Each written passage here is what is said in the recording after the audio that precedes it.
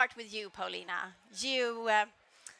What were you thinking? You were sitting there with this empty paper, and you were thinking, "I'm going to fill this up with interesting women."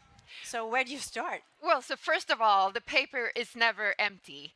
The wonderful thing with working with women in tech, I've done this for I think 5 years now, is that I know that there are so many women out there who email me, recommend me speakers all year round, and I just keep notes. So whenever Elin calls me and says, now is the time, we signed all the partners, now is the time to start programming women in tech, I just, I have so many women that I want to put on stage, and it's actually frustrating not to be able to put everyone up there because Okay, they're so all you have so to amazing. pick them out of your big fat list. Exactly. And what is Elin's role?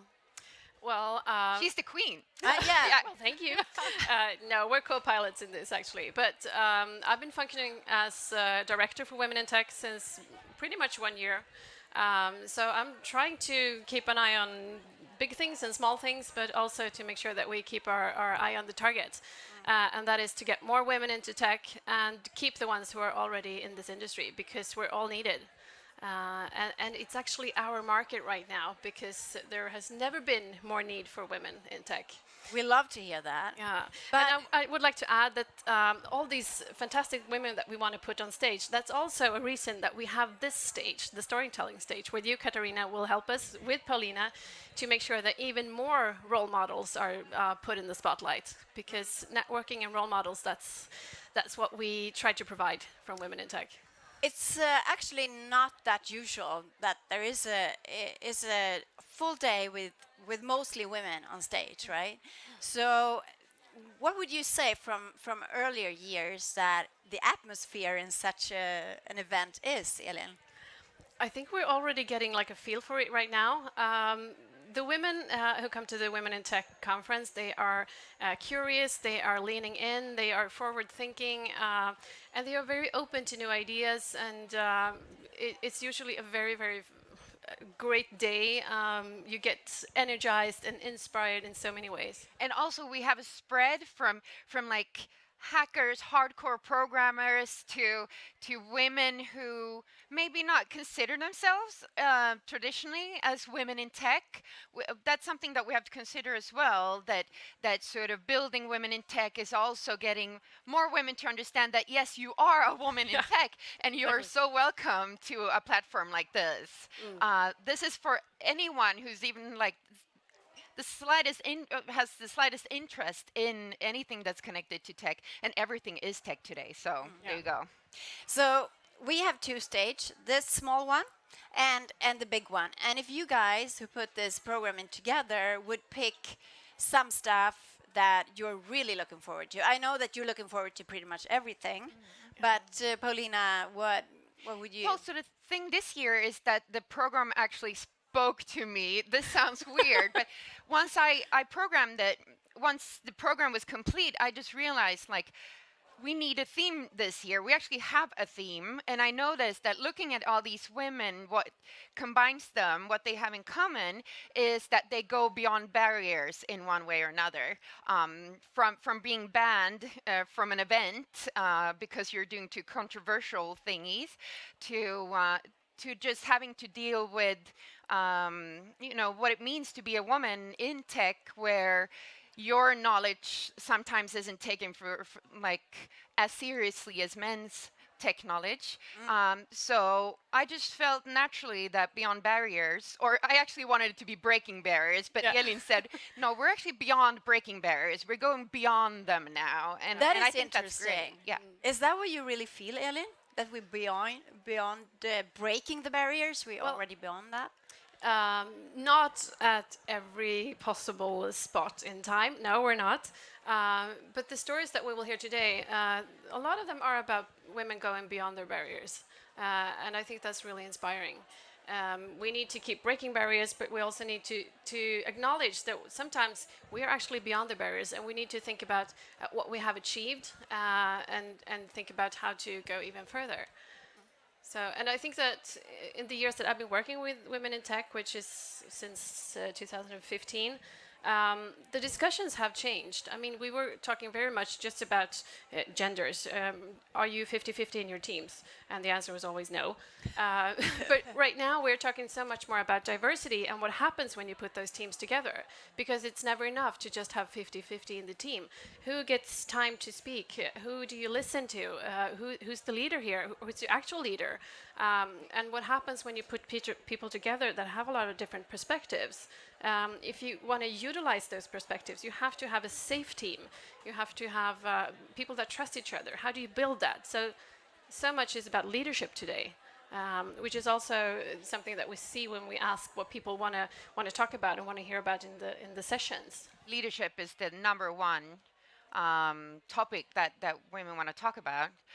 But I also want to say that looking at the program, I hope that you feel like, I mean, Women in Tech is such a broad group of people. We have so much in common, but we also, we're all individuals. And some of us feel that we have gone beyond barriers, but we have to remember that a lot of people don't feel like that. A lot of women don't feel like that.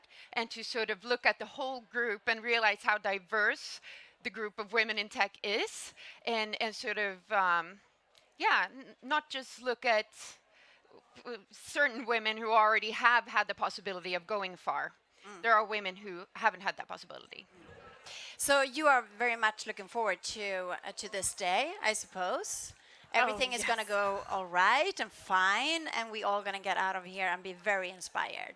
That's what we hope, right? Yeah, and we also hope that you're all very agile with us in this process. This is the first time when we are at the Waterfront Congress Center. Yep. We are 1,000 more people since last year. Are you kidding me? No, we just took a big leap. We just went beyond some barriers. Yeah, so we certainly did.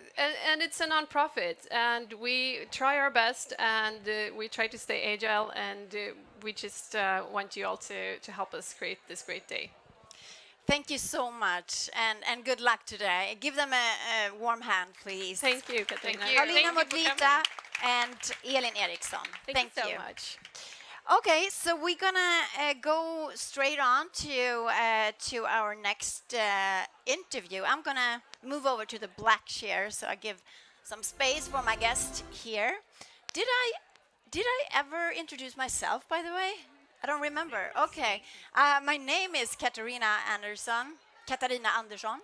I am a tech journalist, Stockholm-based, and among other things, I do a podcast that is called Break It's Podcast. So listen to that.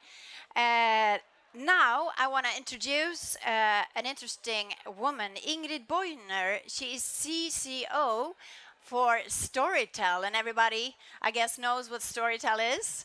Please welcome her to the stage. Hi. How are you? I'm doing really well. Yes, Yes, I'm great. looking forward to an inspirational day, and this is just inspiration looking out. So, What you're doing at Storytel? Tell us. well, I'm the Big boss. commercial. I'm the commercial head of Storytel, which is a company now with 1,100,000 subscribers worldwide in 20 countries. So I oversee all our different markets and making sure that we grow according to what we want to grow. And also I have the marketing and branding and CRM and customer team within my. Sounds like a lot of responsibility. Yeah, but it's a lot of fun. I have really, really great people to work with also, so that's the key. I just had to say too that this stage Yeah. where we at Yeah. is actually it's yours. I mean, a third of it is yours because you. Oh, then I You're kept my collaborating. perimeter, right? Yes. 1, 2, 3. But 15 years now since Storytel actually was founded. Yep. So it's a teenager, this audiobook service, and if you would describe for somebody who never heard about Storytel your elevator pitch, what would you say? How would you describe it? Well, I would start with our mission statement, basically. We want to make the world a better and more empathetic place by making sure that we have stories available for anyone and anywhere in any type of form. So basically audiobooks in local languages for people to relax and sleep and whatever you want to do to make sure that you have a healthy life. So that's what we do. We're 450 people. About 200 of us work directly in tech. We have a diverse team. So even in our tech department in Sweden, we have about 25 nationalities, which I think is great. And I think this says a lot about our culture. We find the right people for the right place. And Do you have a lot of women developers at Storytel? we do, but I think we want more. So I encourage if you're a developer and want to join us, please do so. I think in most of our teams we have a fairly good equality, but it could be improved, of course. But today you already have 1 million paying subscribers Yes. to the service, and I read that you are heading for 1.5 million in only this year. Yes. So it's a pretty aggressive goal, wouldn't you say? It's 30% more in a year. Yes. How will you do that? Well, we had a capital markets day, and we realized that if we were standing here and looking backwards of our journey, we are basically a scale up. We have managed this 35-40% growth every year. So we said, that we can manage again, right? So this is our goal, and I think it's doable. Since we're growing in many other countries than the Nordics, I think this is definitely doable. And you are going to be the leader of this and be one of them to take the company to this goal. One thing that I think is really interesting about you is that you love self-leadership. That's one of the things that you're working at. But, you can kind of imagine what that would be, but I want to hear it from you. What is self-leadership, really? Well, to me, it's always looking a little bit ahead of time. That's super important. With anything in life, you want to have a goal and you want to accomplish something. And I think the goals that you set for yourself should be higher than you think that you can do, because then you get the thrill in the stomach, feeling that, can I do this? And I think this is the mentality I've been living with everything I've set out to do in life. And I think everybody has a responsibility, and show up, lean in, show that you want to do things, and that's a good start. And this is what you expect from your employees too, that they're going to tell you where they want to go, where they want to be in the next year or so. And you're not going to be angry with somebody who's pushy and say, I want to become a boss here in 3 years. Well, pushy is a great word.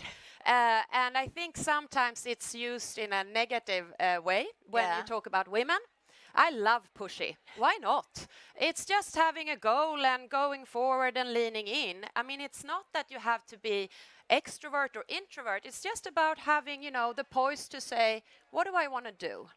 And yes, I do encourage all my employees to do this. And I also see, over the years in my career, I've seen many women actually not telling everyone what they can do. No. And it's always, I was part of this. I've actually coached probably 1,000 women in terms of how to write a CV. It's always being part of something, and guys, they're like, I was the leader, I did this, and it's of course over exaggerated, but that's what you're up against. What's wrong with us girls? I mean, nothing is wrong with us.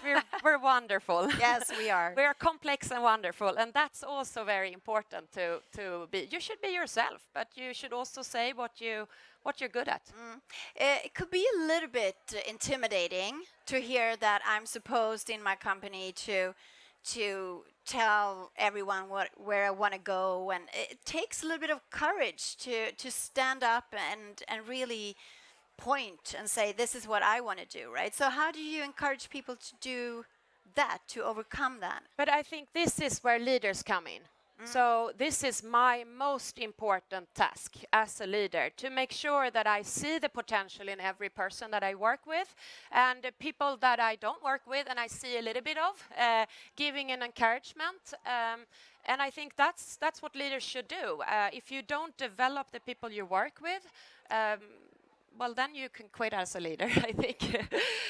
So it's not about, standing on the barriers all the time. It's just doing a good job and showing that you want to be part of something. But tell us if you have one of those stories that you actually where you help somebody to reach a goal. Yeah. I would love that. This is a storytelling stage, and you are from Storytel, so let's do some storytelling. Well, bring out your best story. Well, I think it's one of the things that I felt most sincere about in my own career is when I've thought I couldn't really do it, but I had somebody standing sort of behind me and said, I'm here if it doesn't work out. Details. When was this? Well, it could be anything. You do the pitch in a meeting with a potential partner, and then you prep this person to do it yourself, and then you lean back, and the other person leans forward. I have a tremendous example of one of the persons in my team today.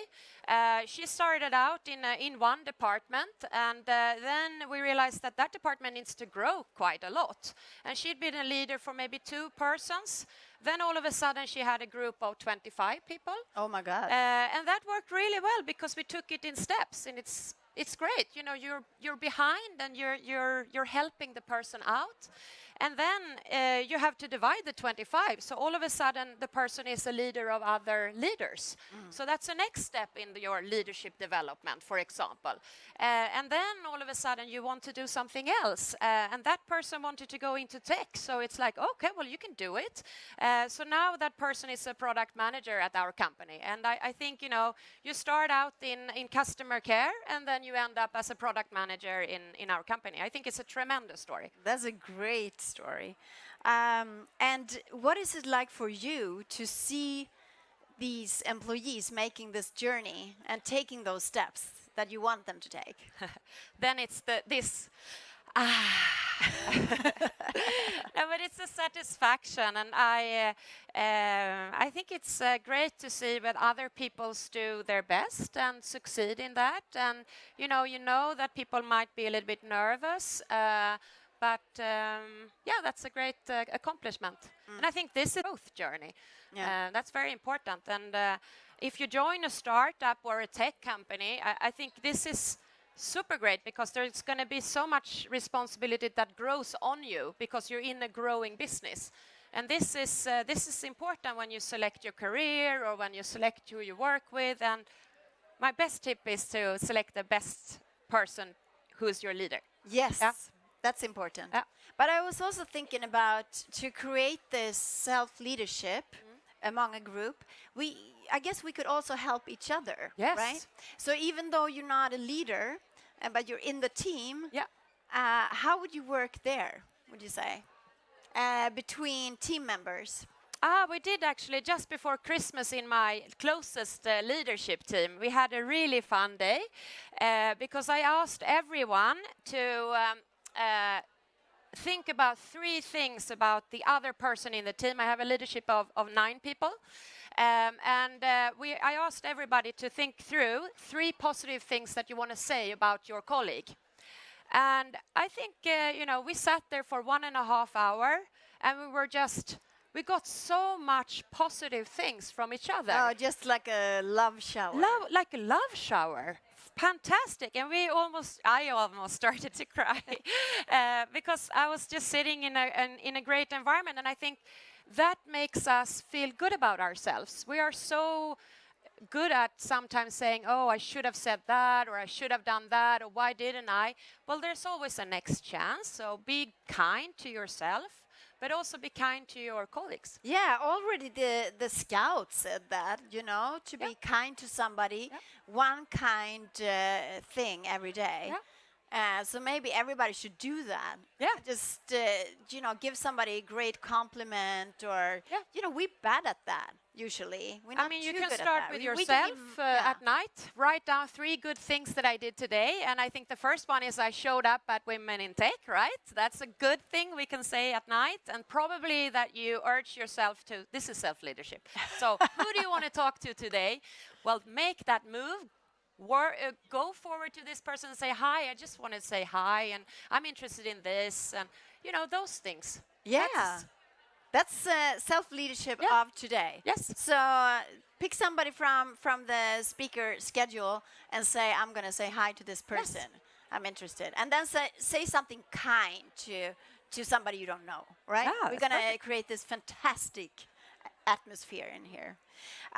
Lastly, just something about female leadership. Sometimes it's kind of tiring to hear that, everything should be female or male, whatever. Still, it exists. It still exists. So what in your leadership would you say is particularly female?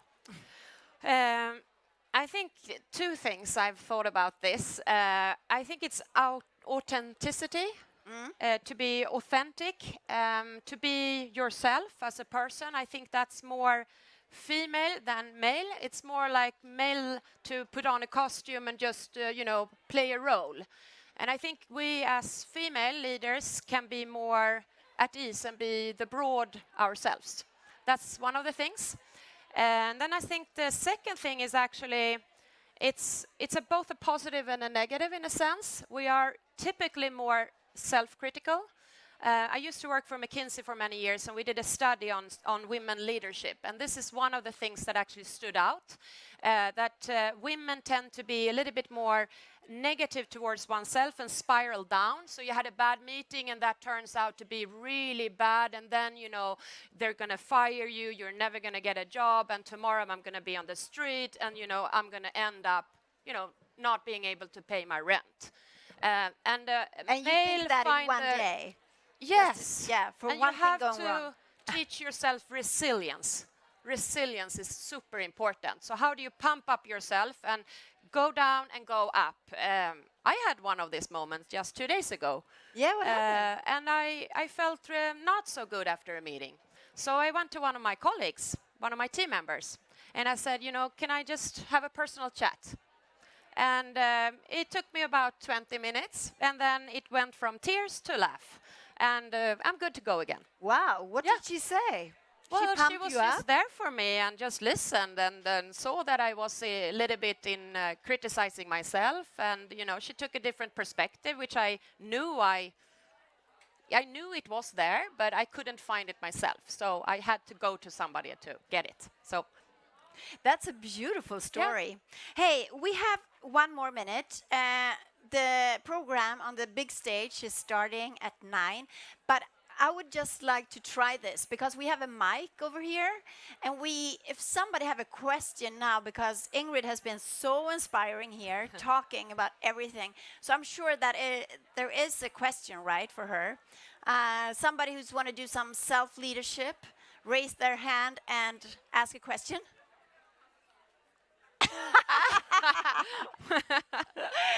Okay. Oh, there he is. But do we have the microphone? Yes. Please tell us your name, too. My name is Malin, and I'm an innovation lead at Hemsa. But I was wondering, what's your special personal goal for today? Oh, wow. It's to be open-minded and being able to share my experience and listen to whatever people come up to me and ask me. So stay open-minded and be inspired. I think there's a lot of great speakers today. So that's what I'm going to do. Thank you, Malin. Great question. Okay, so thank you so much, Ingrid. you. Give Ingrid a big applause. And now the program is continuing at the big stage. So please go there, and we will be back from this stage later with keynote speaker Laura Haddock, for example. So stay tuned. We'll be back. Thank you, guys.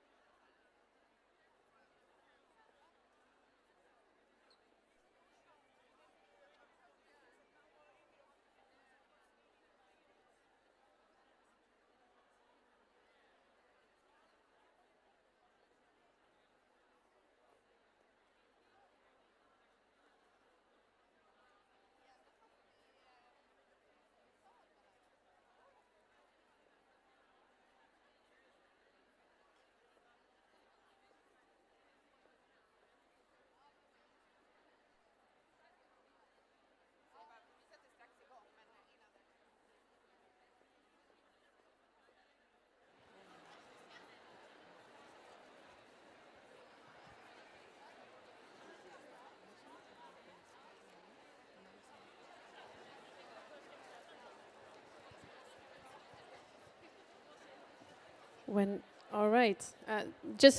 Before we start, please take your seats so that we can start pretty much on time. I know it's a lot of people that you want to say hi to, but please take your seats as soon as possible. And we have something happening on stage pretty soon, which is what you can see here being prepared. We ask you all to please turn off your Wi-Fi. And this is not just, you can use your regular internet with your cell phone provider, but turn off your Wi-Fi, because we need all the frequencies to make the technology work for what you are about to see.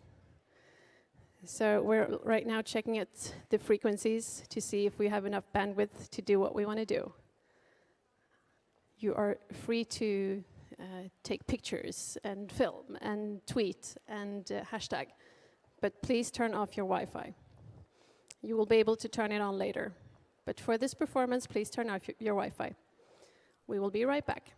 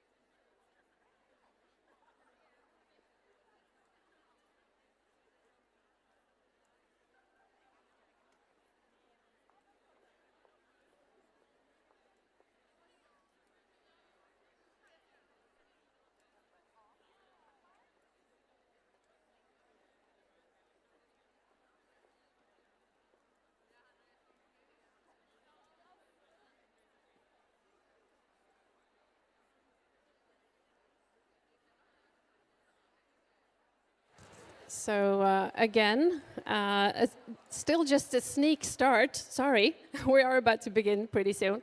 But we want to make sure that most of you are in this hall before we start. I would just like to say good morning. I'm Elin Eriksson. I'm the Director of Women in Tech. We want to start with some practical info also before we begin. And we're really happy to see you all here this morning. It's fantastic. Because just like you, we have all been monitoring the situation regarding the coronavirus. And this truly has been a process for us all to be agile and keeping the eyes on the target. Together with our partners, our security advisors, and with the team at Waterfront Congress Center, we're really looking forward to this being a fantastic day. With your safety and your health as a top priority. Now, this is Unn Werdenhoff. She will go through some of the things one must always consider when at a large event, and how to find emergency exits and so on. Yes, good morning and welcome everyone. My name is Unn Werdenhoff and I'm the Congress Manager here at Stockholm Waterfront. I would just like to tell you a little bit regarding our escape routes and our meeting points, just in case of an emergency exit. We have all the emergency exits are marked with the green signs that you see, both on my left and on my right hand side as well. And in case of that we need to evacuate the building, there will be a speaking alarm letting us know. We have two meeting places. One is on the entrance where you just entered this morning, and the second one is at the bottom of the building on level 2, where you also will have your breakout rooms.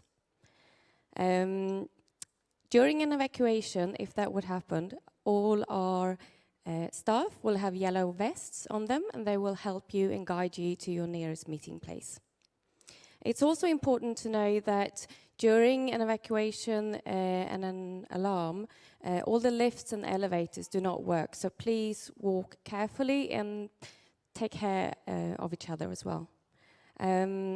We have 2 cardiac starters here at the Stockholm Waterfront and also one at the hotel. And today we also have a medical team on site. If you have any questions at all regarding emergency exits or anything, just let us know. All our staff have name tags and also have our pin on the side as well. I wish you an inspiring day, and here at Stockholm Waterfront, together with Women in Tech. Yeah, thank you, Un. Thank you. So what we're going to do is that we're going to stay calm and we're going to wash our hands, all right?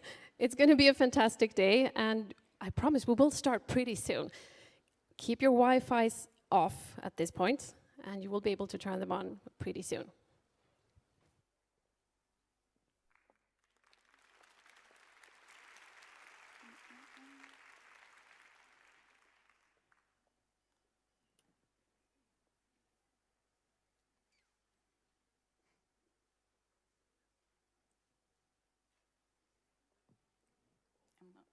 Can't connect.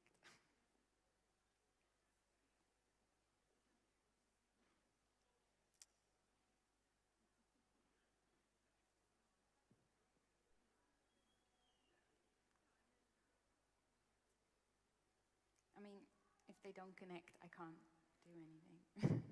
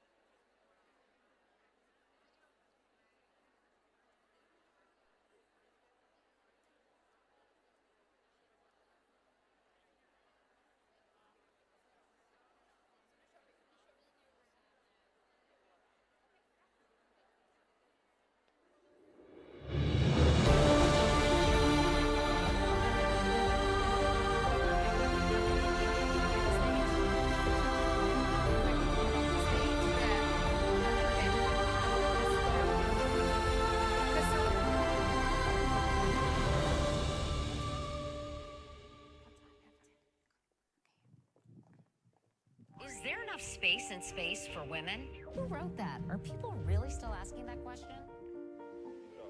Oh, you can hear me?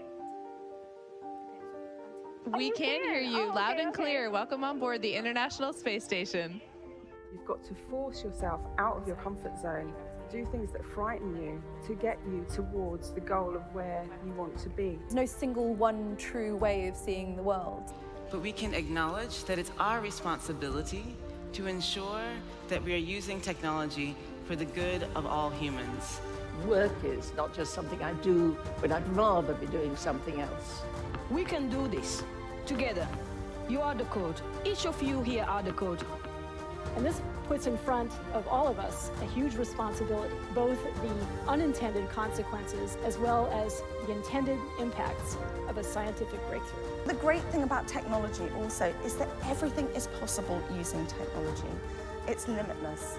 So ask yourself, what's your mission impossible? We do have the power to change things, and the time is now.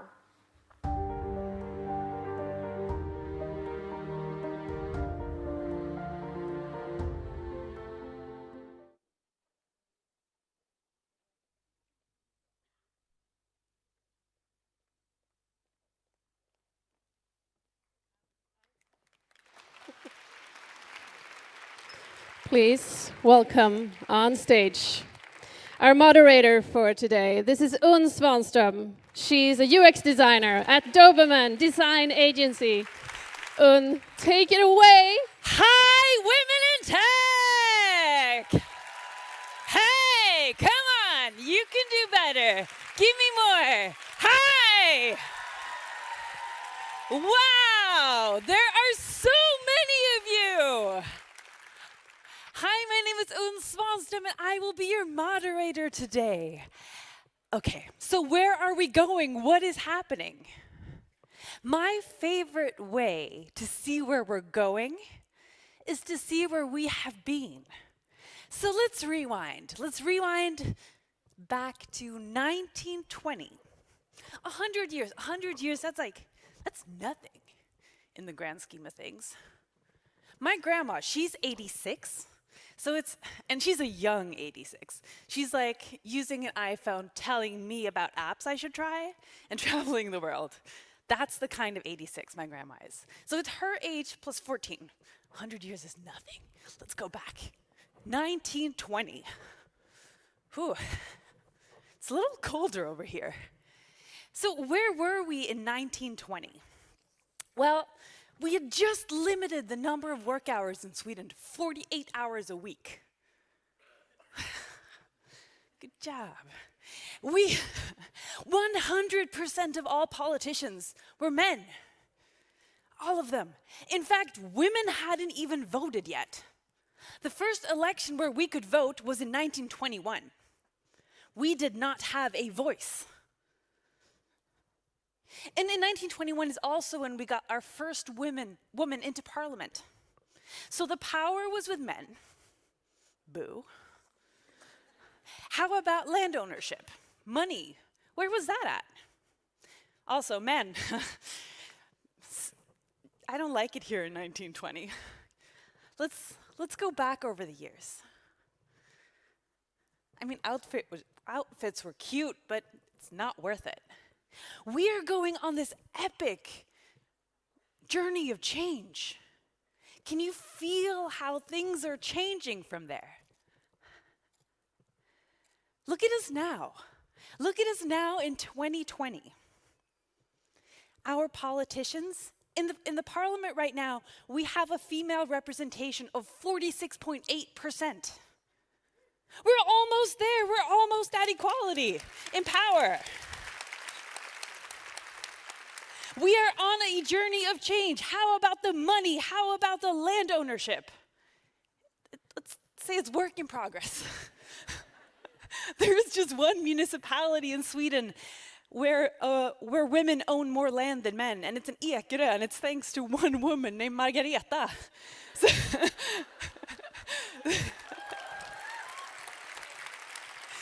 So we're on this epic journey of change.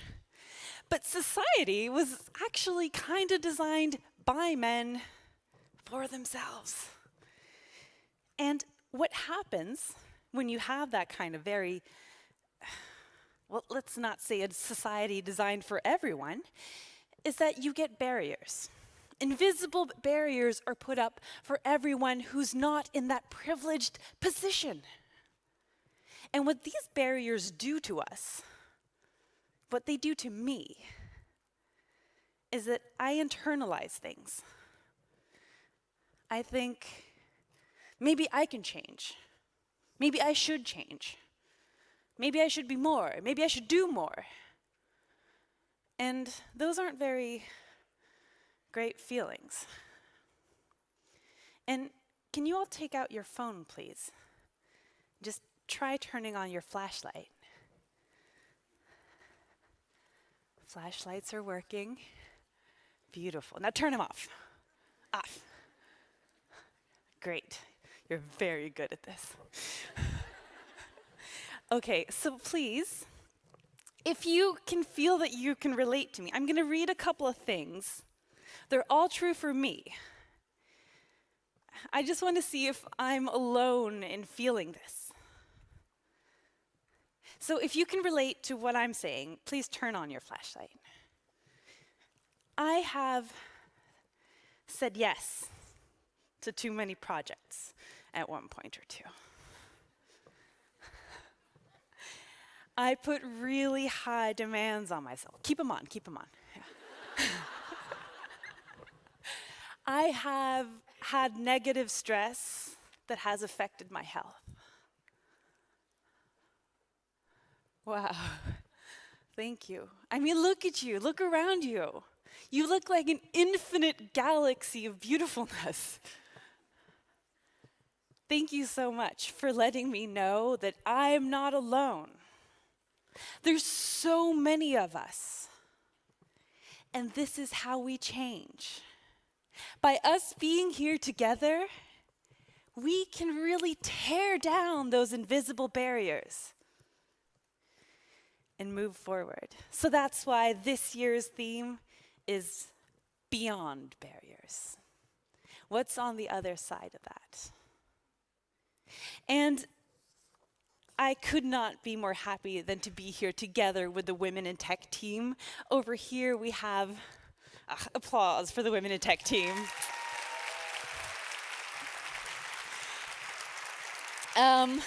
We have, to unite us all and have a common place for talking, we have the Women in Tech app. It's actually the app developers right there. Hi! Yes! In that app, you can download it. How do we download the app? Do you know? Yes! There you go. You go to Meet App Go, and then you can connect with each other. There is also in this app a shortcut to Slido that we will be using for collecting questions all throughout the day. So get in there. I also want to say thank you to our partners, because Women in Tech is a nonprofit organization, and without people, partners, yes. And without partners, we could not be doing this as a free event. And so thank you, partners.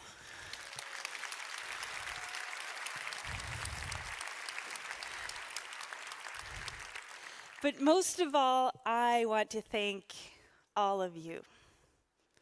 Because if you weren't here, if you were not Women in Tech, who's gonna, in 86 years from now, who is there to look up to? You are gonna be that person that my grandma is to me, that person you can look up to.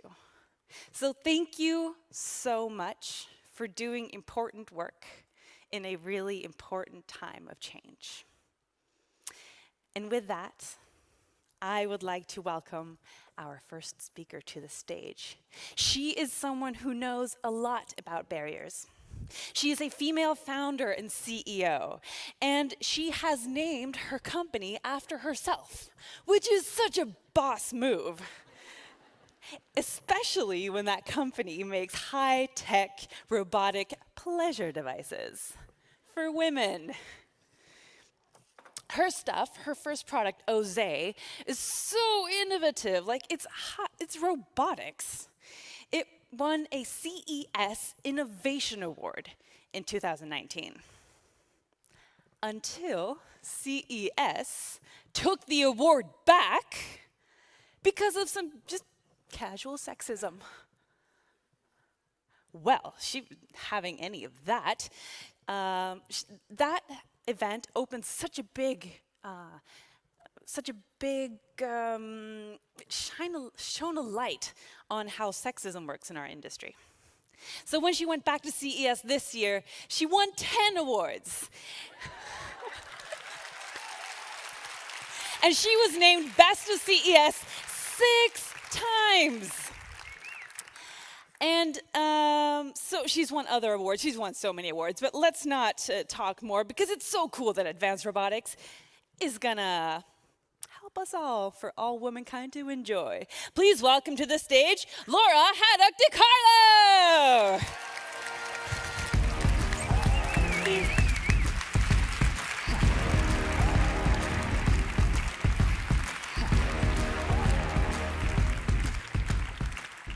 Hi.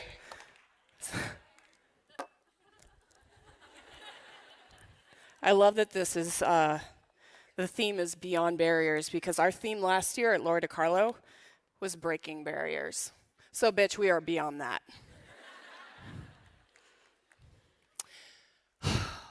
Shit, there's a lot of you.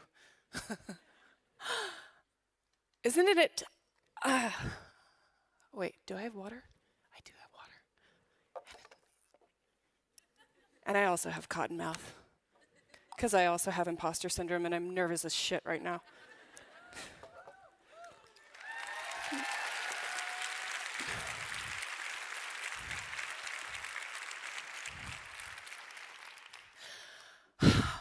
So it's an exciting time to be a woman in technology. And I don't just say that because my company designs products that help people explore their sexuality. There are so many critical issues to tackle in today's society, and among the top 10 is social inequality. The amount of change that we've seen in just the last decade is mind-boggling. We've seen increased support for LGBTQ rights, support for a woman's right to make choices about her own body, racial equality, and support for voting women into office. And the Me Too movement is just that, it's a movement. And even premarital sex is becoming less demonized.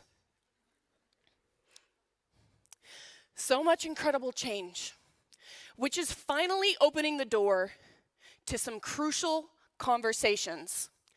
Conversations about human rights, equity, inclusion, shame, bodily autonomy, and a plethora of fundamental human needs. Even needs like sex. Just ask Maslow. He even says that sex is one of our most basic physiological needs alongside food and breathing. All of these crucial conversations have been propelled into view with the assistance of a vast assembly of technologies. Technologies that exist because of women like you. But I often ask myself, how the heck did I end up here? It's not every day that you leave school and say, I'm going to be a sex tech CEO. But here I am.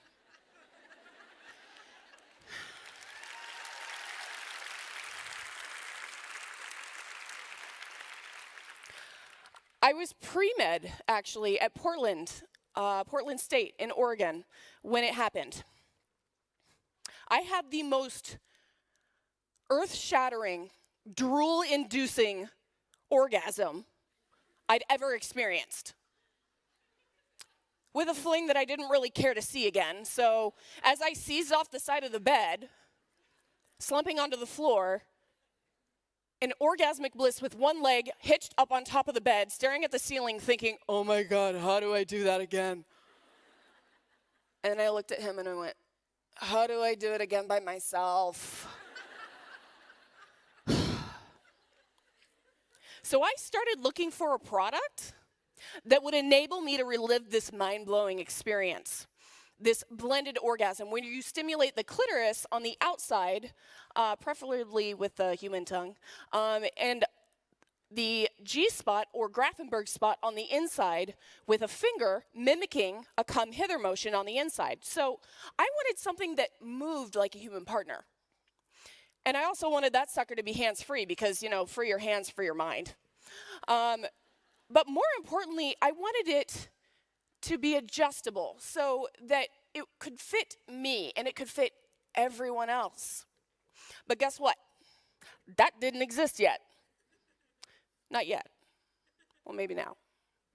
So I started looking for the physiological data needed to engineer such a device. And I had access to medical journals, med school materials, so it shouldn't be that hard, right? Wrong. The data didn't exist either. So I started asking people, could you tell me where your clitoris is? How about you? Where's your G-spot? Yeah, thanks, seriously. So I asked nearly 200 people this and realized 3 things. 1, initially, everybody was ashamed and embarrassed, but as soon as they started talking, I couldn't get them to stop talking.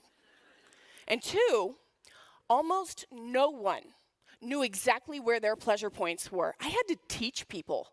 That was awkward.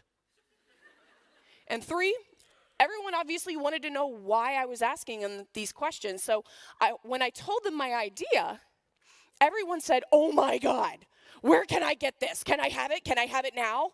And I said, I don't have it, but I still had I didn't have it, but I didn't have a plan for the data, but I did have a design in my mind and in my notebooks. So being an entrepreneur can be a little scary sometimes because, like with business, sexuality, there's often a lot of uncertainty, vulnerability, and the occasional anxiety to deal with.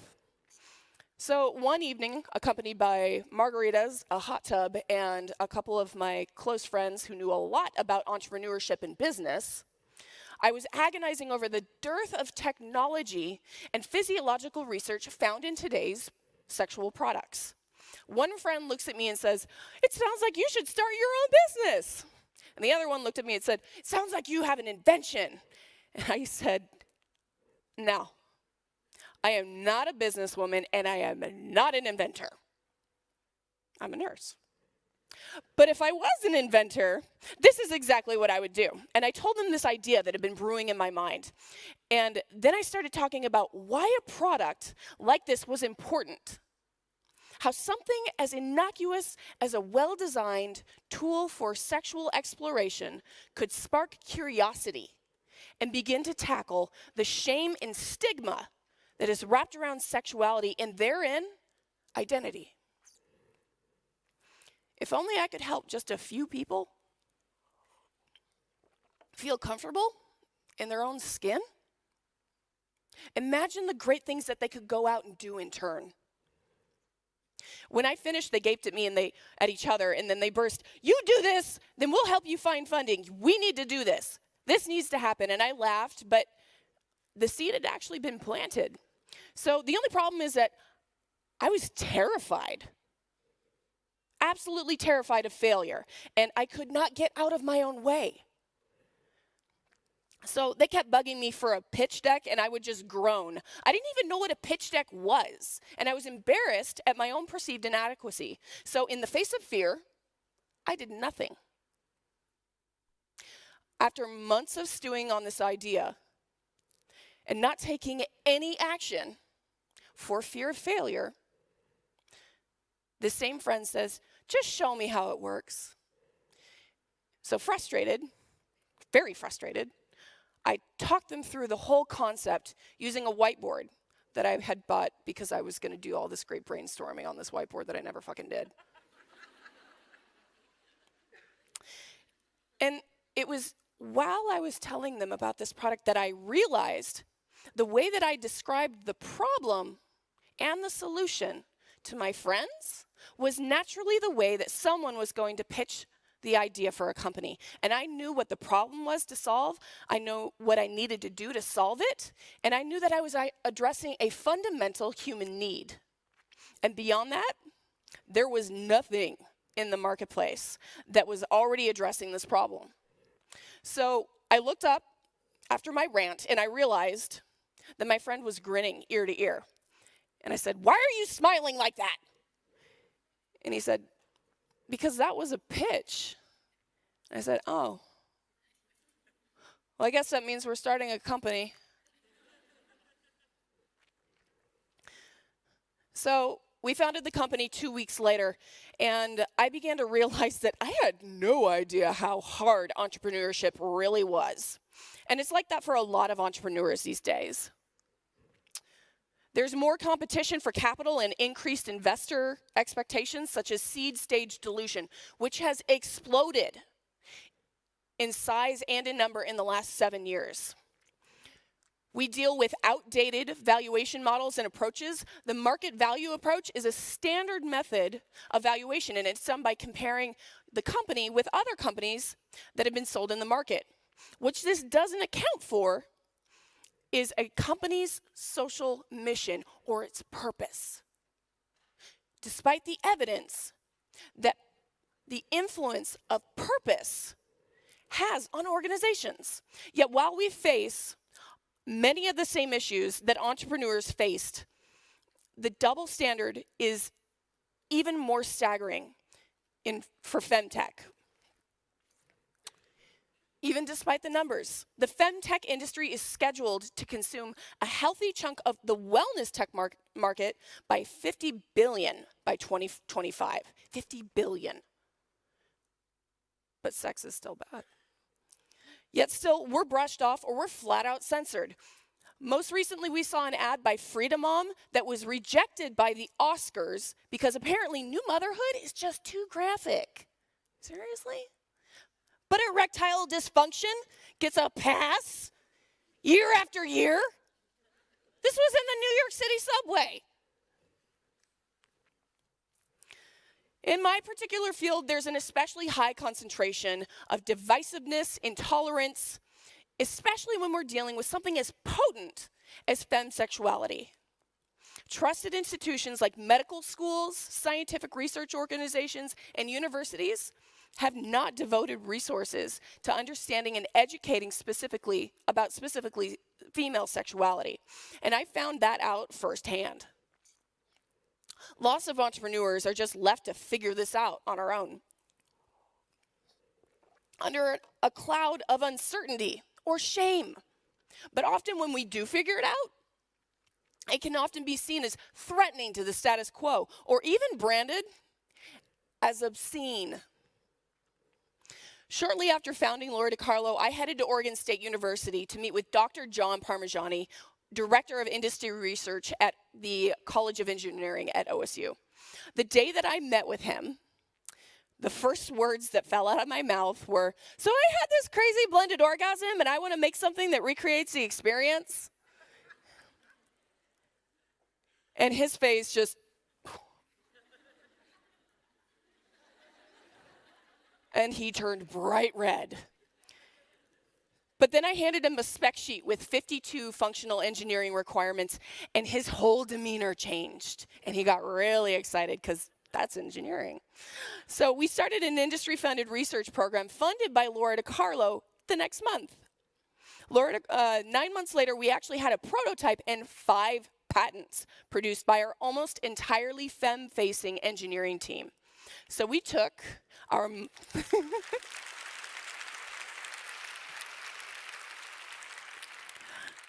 So we took our little micro-robotic innovative marvel and we decided to shoot for the moon. We applied for an Honorary Innovations Award in the robotics category at the Consumer Electronics Show. CES is the international hot seat for innovation. And if you want to be anybody in consumer technology, you best start there. A CES award could put us on the map and just in time for us to launch our product a year later. So our tiny woman-led team of 6 applied. And you know what? We won.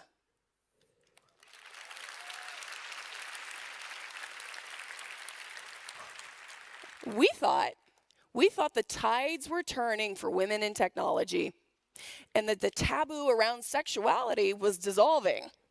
Yet a month later, they told us they were taking our award away. And they called our innovation profane, immoral, and obscene. Obscene. I'm sorry, but we thought that female sexuality was sacred. So we implored them to reconsider, pointing out the decades of gender bias, the booth babes. There was VR porn for men exhibiting on the show floor, but we're obscene. The fact that there wasn't a single keynote speaker in 2017 or 2018 that identified as female. Not one for 2 years. Do you have any idea how big this show is? There's almost 200,000 attendees.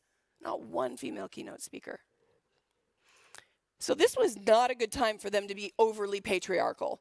Yet they refused to give our award back. So we took the story to the press, and on the very first day of CES, the overwhelming amount of support we garnered completely changed the trajectory of our company in a way that award never would have. And it was through this process. Thank you.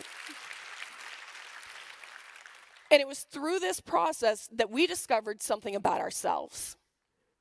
We found our purpose. And so we resolved to truly live by our values of respect, empowerment, and integrity, especially in the face of uncertainty and fear.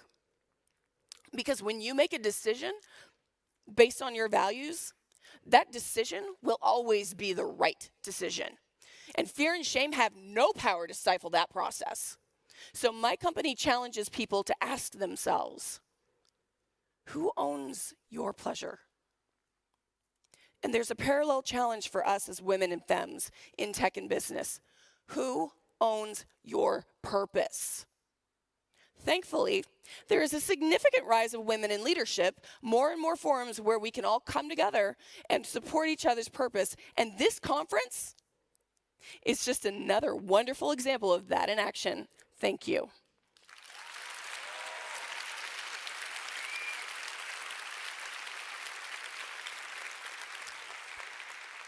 But by no means does it mean it's time to take a victory lap. Nope.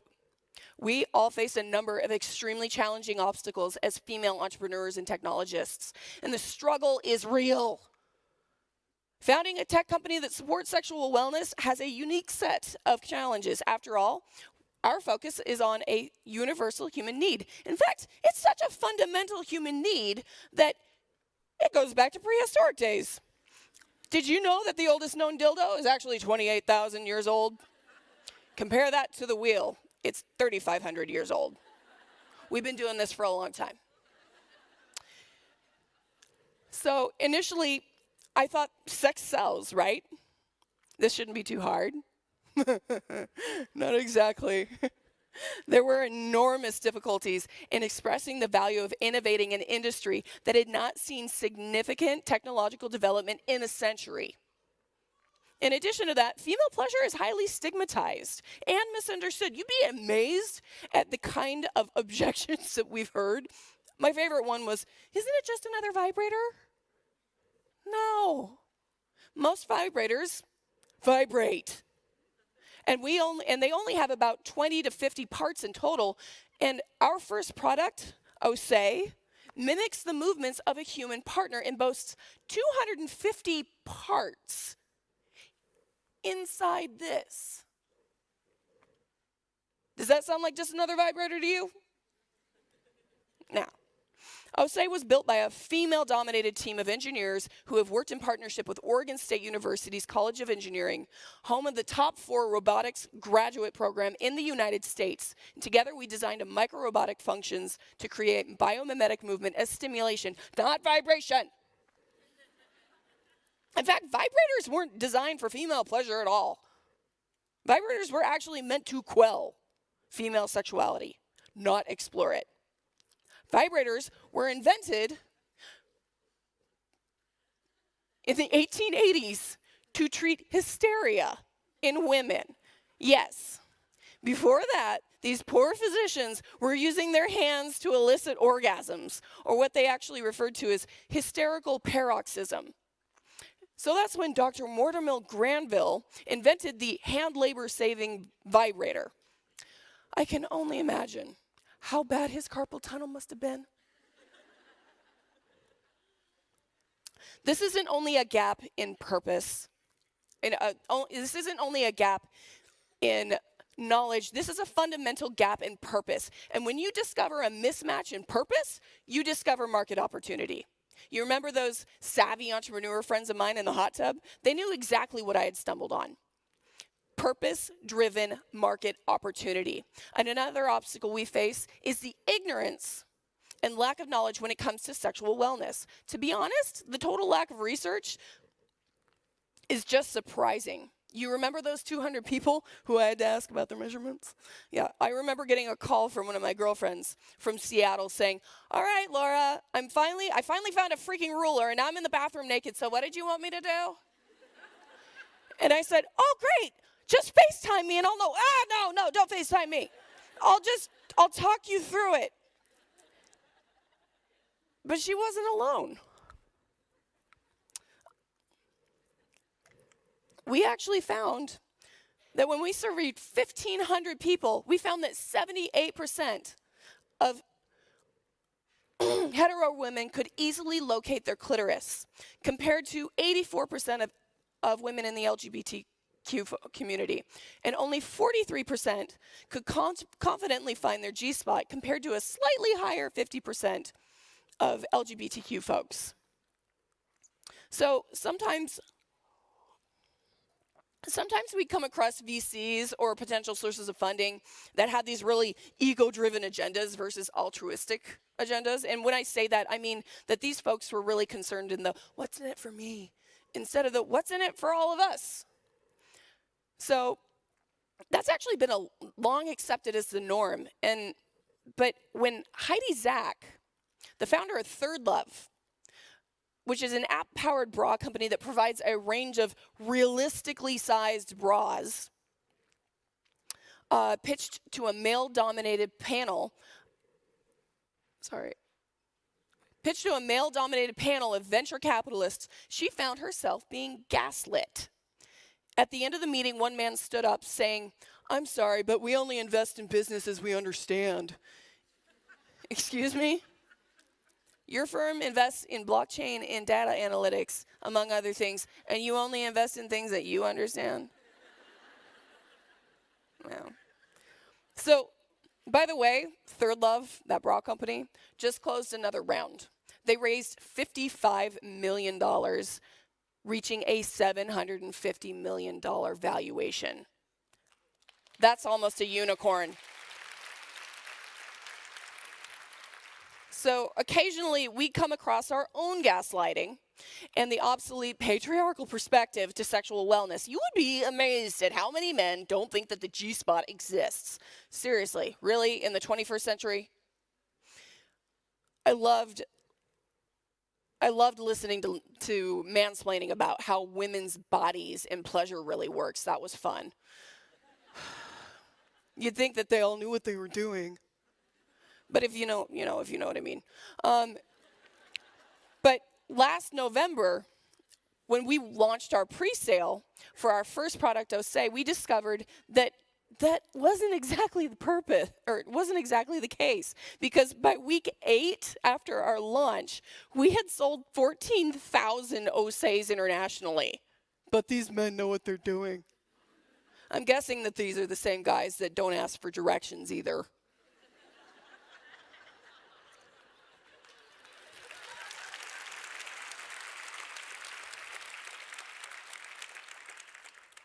I told you I had cotton mouth. Do you hear me? I sound like fucking Kermit the Frog. Oh. So that's why it's critically important that the people giving you money aren't just buying into your product or your profit. but they're buying into your purpose as well. Can you imagine what goods and services would look like if these gatekeepers had an altruistic agenda? When we conducted that study with over 1,500 people with vaginas, we asked them every question we could think of because we wanted to know what the real problems were. And you know what we found? 50% of them owned a sexual device, and 17% of them were looking to buy one in the future. That's a pretty big market. I mean, seriously. But what was more intriguing is that 33% of them, did I go back? 33% of them said that they weren't interested. So we asked them why. But before I tell you why, I want to ask you all, I want you to take your phones out. I'm going to do the flashlight thing again. It'll be fun. Okay, get your flashlight ready. Ready? So, don't turn it on yet. Okay. So, if the answer is yes, I want you to turn your flashlight on. So, how many of you have ever bought a sex product? It's getting bright in here. How many of you, keep them up. Yeah, I'm going to call you out on this. You're my favorite people. How many of you have ever thought about buying a sex product? Come on. You know you're thinking about it. Come on. Okay, now how many of you, keep them up, one more. How many of you are embarrassed that I just asked you about sex toys? Oh, this is awesome. I didn't see that coming. Half of you put your flashlights down. That's awesome. So you're not alone. Almost 70% of those claiming to be uninterested said it was because they thought that their partner might not approve, or they didn't know how to use these products, or they were just flat out ashamed or embarrassed. Shame. You know what that tells me? That there's a gap in education, that there is a gap in purpose. That is market opportunity. That brings up another enormous challenge, proving that our purpose will lead to profit. And the reality is the burden of proof of a startup is already high. And in our space as femme folks and technologists, it's even higher. While venture capital going to all female founding teams is at an all-time high of $3.3 billion, it is still only represents 2.8% of all capital invested in women-led startups. So when 9 in 10 startups fail, it's the founder's job to convince investors that you're the unicorn. But more than that, it's our job to believe that we are those unicorns. So there are days when that kind of faith is hard. And on top of that, the burden of proof is even higher for a woman with a particularly transformative idea that threatens the status quo. Innovation has always been met with incredible pushback. But if we're not challenging the status quo, we're not really disrupting, are we? Did anybody have any idea what we were really in for when the Apple first launched its failed Newton, the predecessor to the iPhone, in '93? Or when Larry Page's student web crawler first began exploring the internet back in 1996? Did anyone have any think that disrupting pantyhose could lead to a billion-dollar company? Sarah Blakely was agonizing over panty lines with her white trousers when she headed to a party one evening, and she had a simple and brilliant idea. She cut the feet off of some control-top pantyhose and wore them to the party. She had never taken a business class, and she had $5,000 in the bank, and she replaced pantyhose when no one ever felt the need to do so. So now Spanx is a unicorn.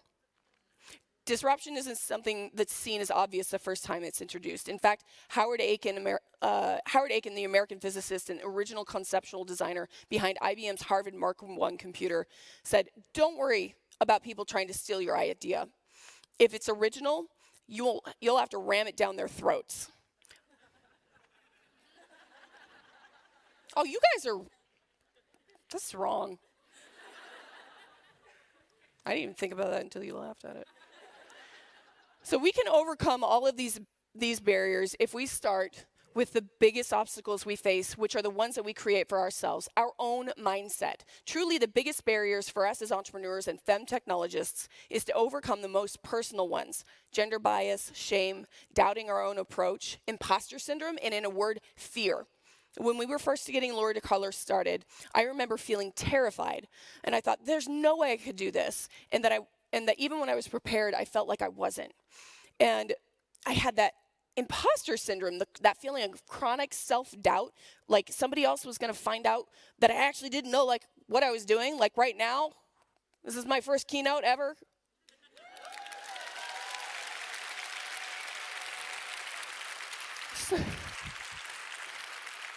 So I would sit back and not take action for fear of failure. So one evening at an investor conference, weeks after forming the company, my partner kept prodding me to go pitch the idea to some folks so that we could get mechanical engineers for the project. And I looked at these two men in suits across the room, and I froze, and I said, no, they look so confident and important, they're just going to laugh at me. And he looked at me incredulously and said, you know what you're doing better than anybody in the room. I've seen you talk about things that would make most people crawl into their shells. So you've got this. Anyway, remember that little thing I told you? Just say the business savvy term minimum viable product, and they'll think you're brilliant, trust me. So I walked over to these two intimidating suits, and within a minute, I had them and others were my captive audience. So I got a little cocky, and I wrapped up my pitch with, now I'm just looking to assemble the right team to help me get to a minimum viable product. And they looked at each other. We actually know a guy.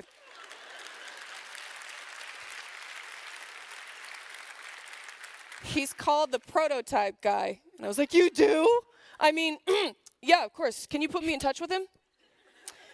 And the prototype guy ended up being Dr. John Parmigiani at Oregon State University, and I almost missed that opportunity due to fear and shame. In other words, our biggest challenge as disruptors is not only the mindset of the people that we are trying to pitch to, but our own personal mindset. What we're missing from this modern business mindset are some fundamental principles: curiosity, empathy, integrity, and an altruistic approach to business. Curiosity means that strong desire. I'm almost done here, I promise. I have like 4 minutes. No, not even that. You sit. This is like my conclusion. Oh God, I told you it was my first time.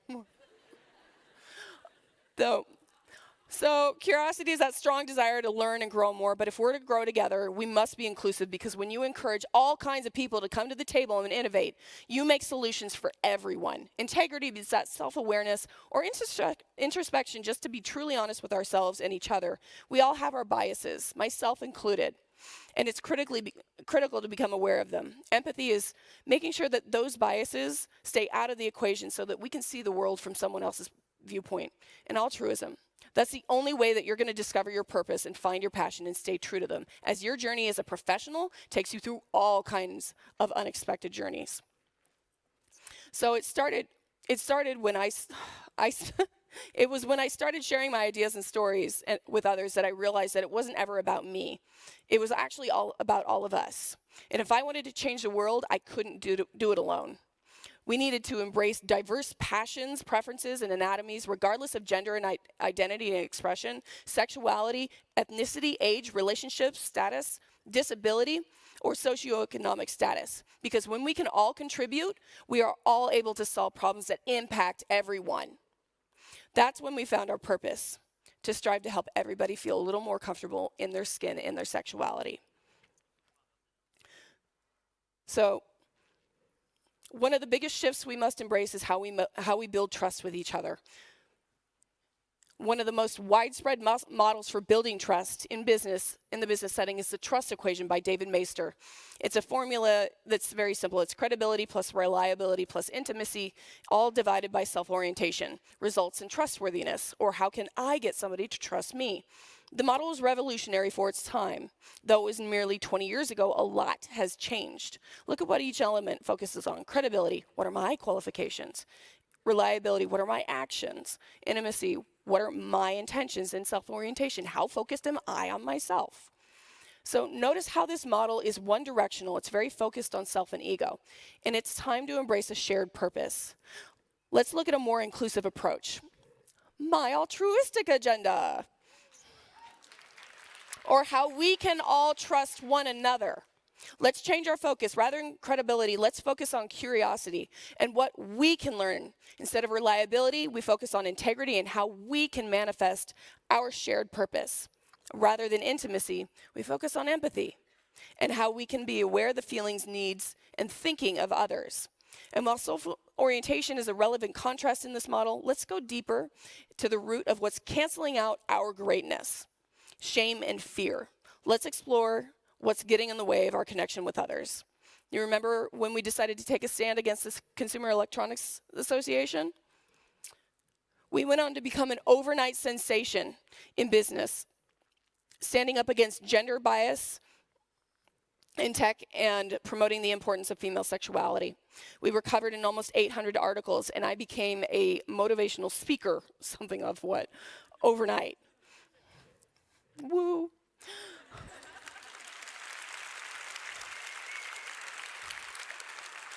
And then when we realized CES might be giving us back our award, we sat down with the CTA and said, let's do something better. Let's make change for everyone. So we went through and we actually talked to them about bringing sex tech back to the show. And they asked if they could make sex tech its own section, and we said no, because sexual health and wellness is health and wellness. So let's take the opportunity to make true change for all. And so they actually allowed it to be completely dispersed throughout the entire electronics show. And they announced that last June. And then we got ready to launch OSE again, and we caught fire again. We had a lofty startup goal of $1 million and a stretch goal of 1.5 for the entire year 2019. And we hit our goal of $1 million in 5 hours. And then it went on to total at $3 million before the end of 2019.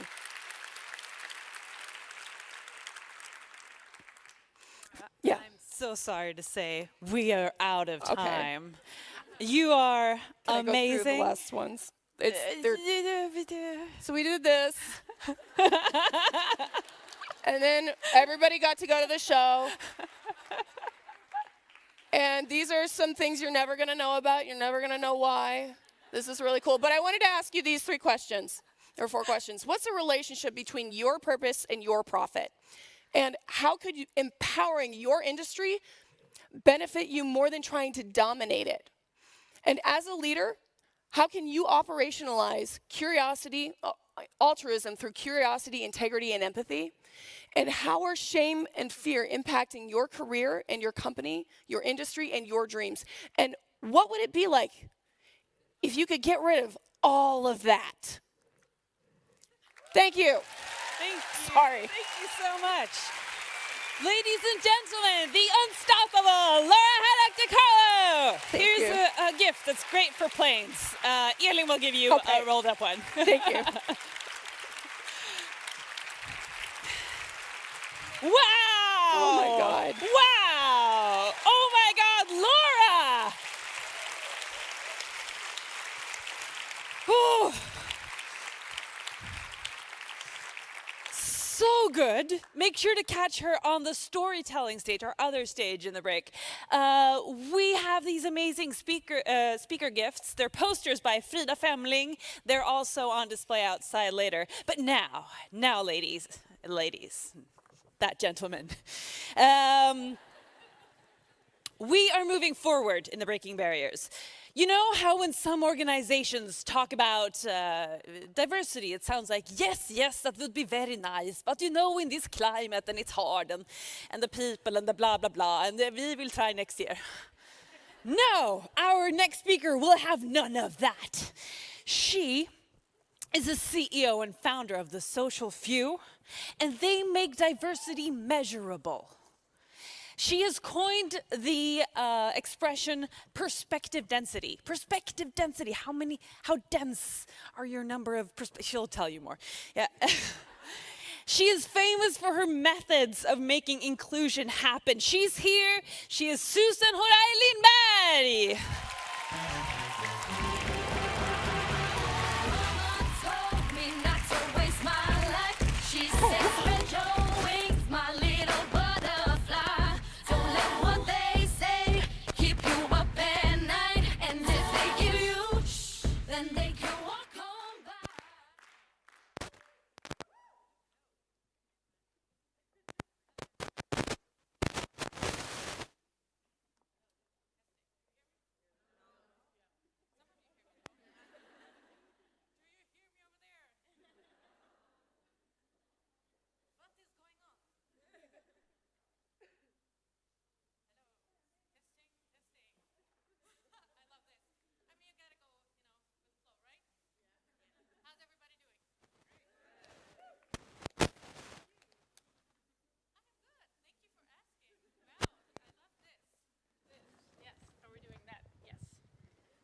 Okay. Hello? Hello? Hello. All righty then. Thank you. So it's amazing to be here, first and foremost. What an honor. And wow, you are many.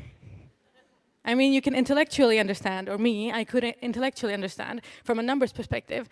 But now I see and I feel. The Social Few. I work as a CEO at the Social Few, and what we do is data-driven inclusion, which can mean like anything and everything, you know, one of those buzzwords. So how many of you have used the word innovation the last week? It's like a dying word or something. How many of you have used growth? Yeah, okay. The latest. How many of you have used the word impact?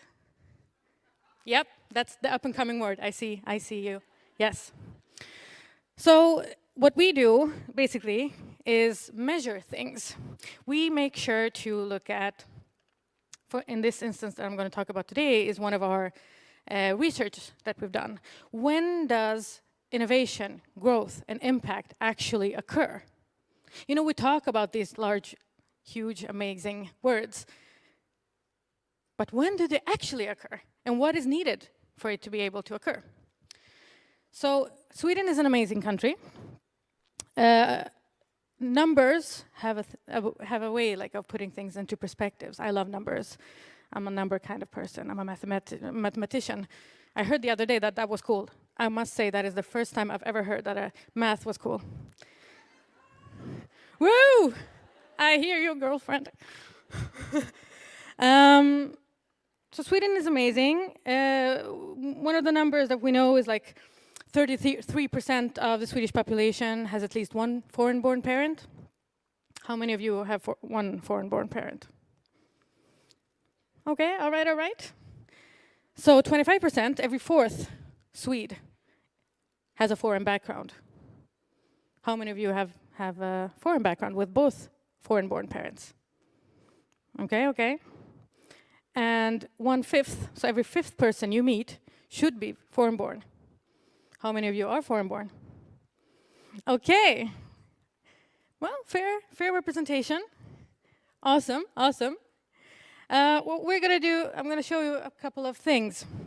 So we've done a research called One Question. Let's see here, the talent code. Is the talent code? Let me see here.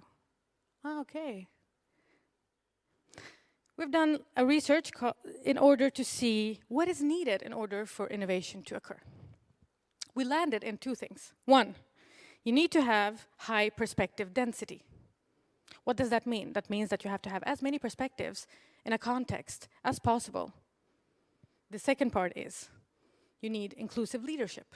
What does that mean? That means that you have a leader that is curious, that is able to facilitate discussions, and that is basically, how do you say, like interested in people's differences. So when people are not getting along, you want to know why. What is the root behind you not getting along? That's when you ask a question, you get a certain amount of answers in usual rooms. In rooms where it's a room with people that are quite similar to each other, you get a certain amount of answers. When you have a room with high perspective density and inclusive leadership, so a diverse room and inclusive leadership, you get 10 times more answers to the same question than if you don't have. So when does innovation occur? When you get as many answers and many solutions to the same problem, to the same question as possible. That's when innovation occurs. So in order for that to happen, we need to have many perspectives in our organizations. Yes? Yes. So what we've done is we've measured how does it work in recruitment processes within tech. We've done this with 10 large companies to see the purpose is to hire people with different languages. Where do we end up? Are you ready for this? Let's do this. So we measured age, gender identity, and languages. Those are the three And there are many more you can measure, but those are the 3 simple perspectives that you can measure. We know that application, from all of the people that are applied for the jobs, they had 90% qualitative, they were qualified for the thing that they were applied for. So it was not about qualification here. This is the perspectives that applied for these jobs, okay? This is what was intentionally what they needed. Because what we did, we looked at the organization. These are the perspectives that are lacking. These are the languages that we need in order to grow as a company. This is what we need in order to create innovation globally, okay? So what happened? We start with the phone screening.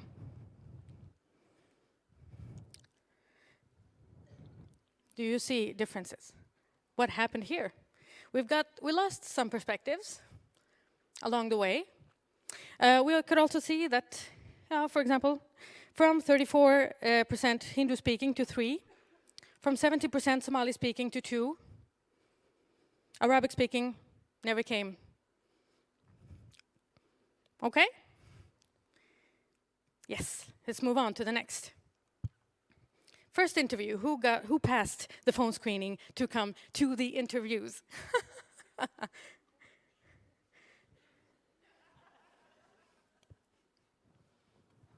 This is when you get some music like dun, dun, dun, dun, dun. This is we've done this for 2 years. So this is not one company, these are 10 companies and quite many times. Okay? Who passed on to the next? This is like a funnel, you know, like a gamification kind of thing.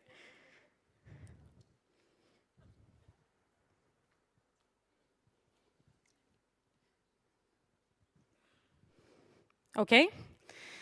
And from the second interview, who got the job? Ton, ton, ton.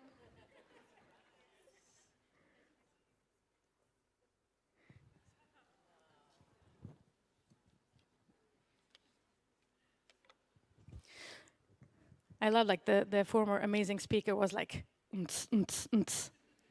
And I'm like, wah, wah. But you know, sometimes, I don't know if you know this or if you have like experience from this, is after a recruitment process, you feel like, ooh, it doesn't feel like really amazing in the stomach. Like something, you know, just something doesn't feel right. You just can't pinpoint what it is. You gotta love numbers, right? Because when you do this, then you know approximately, what you can do is, for example, identify biases. Everybody are biased. Everybody's biased. We're human, and we work with humans. It's a human kind of thing. It's part of a personal development to work with your biases. And that is something that companies should be offering, especially if you're in recruitment processes. The other thing is you can see if you have an inclusive infrastructure. Are we inclusive in general? Like, what is our way of working, way of thinking? Are we able to say, no, they were not qualified enough? Because qualification comes before diversity, right? Because the one has to be without the other. No, not really. No. So, and it's also like the classics. No, there are not enough people, like women in tech. How many women in tech are we here? We're quite many. So,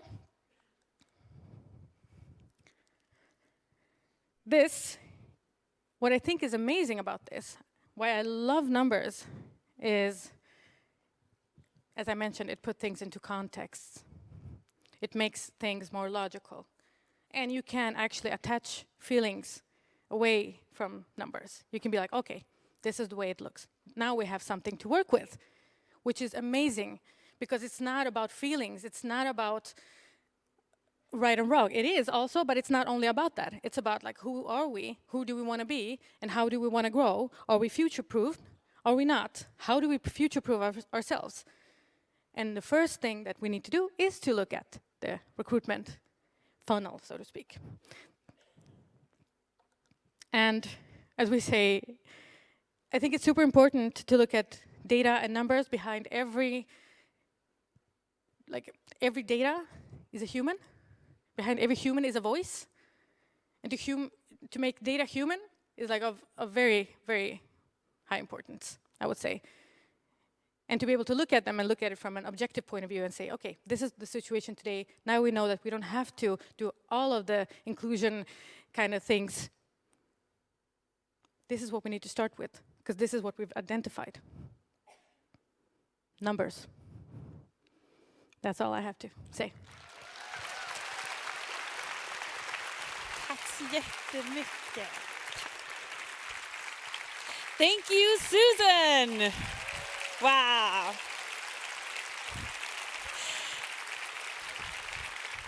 So now, after hearing that, I'm really curious about what's happening on a larger, societal scale. And here to talk about that, we have the mayor in Stockholm. She is the mayor of, she is the mayor of Stockholm. Yes. She's here. She is Anna König Järnmyr. Tack så mycket.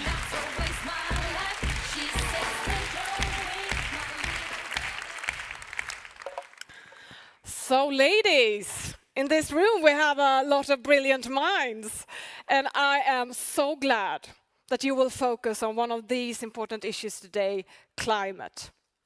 And as a mayor, I know that the cities are the true change makers of our time. And it's also the cities that hold the biggest challenges of today. In 2015, almost 75% of Europe's population lived in cities. And the projected increase is to 80% by 2050. Globally, this figure is even greater, and by 2030, the world is projected to have 43 megacities, mostly in developing regions. And to put this growth in perspective, cities cover less than 2% of the global surface. But these urban areas consume 78% of the world's energy and produce more than 60% of the world's carbon emissions. Global warming has no national borders, and therefore we have the responsibility to collaborate on a global level. Since September last year, I'm honored to sit in the C40 Steering Committee group. And what is that? I will tell you. The C40 Cities Climate Leadership Group connects 90 plus of the world's greatest cities, which have committed to tackling climate challenge. We bring mayors from around the world and together to learn from each other, but also to tackle and work for reducing greenhouse gas emissions and creating resilient, sustainable and inclusive cities. And the network has published many reports on gender and climate, because women tend to be much more vulnerable to climate impact. Take food, for example. Globally, women produce half of the world's food, but are much more likely to report food insecurity. Regarding to UN, and 60% of the world's hungriest people are women.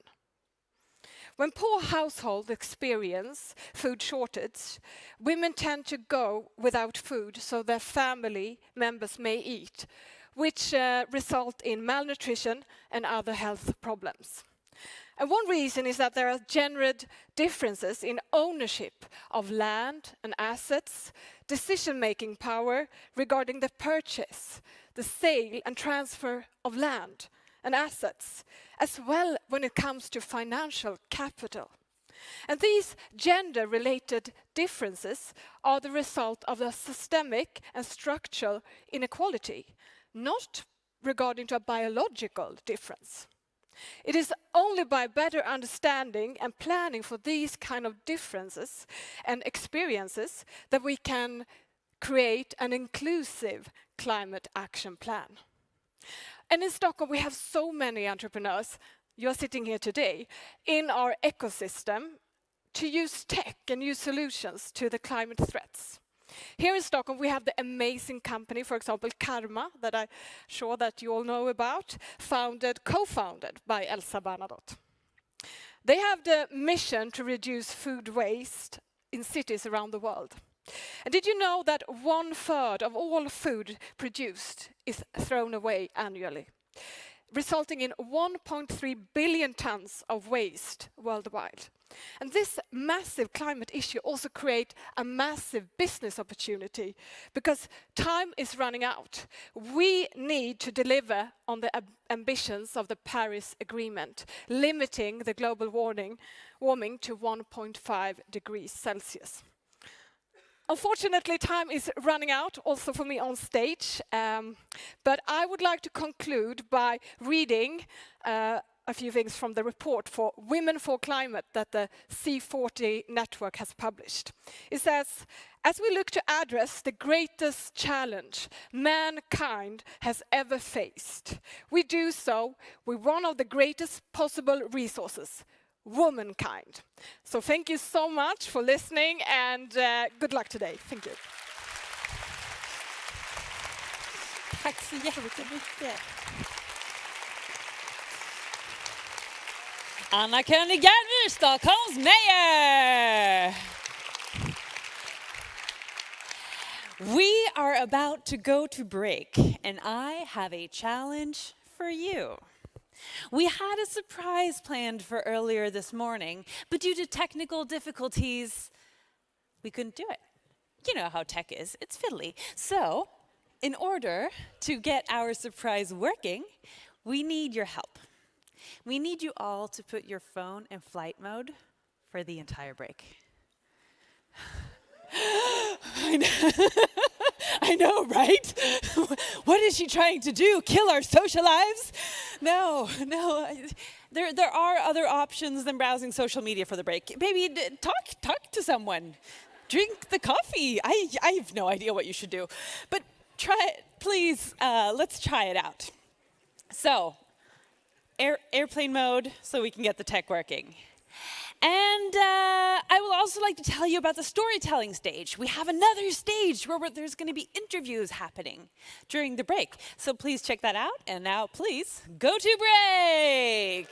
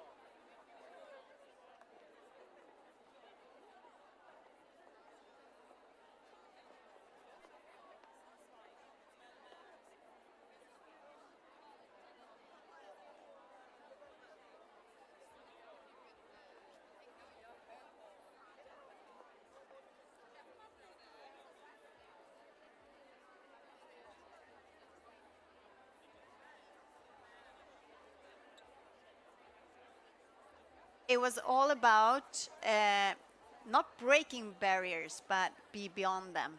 Because you had a pretty rough journey as an entrepreneur, right? Yeah, well, I think everybody as an entrepreneur has a rough journey. It's just everybody's story is a little bit different. And everybody's not doing a product like this. No, it gets a little bit more difficult when, you make products for vaginas. Yeah, So. this is sex tech. So for everyone who doesn't know, what is this? So we actually created OSE. I founded the company about 2.5 years ago. And it was actually right after I had this blended orgasm that landed me on the floor because it was so amazing. And Sounds amazing. Yeah, I was laying there just thinking, oh my God, how do I do it again? So I started actually doing the research and how can I actually create something like this, because the product didn't exist. And there were 3 things I wanted to solve for. I wanted something that could move like a human partner instead of just vibrate. I wanted something that could be totally hands-free. And I wanted something that could be totally adjustable. Oh my God, I didn't understand that. That you could get it to fit you. Ah. And I wanted it to be able to be designed so that it could fit most people. And that took a lot of data. So after 2 years of engineering with Oregon State University, we have a product that actually moves like a human being. And it mimics the motion of a human mouth and tongue and the sensations. And you can actually fit it. We actually do fit sessions for everyone that buys one. If you're having trouble getting it to fit you just right, you can actually do a video session. You don't have to do it right then, but you can talk. We'll talk you through it, how to get it to fit you just right, so that it's hands-free and that it hits you in all the right pleasure points. Ah, okay. And to take, to produce a product like this, there's a lot of obstacles, of course. And I want us to really dive down on what happened at CES the other year. CES, the biggest electronic show in the world, right, for consumers. And Laura, you had won this award, actually, from the CES for this product. But when you get there, something happens. And I know you told this story so many times, but I really want to dig down on the details now. This is interesting, because what happened? So this is before, they give you the award far before the show even starts. So this was about 3 or 4 months before CES in January, and they told us you won an award. And then a month later, while we were trying to get exhibitor space on the floor, because you have to be an exhibitor to be in the showcase, they told us you can't be here because you're an adult product. And we went, that's silly. You have sex products for men. And we won an award. So why shouldn't we be on the floor? And they just kind of went quiet for like 3 days. And finally we get an email from them and stating that this has become a bigger conversation. It's gone up the chain of administrators, and we are taking away your award because we find your product and company to be obscene and profane and immoral. And I was like, my vagina's immoral? I didn't know that. I thought that female sexuality was sacred. Like, what's going on here? And but wait a minute. When you get this email, you are at the fair at CES. No, this is before the show. Okay. So they do all of the planning way before. Yeah. And they keep it under embargo, so you can't tell anybody you got the award for a couple of months, and then you go to the show. So they thought they could just take it away and nobody would say anything. Do I look like I was about not to say anything? No. So we actually gathered up all of those emails, and we put together a press package, and we released it to the press the day before CES, the CES show. So and, this was and we completely obliterate. Nobody talked about CES unless it had to do with Laura DiCarlo that whole time. I know. I know. It was all over. But it was kind of... to dare to do that, to put that pressure on CES as well. I mean, so talk us through that. How did you come to the decision that you wanted to out them like that? It was not easy. It was really scary, actually, because particularly as a woman in technology, we face bigger barriers than men do. And if somebody takes something away from you and you say, that's not fair, they just call you bitchy and whiny. They're like, oh, stop whining. Like, I'm sorry they took your award away, like, get over it. And that's what I thought was going to happen. So it was very scary, but we decided that we were going to make our decisions based on our values, which are respect, empowerment, and integrity. And if you make those decisions on those values, you're never going to make the wrong decision. So we decided, you know what? If we do this, if we decide to go to the press, like, that is the right thing to do. This is what they're doing to us is wrong, and we're going to expose them for it. But it was still scary. But as soon as we released it, we actually had to do all the website and everything the night before, making sure everything was perfect. So we were up until 2 in the morning just going, oh shit, oh God, what's gonna happen? And we saw our first article get hit at about 9 in the morning by Engadget. And we got really excited. We're like, oh my Yeah. God, somebody covered us. And then it was like somebody opened the floodgates. And we had almost 700 articles over the course of months throughout throughout last year. And they kept going and it kept going and it kept going. And we got kind of shoved into this, like, I become something of a motivational speaker, and I was just like, I've never done that before. I guess we're doing that. And we ended up in tons of different news installations all over the globe. And then CES comes back to us about 3 months later, and they're going, can we just talk? And I was like, yeah. About what? So we sat down with their team, and Gary Shapiro got on the phone with me. With both of our teams, and he's the president of the Consumer Technology Association. And the first thing he said was, I owe you a big apology.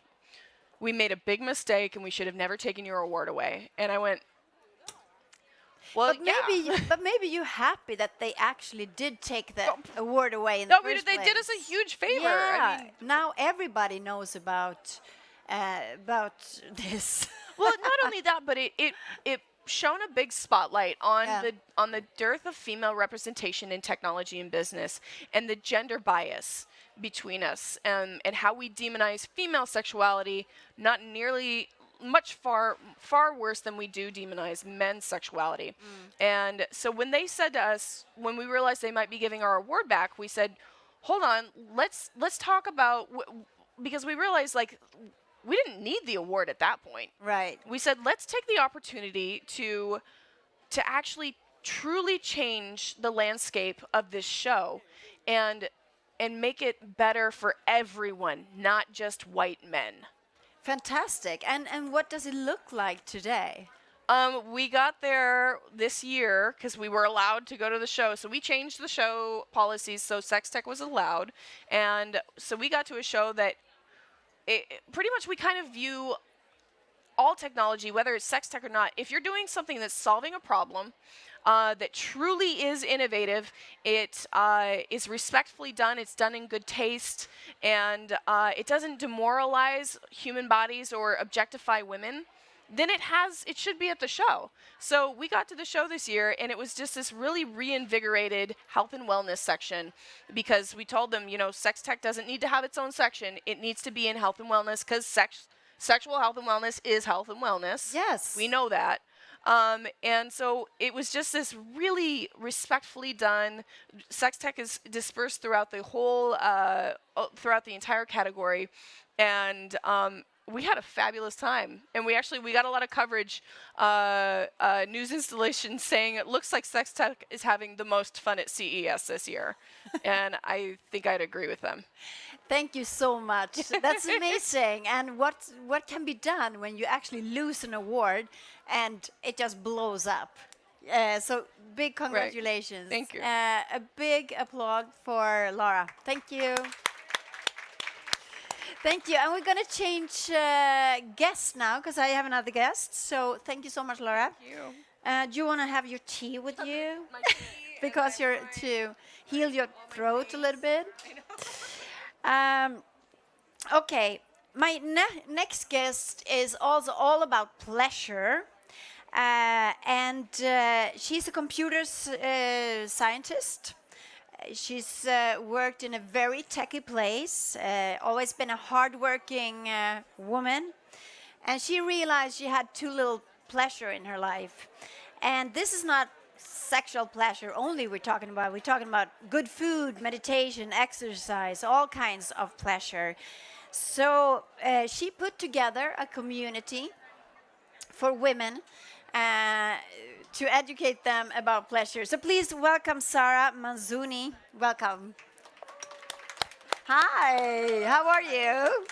Thank you. It's really exciting to be here. Thanks for having me. So Plentimacy, that's your platform. So it's a Facebook group, it's a website, and it's also, it's a community. It could also be a physical place, like this week actually, when you had your very first meetup. But if we start from the beginning, how did you realize yourself that you needed more pleasure in your life? Yes, as you said that I am a techie person, I'm coming from the computer science, master in telecom, and then another master in business, always wanted to really make myself power with the something is externally. Have a pleasure to be really involved in some community for awareness and mindfulness, really bring up that what makes us as a powerful woman.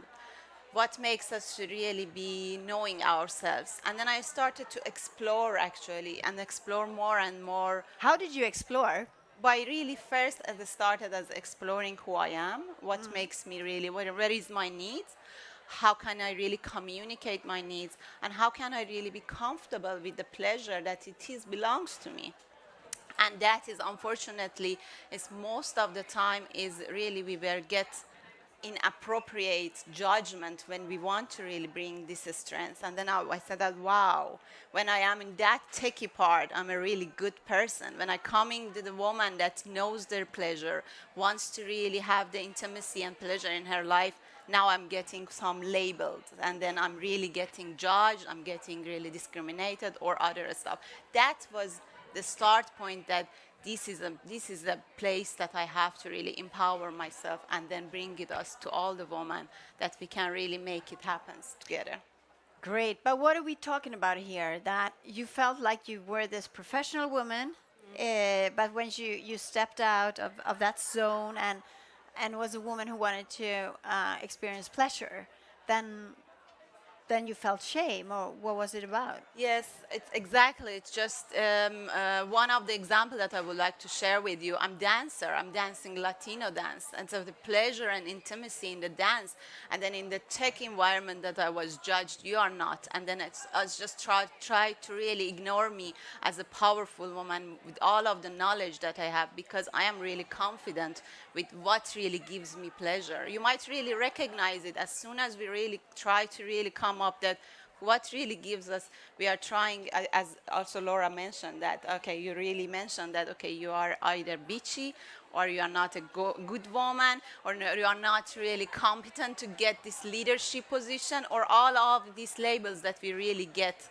As soon as you really get, I wanted to wear this dress, I wanted to really make up this way, I wanted to really be myself. And then that's the story that probably we see it all over as a background. We have still this naggy shaming.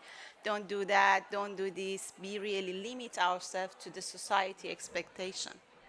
That's interesting. And also, it's not only a Facebook group or a website. It's also that you want to get women together in the physical room to talk and experience together.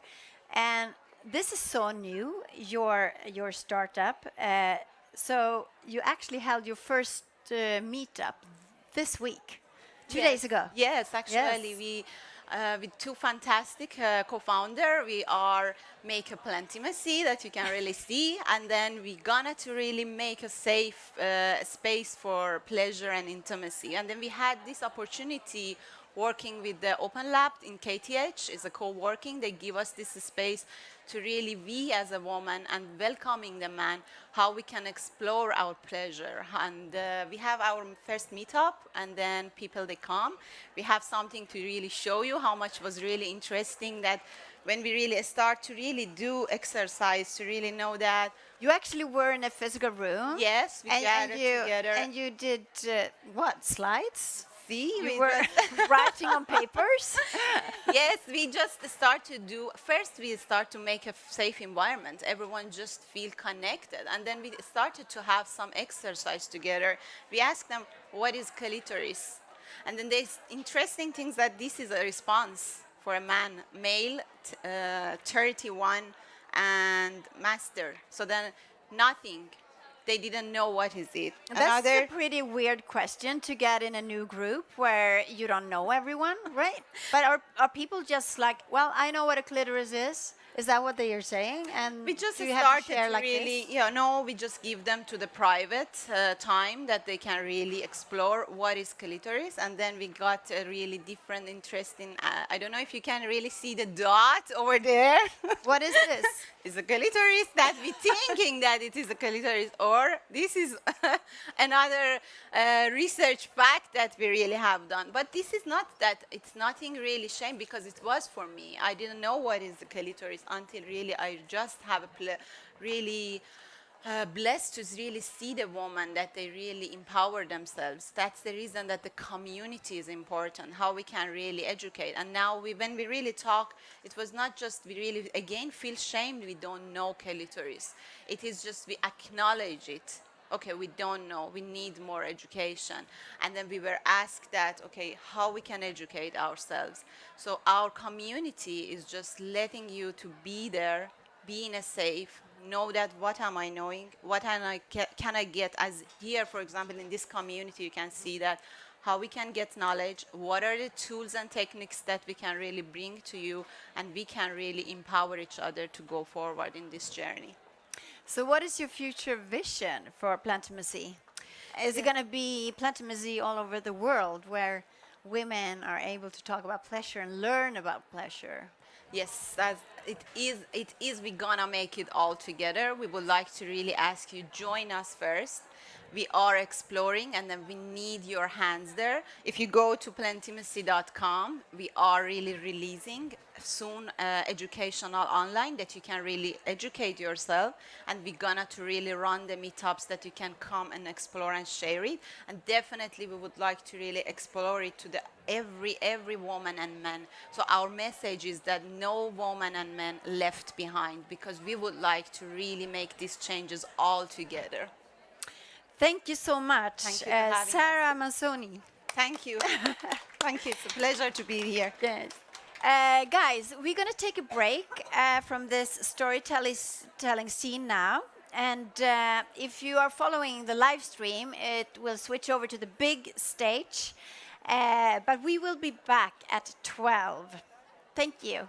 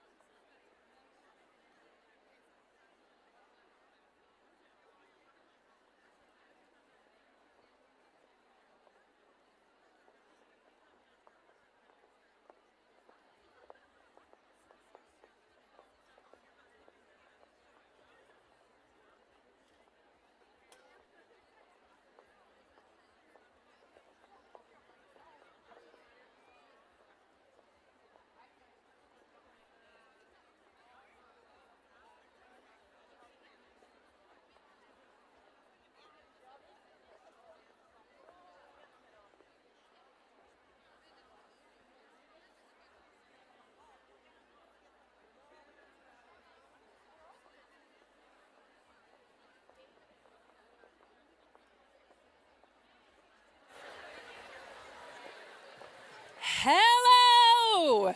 We are back from the break. And now, ladies, now is the time when airplane mode needs to be activated. Is your phone in airplane mode? Yes? Is it in airplane mode? Yes. Airplane mode, very important, because you are gonna see the most high-tech performance you've ever seen. Here with us today, we have Chagall!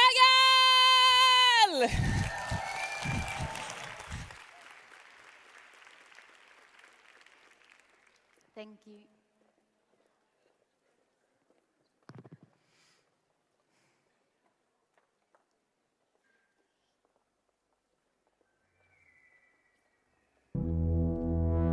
Onze dames zijn gebroken.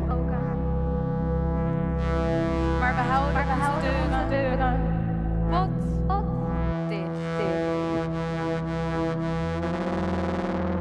And I keep to myself, I ran on.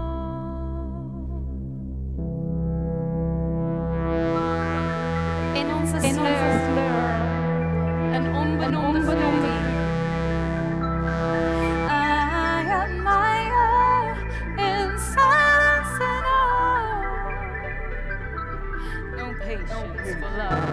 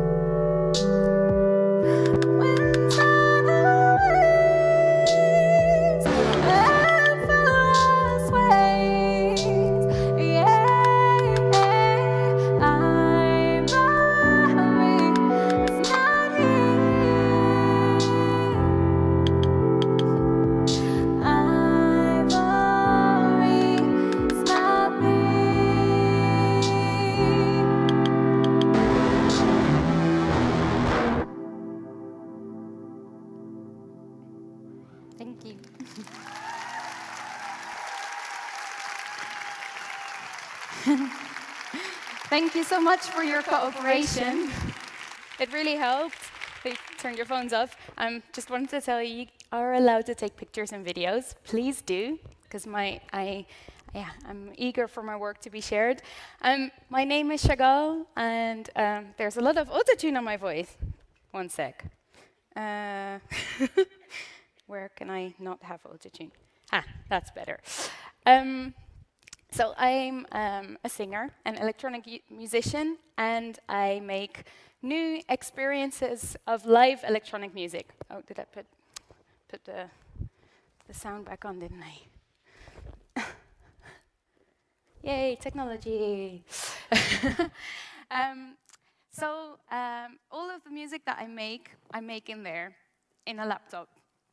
And I love making my creative world to be in there because I have all the options under the sun for every sound and every tone and every instrument.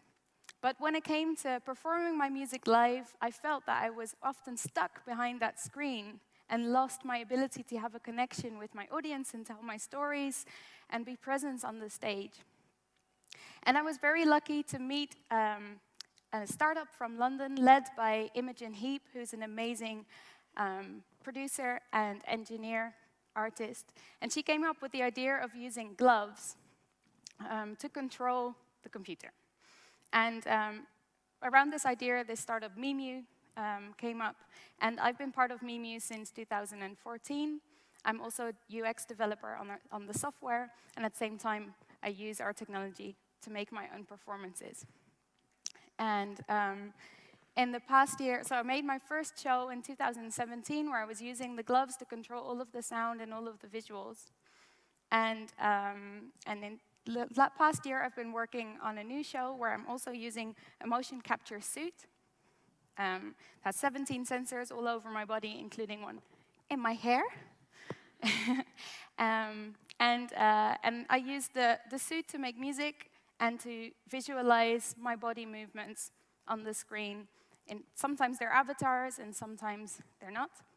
The new show is called Advaita, and Advaita means that everything is connected. And that comes through the fact that I'm physically, literally connected to all of this technology, but also through the meaning in my songs that are all about connections between people. And the previous song that I played is a perfect example of that, because it's about the women that were working on my street in hair salons and me wanting to be part of their world and feeling that I wasn't able to. So that was my love song for those women. How does this all work? Well, we don't have time to explain that. But I have time to prove you not how it works, but that it works. So let's get my Shigavatar back. Can we have my visuals on the screen? There she is. She's got a little bit of a crooked leg today, but it's better than no leg.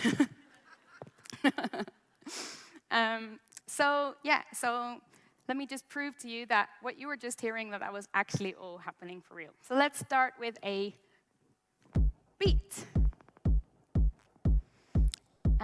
So then, if I walk, I can make this sound, for example. Or I can do a little twirl.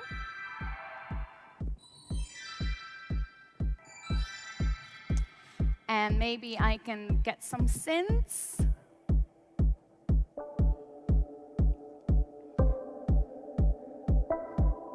So as long as I'm holding my hand in this posture, I'm controlling the volume of the synths. So if I let go, then I don't have that control. But I can put it back if I want. But I'll put them back. And then maybe want a bit of bass. There it comes. Filter on the bass. And then when I point up, I can make the bass jump. And if I point to my left, it's going to go faster. Oh. Wait. Where were we? Yeah. And maybe some notes.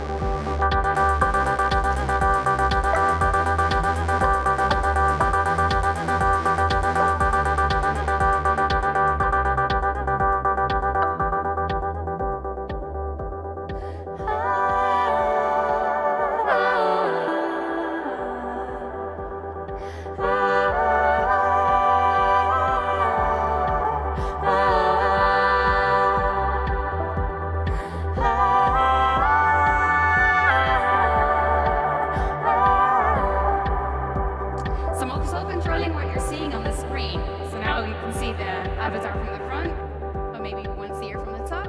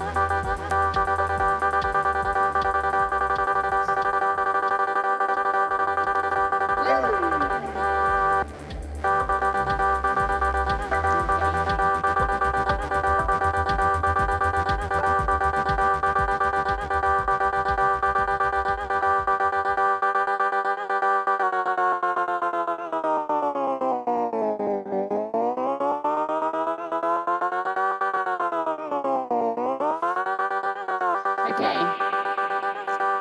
So you might not know exactly how it works, but you believe me. Thank you so much. Thank you for helping me. Wow. Wow. Thank you so much. I want to be an electronics music maker with my body when I grow up. Dude, like, did you? Like, I'm a UX designer by trade, and that's just like whole new level. Whew.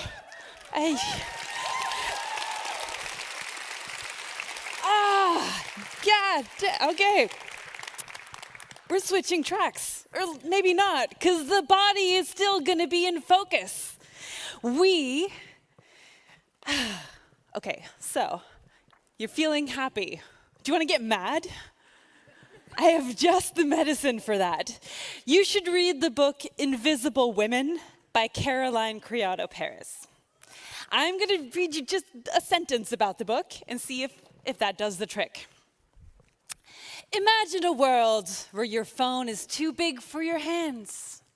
Your doctor prescribes drugs that aren't right for your body.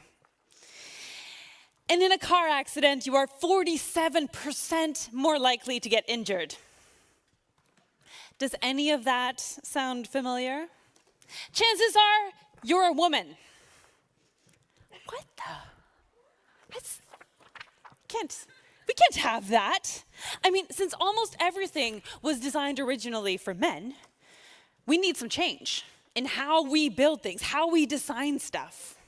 And we need more people paying attention to what's happening in medical science. Because in medical science, all the trials are done on male bodies.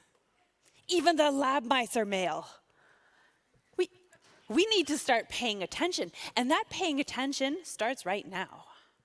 We are going beyond body, like beyond our bodies. And our first speaker in this session is incredible. So I want to know, how do you feel about antibiotics resistance? Terrified? Well, yes, that's the right answer, but not our next speaker, because she's actually trying to fix it. She is making a real difference when it comes to antibiotics resistance, because she is a scientist and entrepreneur. She has just finished some badass PhD studies in materials science. And she has invented an antibacterial platform that is kind of a medical breakthrough. And it is the core piece in the Band-Aid that her company is starting to manufacture. She is here with us today. Please welcome Saba Atifika. Thank you.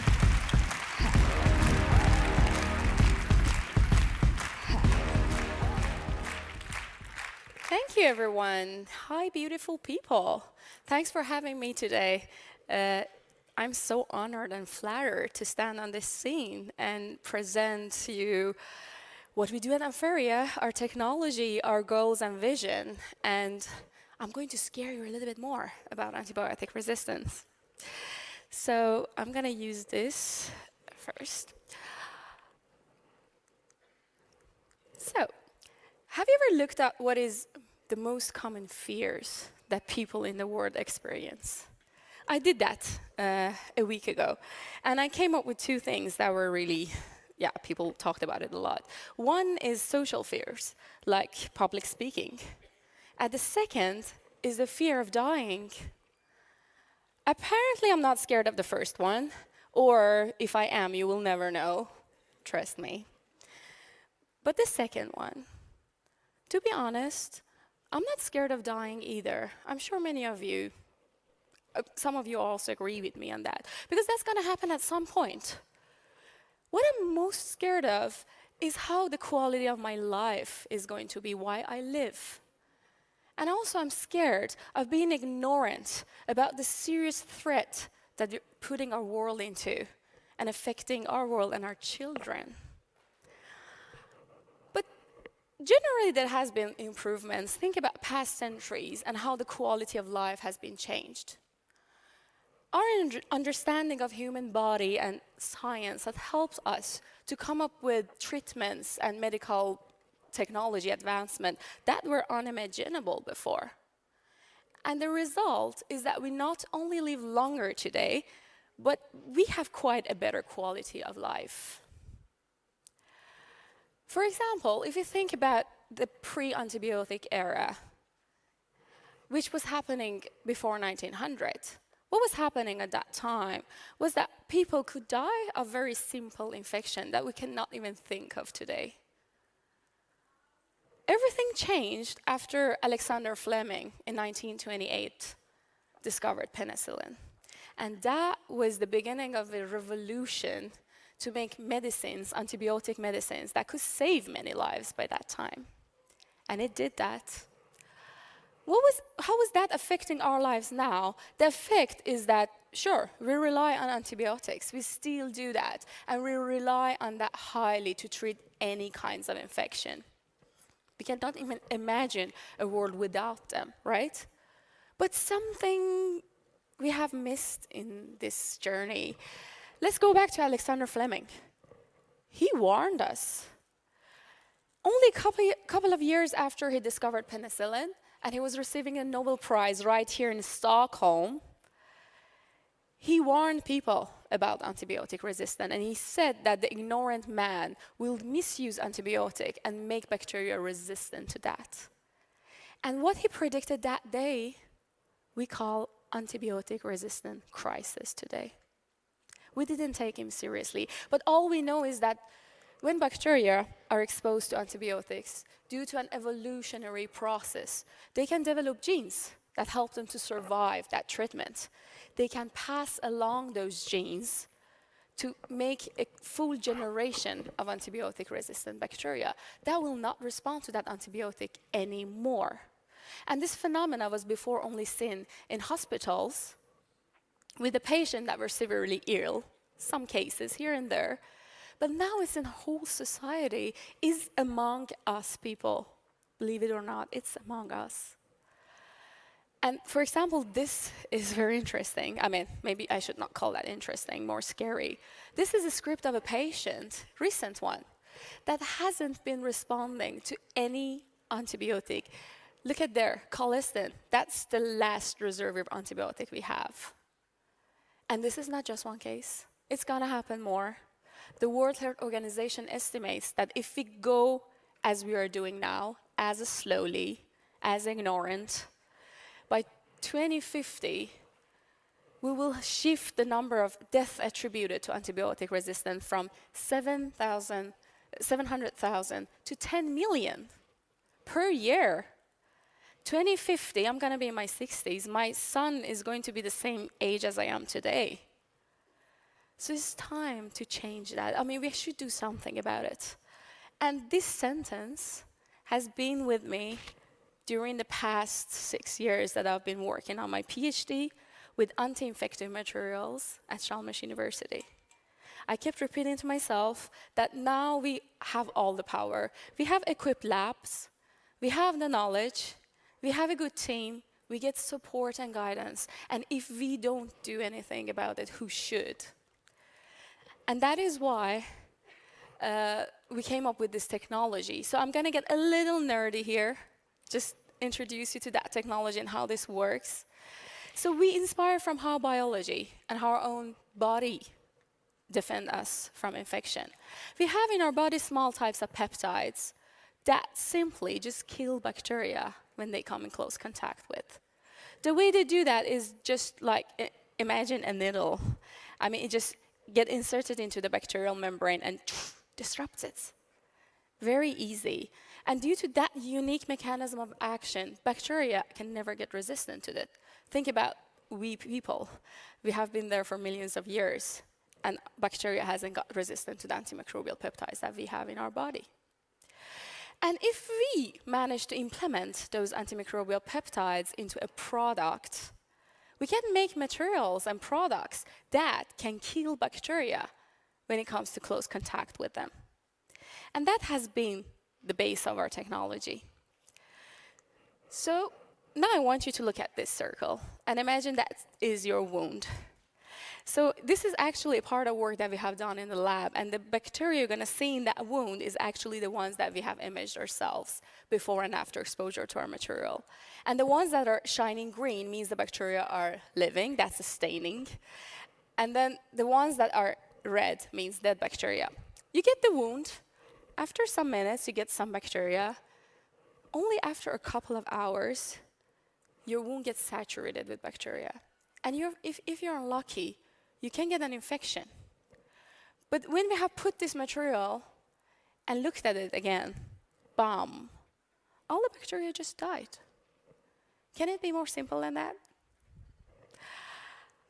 So that has been the basis of the startup of Ampheria. We thought like we need to make that accessible for everyone. And that's why the aim of Ampheria is to make medical devices that are antibacterial, that can kill bacteria like that.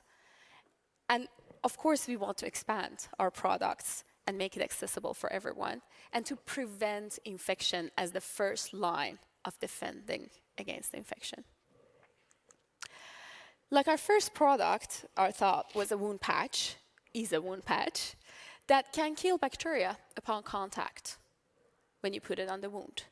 And unlike many of the antibacterial wound patches that are now in the market, this one not only creates any other resistance problem, it's perfectly safe for the environment and doesn't pose any cytotoxicity to our own cells. So we have also expanded these products into different, because we got interest from different markets. So not only human wound care, we have also emphasized on the veterinary market. Infection with animals is huge, and that will affect us directly as well. And also urinary catheter. The problem with urinary tract infection is huge. Our material has the possibility to be tuned into different products like that. And we're actively working to bring those into the market and make it accessible for everyone. That wouldn't be possible without an amazing team that we have from Chalmers background. Anna and I and Martin are the co-founders. And we are at the we have our office at AstraZeneca BioHub Venture in Gothenburg, if you ever wanted to meet us. And just in the end, I'm gonna finish with a big dream. Our dream is to contribute to this problem of antibiotic resistance. That hasn't happened in one night. It's not gonna go away one night, but all we can do is to educate ourselves, be aware of it, and make this place a safer place to live for our children. Thank you so much for listening. Thank you for your super important work. Thank you so much. Thank you. Wow, what a star you are. We need these kind of medical breakthroughs to happen.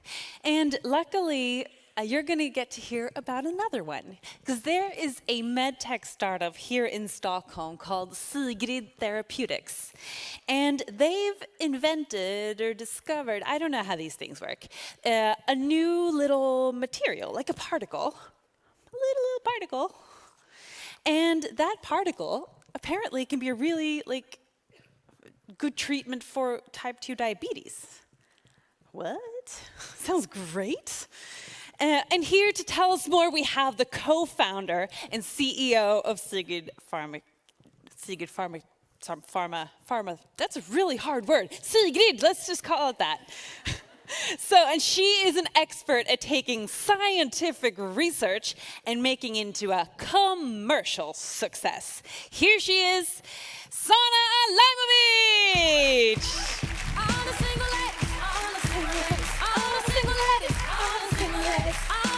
Tack, du fick till det till slut. Tack.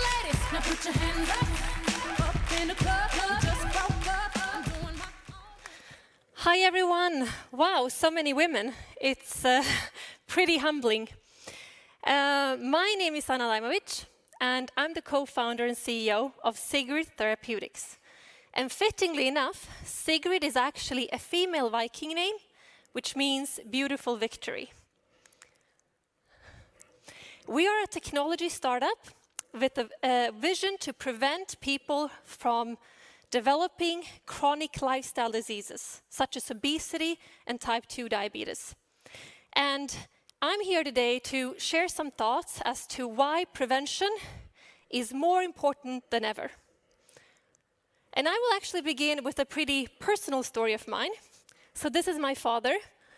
When he was in his 30s, he was told by the doctors that he was at risk of developing type 2 diabetes. How many of you in the audience know what type 2 diabetes is? Actually, that's pretty good. That's a lot of you. But basically, for those who don't know, it's when you have excess sugar in your bloodstream, which damages your nerve cells and your tissues and your organs. Ultimately, if you don't do anything about it to control your blood sugar, you will end up either with heart disease, stroke, amputations, or even going blind. And at that point in time, my father was told that we don't have anything to give you, the doctor said, so they just merely sent him home and told him to live more healthier. 7 years later, my father was back at the doctor's office, but this time the verdict was another. He had developed full-blown type 2 diabetes, and suddenly the doctor goes, "Now we have tons of medicines and injections to give you." Right? And I think for me, it's like this is backwards, because we spend more resources managing our chronic diseases and actually preventing them. So I discovered that my father is actually not alone. More than half of the world's population, almost 4 billion people worldwide, are actually managing and living with chronic diseases. And over 70% of our healthcare expenditure goes to these type of preventable diseases. And I mean, it's like a ticking public healthcare bomb, which is not sustainable in the long run. So a lot of people ask me, well, you know, diabetes, but what are all some other of these chronic diseases? Cancer is to one extent, yes, it's a lot of genetics. It's genetics in everything, but a lot of cancers can be avoided with a healthier lifestyle. Mental disorders, depression, heart disease, and so on. And the thing is that all of them are actually increasing in the next decade, unless we do something. So, what is it that we need to do?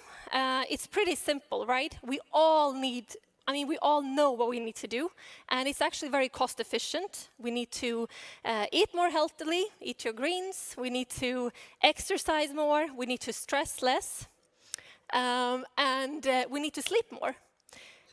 Still, 90% of people fail at implementing a healthier lifestyle and go on to develop a chronic disease. So we can't just dismiss as, 4 billion people on Earth as being lazy, right? So why is this the case? Well, let's just say biologically, from a biological perspective, our bodies, our minds are not geared to live in this type of environment that we have created for ourselves. We are basically Stone Age hunters and gatherers. Our bodies are used to store excess fat and calories. We're used to fighting dangerous animals in the savannah, and we're used to going weeks or months without food. So if you take that Stone Age person and you place that person in an environment where we're constantly tempted to eat unhealthy, where we have technological inputs and we get too little movement, we are almost hardwired to fail. And you can say like that it's possible to take the person out of Stone Age, but you can't take Stone Age out of the person. But I feel a bit like both me and the previous ladies are all about doomsday, and that's not the case. So there are positive trends, there are movements, there are people trying to make a change, and I'm going to spend a couple of slides at least telling you about some of the positive changes that make me excited that there's a cultural shift. So first of all, you being in tech, you know already that there are so many tools available. From Fitbit to smartwatches to glucose patches, continuous glucose monitoring, which is actually able to help us change our lifestyles. And two of my favorites is actually Noom and Lark, two American companies. American companies are really leading the digital healthcare services solution when it comes to preventive disease.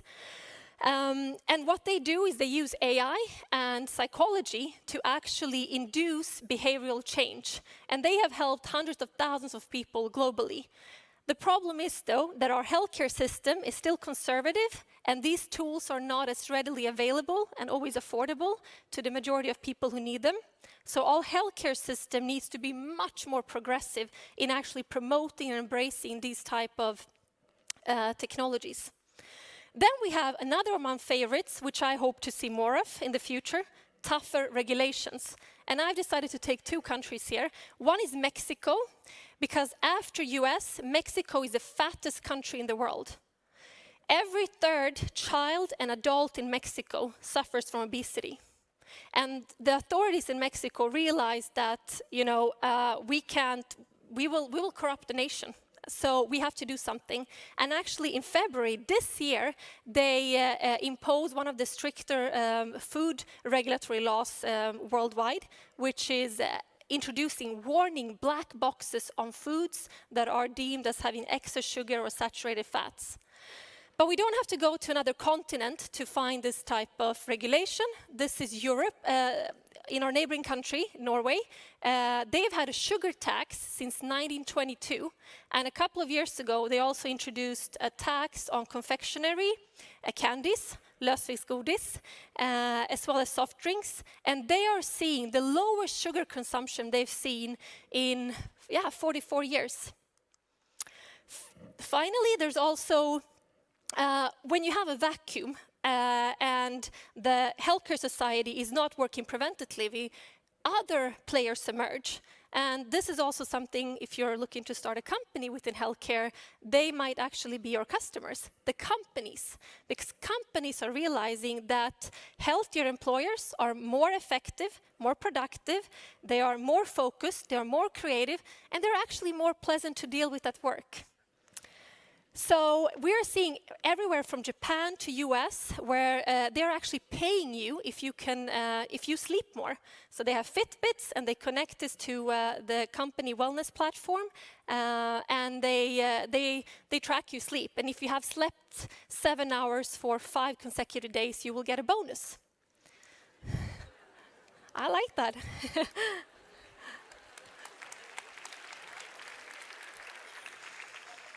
And finally, what are we at Sigrin doing then? So we have developed a completely new material based on silica, which is one of the most common minerals on Earth. And it's also safe. And what we've done is we basically engineer this particle using nanotechnology. So it has pores, which when you eat it, it comes into your gut. It's basically a white powder, which you dissolve in a glass of water or sprinkle over your food. And inside your gut, it targets digestive enzymes, amylase and lipases. And by doing that, it slows down your digestion of food. So basically, it slows down your blood sugar, it slows down your body fat and your bad cholesterol. And clinical studies in humans with this product shows that in only 3 months we are able to reduce the risk of diabetes with 31%.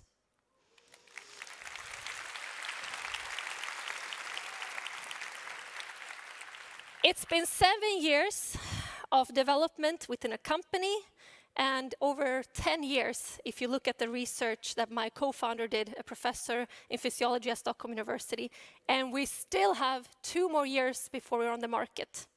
So it's a long journey, I can tell you that. Yes, and so to sum it up, science and technology have greatly extended human life expectancy. And this is one of my favorite quotes. Nature wants 5 of your 7 children dead. It wants you dead by 50. Everything better than that is given to you by science and technology. So yes, we live longer. That's wonderful.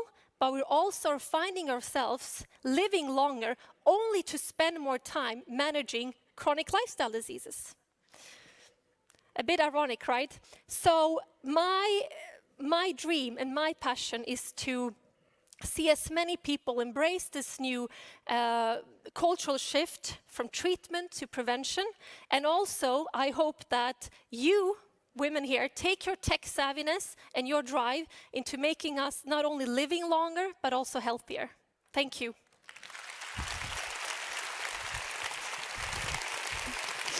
Thank you. Thank you, thank you, thank you. Our next speaker is a talented computer science student at UFR Sciences et Techniques de la Garde in France. She also was born with cerebral palsy. I'm going to let Lucy introduce herself in this video. Lucy Cuerta.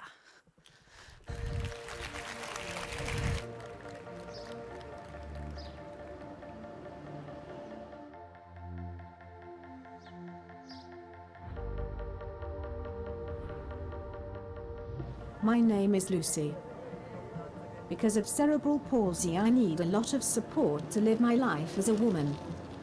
And everything takes me longer.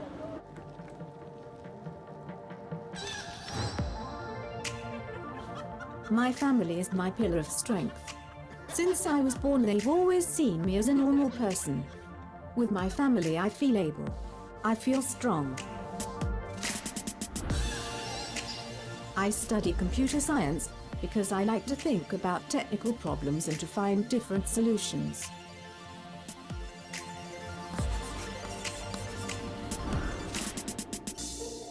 When I used to type, it would take a lot of time, and my wrists and fingers would hurt.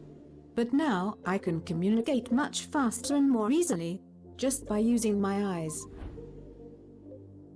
I can take my eye gaze device everywhere, to take notes or to express myself in front of an audience with confidence. It's definitely not easy being a student, but I love it. I also love to dance. It is another form of communication, one where I can express myself without words. The barrier of language fades away. Living with a disability is a heavy weight to carry. But because of technology and a family who love me as I am, this weight becomes as light as a feather. And I can live with goals and passions and dreams.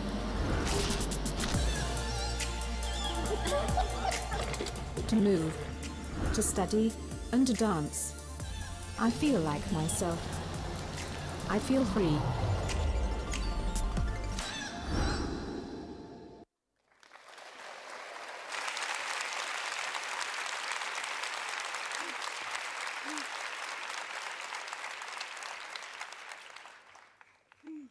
Hi everyone. My name is Lucy Quarter and I am here today to share how technology empowers me to follow my dreams. Because of cerebral palsy, I need a lot of support to live my life as a woman. And everything takes me longer. My family is my pillar of strength. Since I was born, they've always seen me as a normal person. With my family, I feel able and I feel strong. I am studying engineering science in France. Due to my medical constraints and hospital appointments, one academic year is completed in 2 years. Moreover, when you have a disability, the definition of time is not the same. Everything takes twice as long, revisions, daily life acts, etc. Last year, the engineering science course split in two, with physics as the predominant subject in one, and computer science in the other. I chose computer science since I love programming and computer mathematics and because I like to think about technical problems and find different solutions. I chose this scientific course because I love to understand the origin of theorems and formulas and what they entail. Mathematical and algorithmic languages go together. If you don't master what you manipulate, you won't get anywhere. You can't pretend a program with a small error does not work, as well as a bad calculation will not either. So when you start understanding the logic, find the error, and are back on track, it feels amazing. I also chose this course because I really like the mentality of the people who teach or study in this field. They are open-minded and open to all the relevant new things that are available to them. The different modes of language are not a hindrance for them because they are confronted with this in their research. At the beginning of my studies, I wanted to work in robotic research to help improve the daily life of people with limited mobility and to identify solutions best adapted to the individual, since this is something I have personal experience of.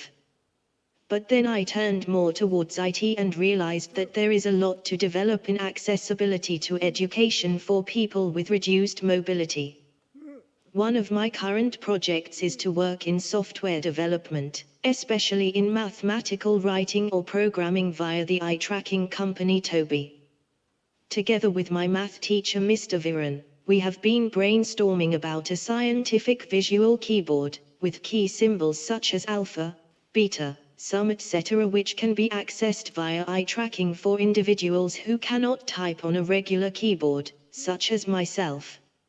Access and adaptation to studies are essential and being able to write in a quicker manner is also important. Especially when you are learning. You will make mistakes and then they need to be corrected and retested. For someone who it already takes a long time to write down the formula, it's a very slow process.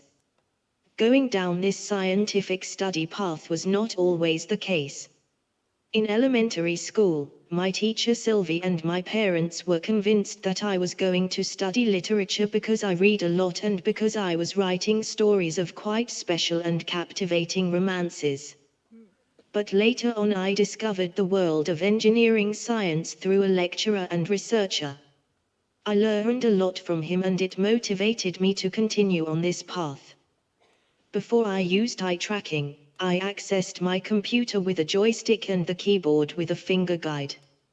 It took me a long time to write, I was exhausted and it hurt my wrists and fingers. I almost dropped out of school. But then I found eye tracking and it was the only solution for me to continue my scientific studies. Eye tracking technology has changed my life since it helps me to study, work more easily, and communicate via email and social networks. I can also control my TV through environment control. I use the technology to study and to communicate more quickly with others via social networks and emails. Especially to ask questions to the teachers. It's definitely not easy being a student, but I love it. I also love to dance. It is another form of communication where I can express myself without words. The barrier of language fades away. Living with a disability is a heavy weight to carry. But because of technology and my family who love me as I am, this weight becomes as light as a feather. And I can live with goals, passions and dreams. To move, to study and to dance. I feel like myself. I feel free. To sum it up, we often read about potential risks and challenges new technology might bring to the world. But there are also so many benefits to it. Technological developments can also do wonders and improve lives. A big thank you to Women in Tech for inviting me and for Toby Dynavox for making it all possible. I also want to thank Cyril Cholet and Lena Perdius who organized this trip according to my constraints. Finally, I want to thank my parents, my sisters and my brother-in-law who are all here today. Thank you for being at my side, for following me in my adventures and doing everything you can to turn my disability into a possibility. Thank you.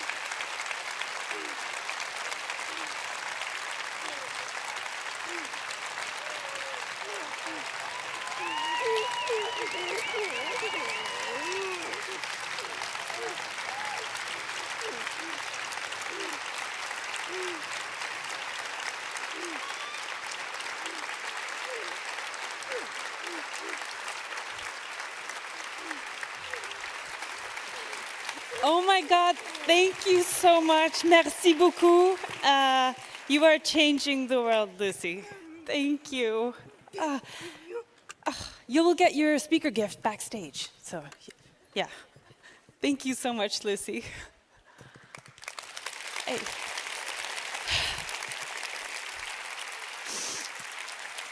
So, we are gonna get ready for a panel. Panel time is very fun. We just need some furniture. Furniture? Yes. Okay, so who is gonna be on this panel? Well, we have some pretty amazing women all lined up for you.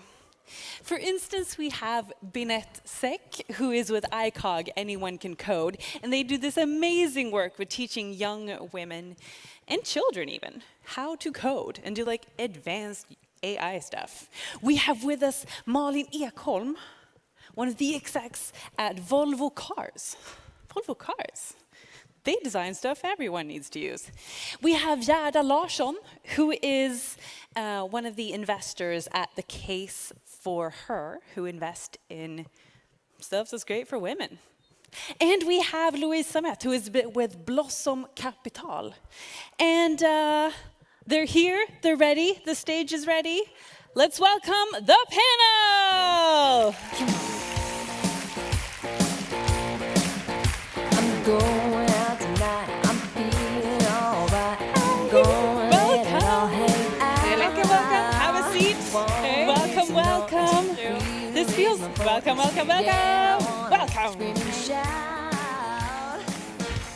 Hi, welcome to my living room. I actually have this carpet at home, it's crazy. How are you feeling? Good. Great.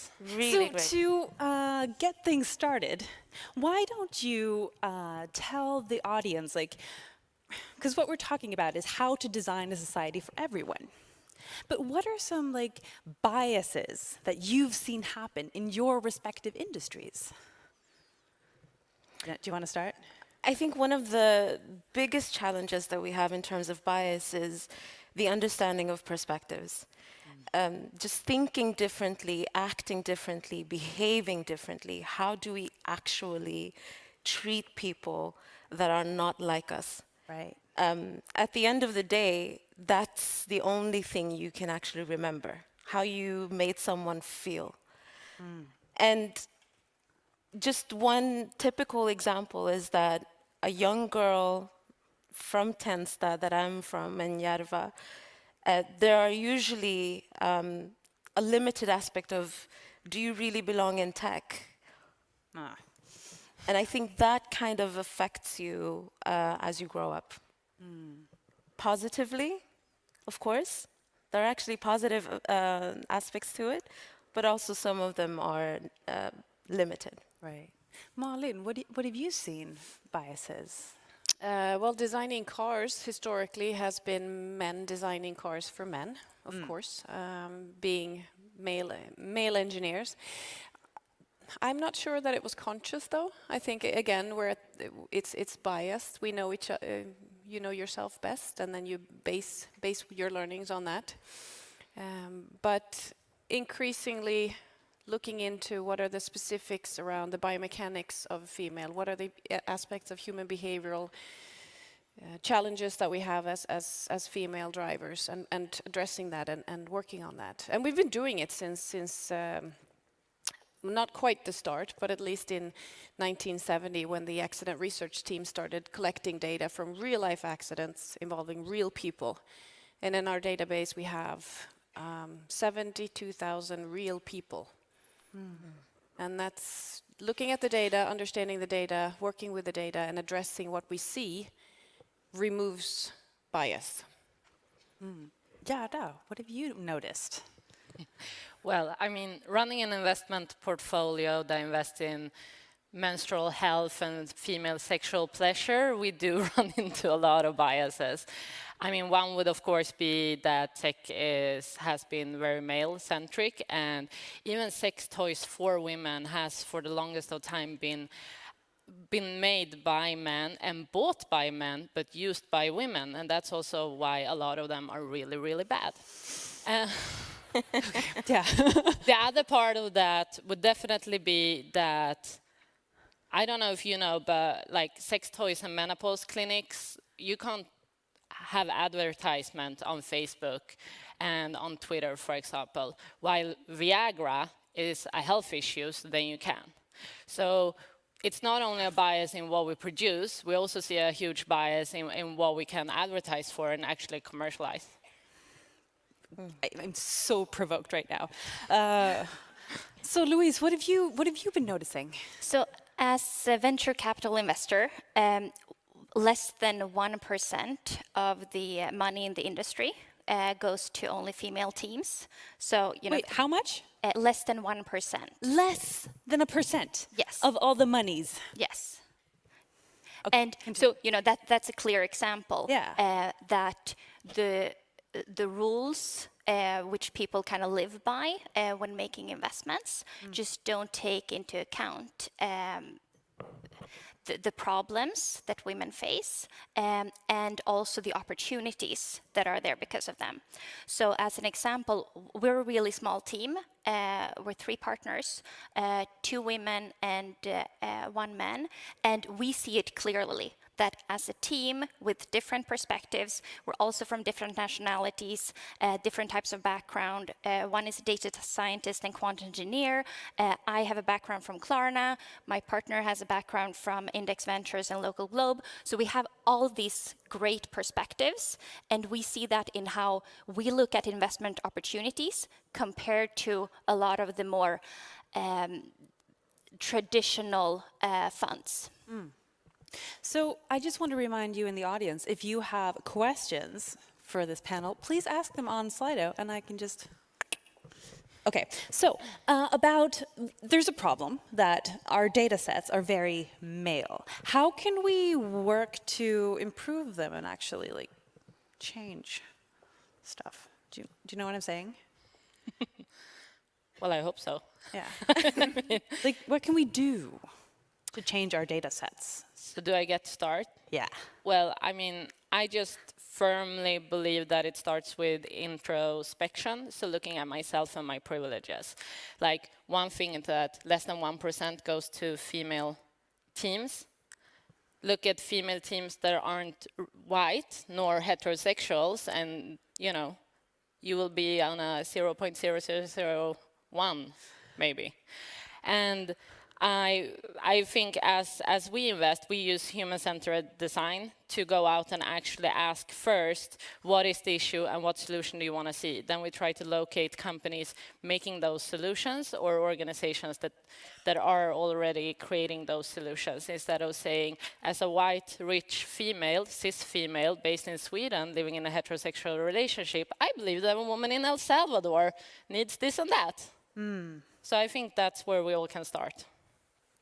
And the good thing about researching accidents is that X-ray removes all the facade.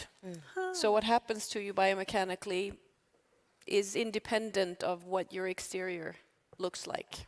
So again, looking at the data and removing your own biases. I completely agree with what you just said, Gerda. It's remembering that I'm also biased, but then really digging into the data and making sure that we address what we need to address, not what we want to in the first room.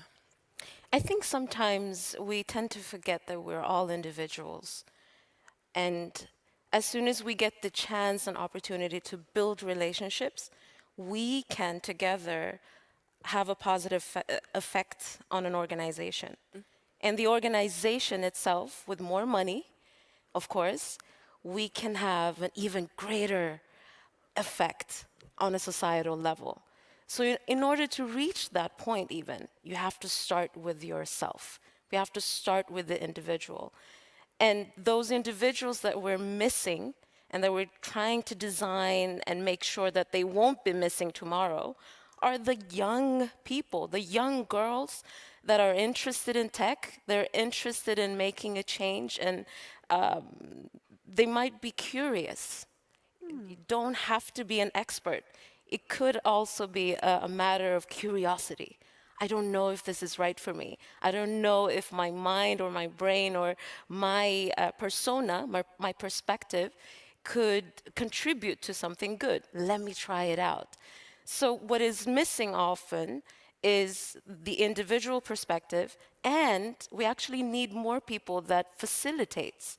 So my job, what I do all day, every day, whether it's as a partner for I Cog Anyone Can Code, or if it's as a concept leader for Changers Hub, or if it's as a head of CSR and Academy at Space, it's about facilitating those who want to know more about tech and getting them connected with those who actually know more about tech.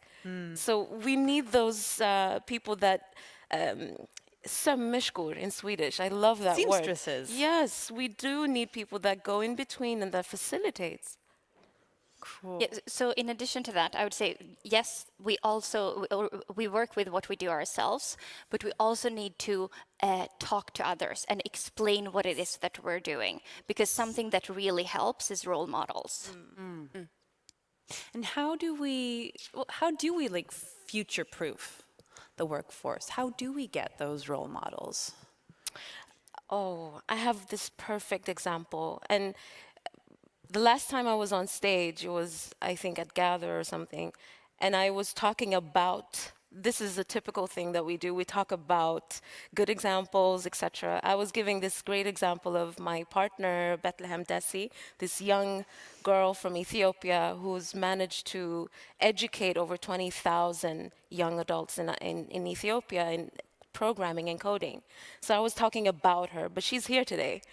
And that is a good example of... So instead of talking about someone, now you can talk to someone or with someone or a young person. She's a really good example. There are thousands of examples like her. The one that hits home here in Stockholm is a young girl called Asma. She attended the course we had last time.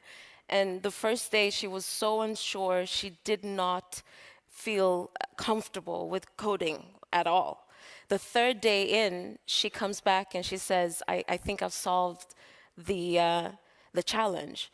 And eventually she became one of the tutors at the age of 15. Wow. So this is how we, thank you, we future-proof. Definitely. Give Awesome. give those who are interested at earlier age access to knowledge. We have a question from the audience, and what are the things that we should avoid in job interviews so recruitment teams don't fall into like easy biases? Don't giggle. Sorry, don't giggle. Don't giggle. Why is that? Well, I mean, laughing is good, but sometimes we have a tendency to pull the defense mechanism of reducing our importance by the small laugh at the end. So it's like, I say something very important. Because it's a bit scary to be strong and to be opinionated. But stick to it, because you're right. I agree that yes, maybe one needs to be like certain about oneself, but I don't think that it is the right thing to stop giggling. Giggle all you want, and it is the person on the receiving side who needs to adapt. And that's why I, as an investor, need to have several perspectives. I agree. I agree completely. But the question is, what can I do to avoid? Yeah. And we need to get more perspectives in, so that I mean, I agree. Giggle all you want, but if the receiving part is not getting you, that would be a trick. To get the receiving part to listen to you, and once they get to know you, go crazy. So it's kind of... I think this has to do with all of the things that we're discussing with biases, or if we're an investor, or if we're the researcher or the recruiter. I mean, if you look down to it again, it's about power. If you have power, you also have to take the responsibility, and it's the responsibility for them to try to expand and go beyond their biases, and not on you as an individual. And that's how it always should be. And as investors, like, we hold such a lot of powers on what companies are gonna prevail and which are gonna fail, who's gonna be moving on into next steps. And I mean, that's scary. It is, but like, we have that power, and I think we have to acknowledge it and really just try to grow with it. I think one aspect, can I just add something? Sure. One aspect that I'm missing in terms of recruitment and hiring the right people is asking yourself as a recruiter, how can I serve? Not only is it a question for leaders or for females in tech, but it's also for the recruiters, those who actually facilitate between the ones who need a job and those who can provide with one. How can I serve you? And if you are not able to answer that question, I think it's worth pondering about it. What can we do right now, me and the audience, to like sharpen our inequality radar? What can we bring home? Yeah, so I think that one thing that each of us can do is to try to think beyond what we see. Because just because there hasn't been a Swedish prime minister in Sweden doesn't mean that there can't be. It's a little female. bit... yeah, sorry. Female, sorry. Just because we can't see role models doesn't mean that it can't be done. And that's something that we need to constantly remind ourselves of when there isn't a ton of role models to kind of look up to. We need to go beyond that ourselves. Be curious. I think, I mean, I agree to a lot of very important things that have been said today. And it all really boils down to the receiver being curious to who I am and what I have to bring to the table, and me being curious about everyone else, what they can bring to the table. So being curious is a way to unlock your own biases, I would say. Don't be afraid of making history. Don't be afraid of being the first one to do something that no one else have ever done before. You might not get all the loves and hugs for doing it, but make history. You're part of it. It's for you. It's for our future. It's for your children, our children. And making history means that you have a clear vision. You have a goal. So if you want to work with inequality or inclusivity, all these amazing words, make them come alive by having goals. This is how we are going to increase the level of perspective. And in order to reach those goals, we need to communicate and create relationships in between each other and be at service for another person. Because it's really, really easy, I think, to say that we want to make a change. But if you're not bold enough to make history, we will probably have the same conversation next year. Well, I mean, again, I think that something we have to remember is to look beyond ourselves. A lot of people ask me about gender lens investing. The phrase gender lens investing is not about investing in women, it's about investing in all genders. And I think we often forget that. And I do think we could be more inclusive, and again, just look at your own privileges and listen to others. We go out both far and wide in different ways. So right now we have a competition on closing the pleasure gap in 160 countries at 3,500 universities. But we also have deep dives where we're sitting down with people in El Salvador, interviewing them in depth and just focusing on a few people to see individual stories. So I think just try to accept that you're not an expert, even though you might have a college degree, and that you can actually learn from others. Thank you so much for having this conversation with me. These women will be around for the rest of the day, so please take this opportunity to talk to these amazing leaders. Thank you all. Thank you very so much. We are, we are moving on. We have a fully packed day. Our next speaker, we're actually switching topics again. We are now taking innovation off of Earth and looking into the air. Our next speaker thinks drones are awesome, as do I. And not only are they awesome, they can also be useful. She has founded a company that is called Skycraft. And what they do is that they take drones and they have them fly out all by themselves and analyze like power grids. And they can see things and be like, oh, that tree is too big. And I really, really, really want to hear her story. And she is here today. She is co-founder of Skycraft. She is Sakina Turabali. Just like the wide wing does, sings a song, sounds like she's singing.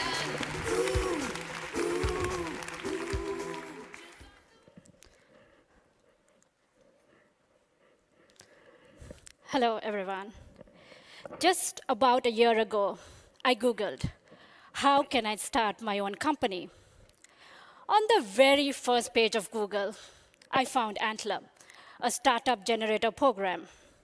In the program, I met my two wonderful co-founders, Omar and David. Omar has a vast experience in flying drones.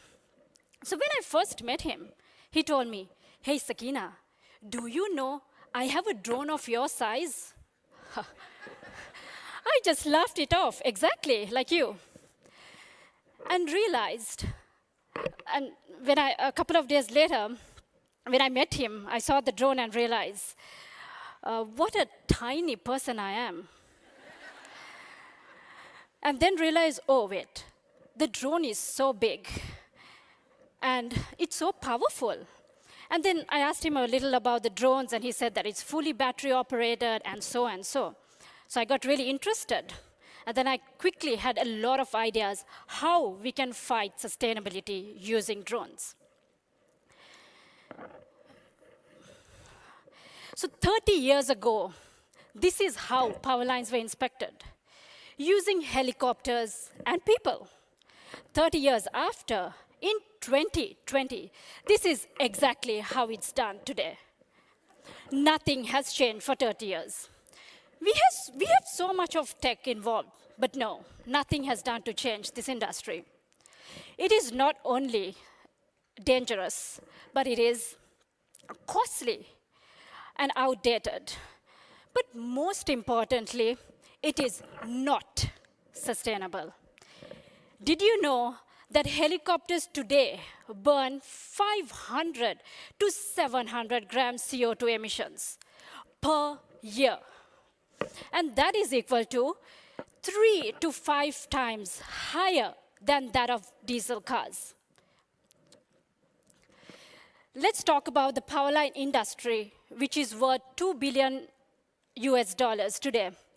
Take a moment to think how much CO2 emissions the helicopters produce.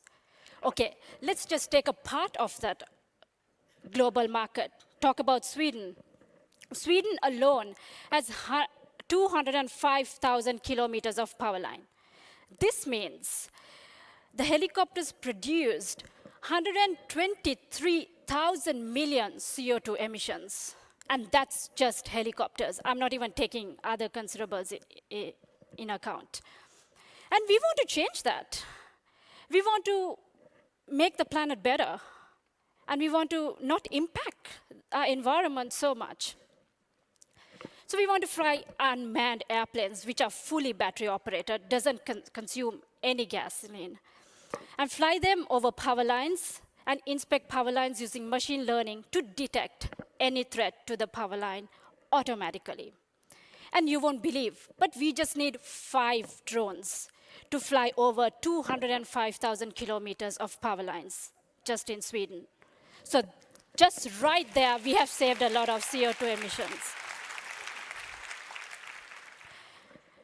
So our customers have pictures that they can look in, zoom out, zoom in. We have also 360 video that they can look at, all at the ease of their office or home. And then, these are all geotagged, and they can quickly go in and fix the problem. This is one of our smart algorithms where we see that detection of poles are done. So, what I really want to envision in this company is to provide the customers with a better grid uptime, and most importantly, to reduce the blackout fees.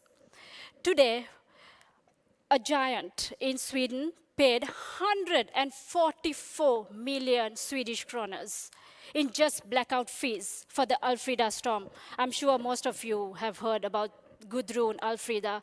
They really damage our grid. So I really want to change that. And this is why I do what I do. This is why I stepped into this industry, to change this. And I come from a country, I come from Sri Lanka. It's a very, it's not a developed country, you know, like Sweden. Over here, electricity is luxury. Over there, it's not even a basic. I remember those nights, 8 hours, 10 hours, 12 hours on a row without electricity. And it's quite warm there. And it really affected me. And it affected the society. It affected schools, it affected hospitals. People were dying. And they actually depend on generators. And electricity is not something they have, so obviously they have to depend on something that, you know, could keep their hospitals and day-to-day operations running. So, I mean, that is not a sustainable alternative either, right? So I wanted to change this, and I wanted to take my first step towards saving our planet. And Greta was definitely right. The world is worth fighting for, and I'm going to do that. Thank you.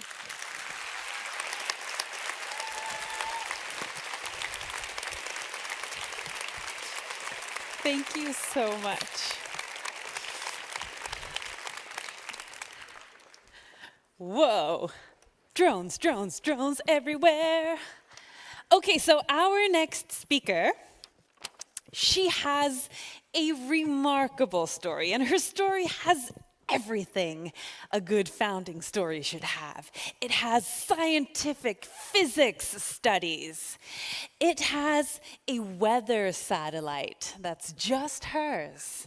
It has prediction software, and it has 1 million African farmers who actually use her service right now.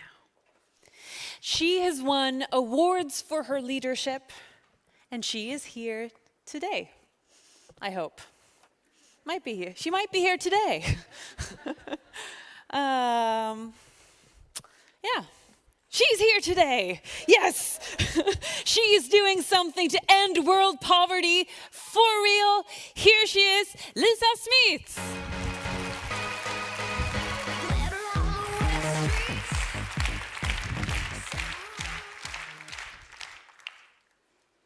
Good morning. My journey started about almost 10 years ago. I was a researcher at University of Washington, working with one of NASA's satellites, and thought that I've really found the meaning in my life. Well, one night I was really frustrated because there was a lot of satellite data passing by, satellites around the equator, but none around the poles where I was working. And then I thought, isn't that strange? That we today have amazing amounts of weather satellite data around the equator, but still not a reliable weather forecast. That sparked my interest, and I started thinking, well, could we do something about this? Who were the affected ones? And this got me together with 4 colleagues of mine to start to look at this closer. And we bought tickets down to West Africa to look at what is the reality on the ground. Well, we discovered pretty quickly that 39% accuracy was what was available in a weather forecast. At the same time, farmers in this region only make 20% of the possible yield that they could make because decisions were not very well timed with the weather. This affected 500 million farmers. On top of that, we know that the demand of food will continue to increase. So by 2050, we will need to have 70% more food in this region. The farmers are living in poverty, around $2 per day currently. And at the same time, we have seen that the last 30 years, 90% of the rainforest had been cut down in West Africa. And this is a trend that we wanted to revert and do something about. What we created was not only a weather forecast that turned out to work much better, where we got the accuracy up from 39% to 84%, but also a way of communicating something high-tech to the lowest possible level in technology that works on a feature phone. A simple text message. The people that we communicate with, they can't read or write. So we went through 121 different techniques of communication before we finally found one way where farmers could recognize a word, and by knowing where in the text message it was placed, they would know when it would be happening. So, for example, if rain was predicted today, they knew that on the first line, if they saw the word rain, it would rain today. We wanted to see and find really a good, scalable and affordable solution, and decided to put this to a price point where it would be about 1% of the total cost that a farmer has on a yearly basis. So how did it go? Well, today we are a team of 80 people. We have been able to help small-scale farmers not only in West Africa, but currently now also moving into Latin America with our technology, where we have figured that by knowing when to plant, by knowing when to harvest, knowing when to apply that really expensive fertilizer that you might have borrowed from your whole village to be able to afford, by knowing when to do these decisions, well timed with the weather, your yields can increase incredibly. Today, we're serving 1.3 million farmers on a daily basis. We have seen by third-party studies that we have been able to increase their yields by 65%. What does this mean for a small-scale farmer?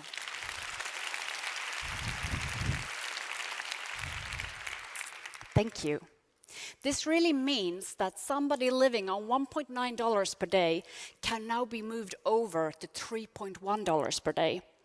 It is the big difference between extreme poverty, where you have to think about food for the next day, to a point where you suddenly can fix that roof that is leaking, where you can send your children to school, when you can start investing in your agriculture and also get hope for the future.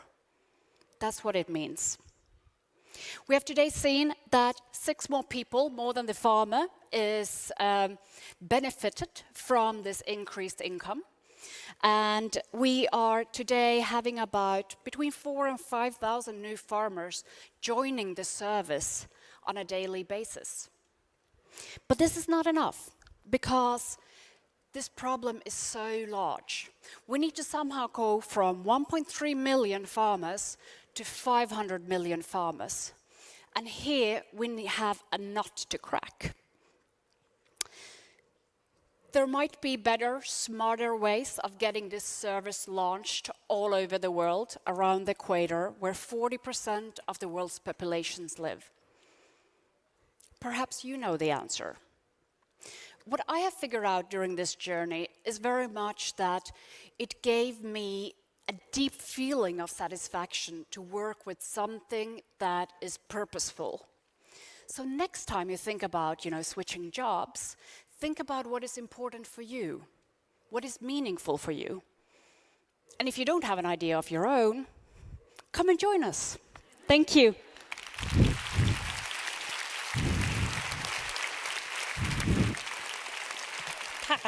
Thank you, thank you, thank you. Wait, I forgot to give you your gift. What am I doing? I'm not doing my job. Here, thank you so much, Lisa. There we go. Let's change the world. But first, we need to have lunch. So for lunch, we're having vegetarian wraps.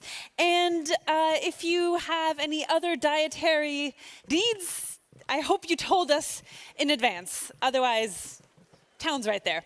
So breakout sessions start at 1 sharp, and you will have emails about which one you're attending. See you after the breakout sessions.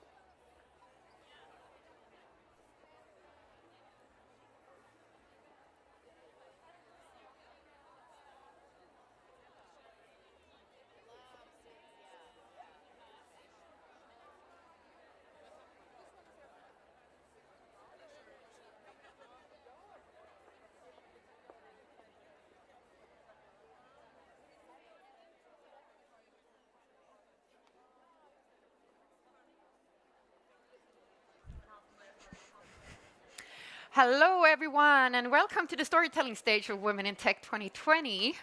We are about to get started. I'm Paulina Modlitba. I'm the program manager, program coordinator for the whole Women in Tech program and for this program as well. And I'm so excited to actually be able to be on stage a little bit as well and speak to the exciting speakers that we have here.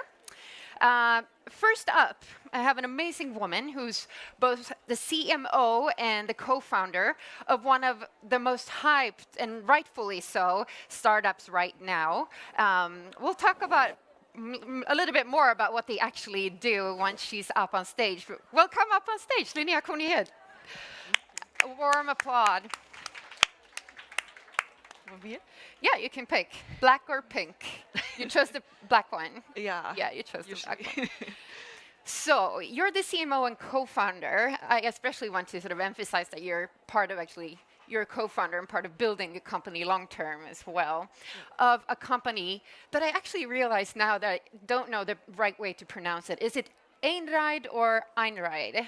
We actually say that you can decide yourself how you want to pronounce it. Just don't say like Enride which is actually the right name because it's the name for the god of thunder, Thor. Oh, that's dramatic.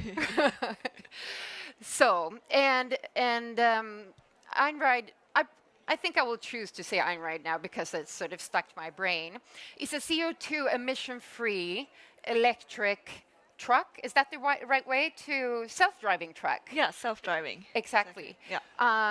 That you have been developing for a while.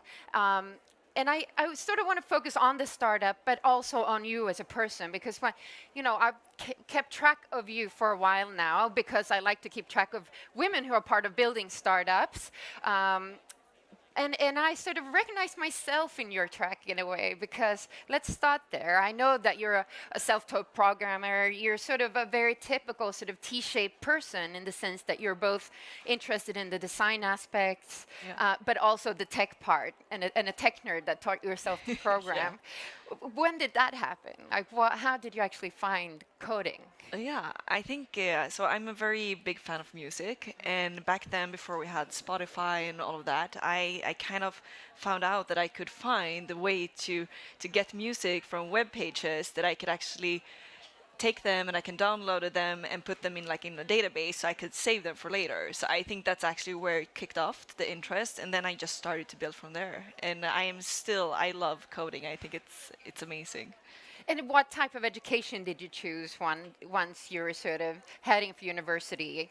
Yeah, so I always had the idea that I was gonna go to study law, but then after high school, I actually got a job as an advertisement manager, and my job was basically to put ads from Arbetsförmedlingen and stuff like that into a website. But then I found out it's so much smarter if you could just scrap the site and you can get so much more into the site. So that's what I did. So I got promoted to be head of IT in that company. And I think that kind of kicked off my role as a developer. So then I went off to study computer science at Stockholm University. And where in this phase did you actually end up meeting Robert Falk, who's one of the other sort of the co-founders of Einride, who has a background in working at Volvo, et cetera, et cetera. Yeah. So in what phase, how developed was the idea of Einride when you two met, and how did you even meet? Yeah, so we met in another startup. So that was my my last year at university. And we met, working together in a startup, and I was doing design and some of the product development for that startup. And then I went off to be a IT consultant, and he started to feeling this very big frustration that the industry wasn't really wanting to go for electric engines. Like they were stuck in this diesel, and he was responsible for all the diesel manufacturing for. And what was the reason for that? Why was the industry stuck in sort of using old technology? I think that breaks down a lot to the business model. Like you have, and also of course it's a big investment. Like this big players been investing so many billions into this infrastructure that we have today. And so he really felt like now with all this new technology, it's crazy that we don't try to find another way that we can make transport work in a more efficient way. Because it's basically the same technology for like it was 100 years ago. And so in what phase, how did you actually start talking about doing this together? So he was pitching me and he was so frustrated, and he did that for, I think it was about 6 months. And then I said, come on, either you need to stop talking about this or we need to do something about it. So that was actually how we got started. Yeah. And so now, where are you actually now in the company? I've followed the path, the track of Einride for so long, and for me, it's mostly been an idea. And once I read in the newspapers that you're actually collaborating with actual companies now, and also looking into driving on real streets, I was sort of blown away by that. I honestly didn't think that we were there yet, but we are. Yeah. Are we? Yeah. So in May last year, we became the first company in the world to put an autonomous and electric vehicle together with our customer DB Schenker. So that was a huge milestone, of course, and I think in history overall, because that's never been done. It's always been on testing facilities, and now we have the permit to drive on public road. And where is that? Like, what type of public road? Just anywhere in the city center, or where? It's a permit to drive 300 meters, and this is in Jönköping. And that's really the approach that we're taking when you want to introduce this new type of technology, like autonomous, like self-driving. You want to be able to make sure that you have a safe environment. So we start with a path that is 300 meters, which is a real case today, and we start there. So we're just going back and forth. And so 300 meters is quite like a short ride. Yeah. But how are you planning to sort of actually use those 300 meters? What does the path for your testing look like in the near future? Yeah, it's a good. I mean, we also drive, of course, at the testing facility, and then we drive in like much more complex environments as well. Yeah. But it's a good start, and I think it's a good starting point, and then we can start building out the infrastructure from there. Yeah. Yeah. I'm so excited about sort of interested in talking about the type of partners that you're looking into. You already mentioned, of course, like Schenker and other companies for delivery. What else is in the pipeline when it comes to partnering with other companies? So we have some really exciting partners that unfortunately, I cannot tell all of them. Are you sure? Can you tell us like one? Yeah, we're working together with Lidl. We're also working together with Coca-Cola. Yeah. And we're working together with Michelin in France. And we have some really exciting big customers in the US, big retailers.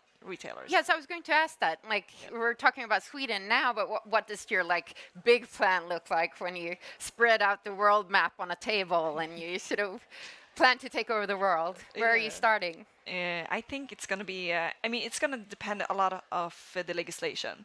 So right now we are very happy that we can work together with the Transportstyrelsen in Sweden to get the permit to drive. But do they understand your challenge? Like, yeah. But this area is so new, and this industry is so new. So we are like, there's a lot of compliance issues that we need to deal with. Like, for example, you're allowed to drive autonomous, but you need to have, like the back mirrors. And we're kind of like, but we don't have a driver, so why do we need the mirrors? But you're allowed, but you need to put them on, because that's what the law says. So there's a lot of like compliance that we need to make sure that we can also deal with. And if we compare Europe to US, I mean, today you're actually allowed to drive autonomous without permit in a lot of states in the US, like Texas to Florida. So of course, we're gonna try to be where the legislation is most progressive.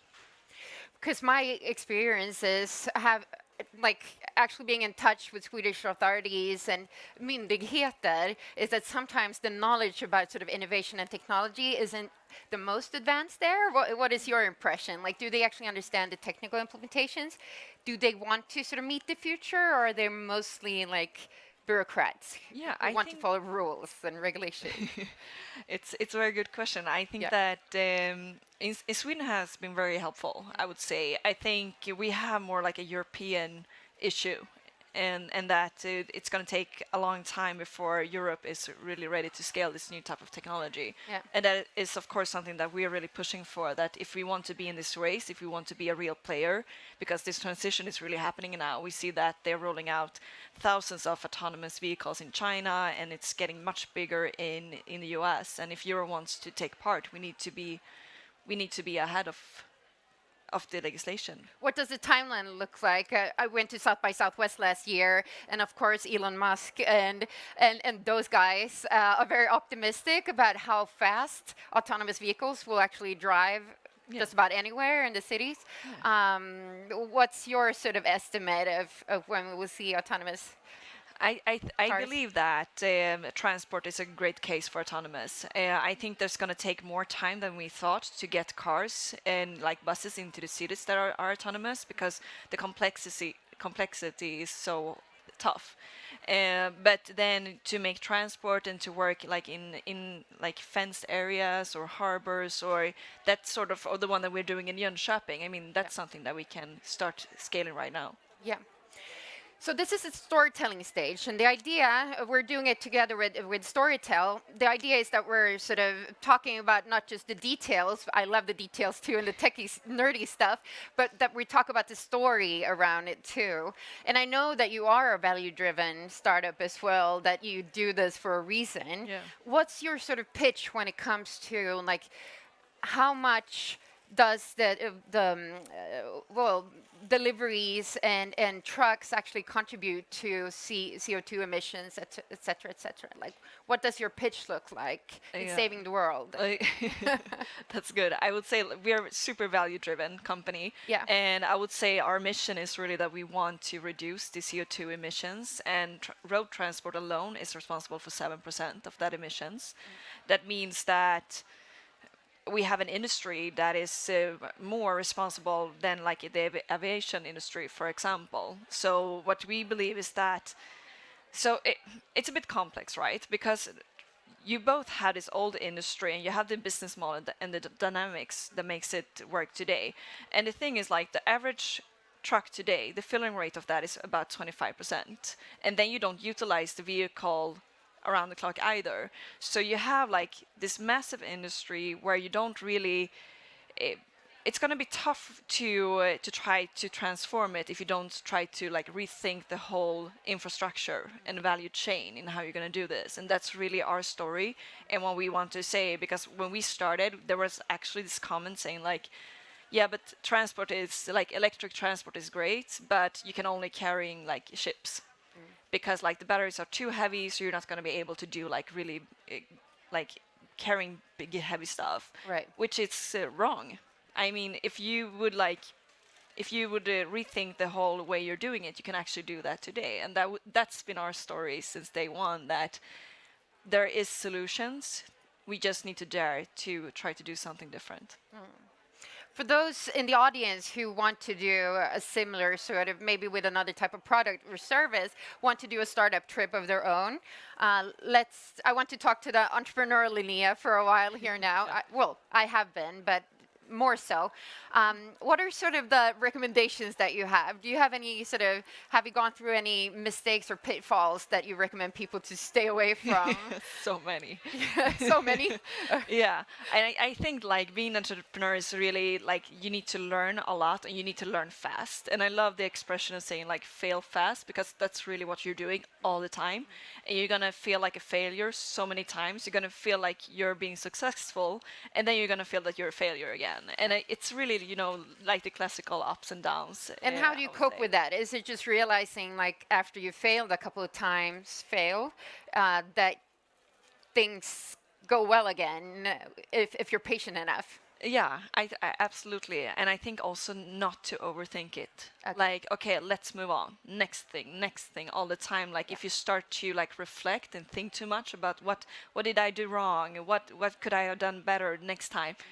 I at least get stuck in that mindset, and then I don't get to do the next thing. So that's been very important for me. Like, okay, that didn't work. Let's move on to the next thing.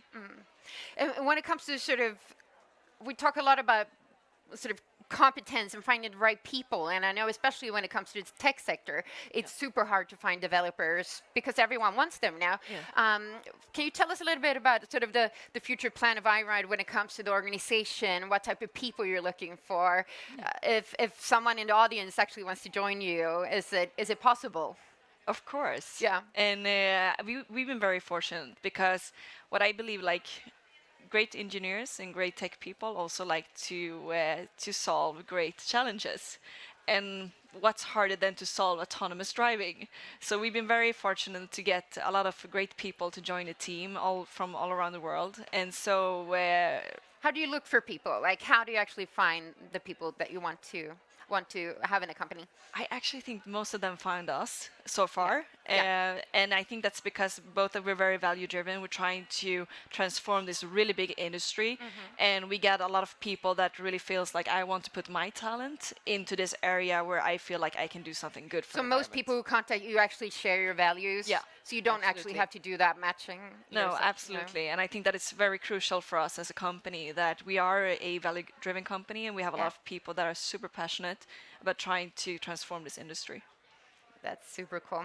So we have to finish soon. I'm curious, have you been listening to any of the other talks today? Yes, I did. On the main stage? Yeah. Anything that sort of inspired you? Yeah, so many. Yeah. I love like all the startups coming up, and it was amazing to see about this womb like you can get like the bacterias, like how you can kill it. It's so many great startups, and I'm so happy also to see that there's so much more women entrepreneurs also coming out. It's amazing. Thank you so much, Linnea, for joining us here on stage. Thank you for having me. Thank you. So we're on a roll here. We actually have 4 talks that we're doing here until it's time for a break on this stage. Our next speaker is joining us because the company that she's working for is one of our founding partners, one of our most key partners here today, and that key partner is Accenture. And she's here today to talk about their research around innovation and diversity. And of course, being such a big company, they have a lot of data. So I'm really looking forward to diving into the research and the data that we have. Welcome up on stage, Sofie Håkansson. Hey. Hi. Hi. Welcome. Thank you. So I already introduced that you're working for Accenture. Right. Accenture is a partner of Women in Tech. Yes. I don't know if it was, I mean, it's not your decision to be the partner of Women in Tech, but I guess you have an idea still of why it's important to be part of a platform like this. What's your take on it? Well, it's still very, very important to really help and make women in tech, encourage that. And of course, we're also looking for talent continuously, like you mentioned before. Yeah. And this is a very good way to both encourage that and to help everyone find us. I mentioned that we're going to talk about the research that you do internally, but since you mentioned the whole thing, competence and also hiring people and that you're looking for people, I already spoke to Linnea about it just recently, but what's your take on it? Like what type of people, what type of sectors are you looking for people within? I think that's very broad. As you said, as a company, we're a big company working with everything from strategy to deep technologies. But a lot of people with the STEM skills that are also engineering and business background always, and that you really can leverage innovation and take initiatives, and at the same time come as you are. You know, we all have different things to bring, and I am just very impressed by young women and men that I see today that come into our company. They know so much, and I'm glad I'm not in school right now. I think it's so interesting looking at sort of at the same time as people are getting like proper education and double degrees, and we're becoming so much smarter. We're becoming smarter and more knowledgeable how the world works, doing more research. It's also prominent that we're actually focusing on quicker skills and reskilling, and people not necessarily going to school or university for 5 years to get a degree, but we have to change more quickly and reskill more quickly. Is that something that you notice within Accenture as well? Yes, definitely. So we do that continuously as well with our people that we have. And as we know, technology is moving super fast. Yeah. And what was there for 2 years ago is not now. So we're constantly reskilling people in our teams. Yeah. Okay, so let's get over to the research. Okay. I find it so interesting when we spoke about sort of what do you want to speak on stage, what do you want to use this time for? You sent me a brief with the headline, Getting to Equal, Creating a Culture That Drives Innovation. Yes. And I thought, wow, when I saw that headline, I was like, so there's obviously, at least according to you, a clear connection between equality and innovation. Yes. And that's the connection that I would love to talk to you about. Sounds good. Exactly.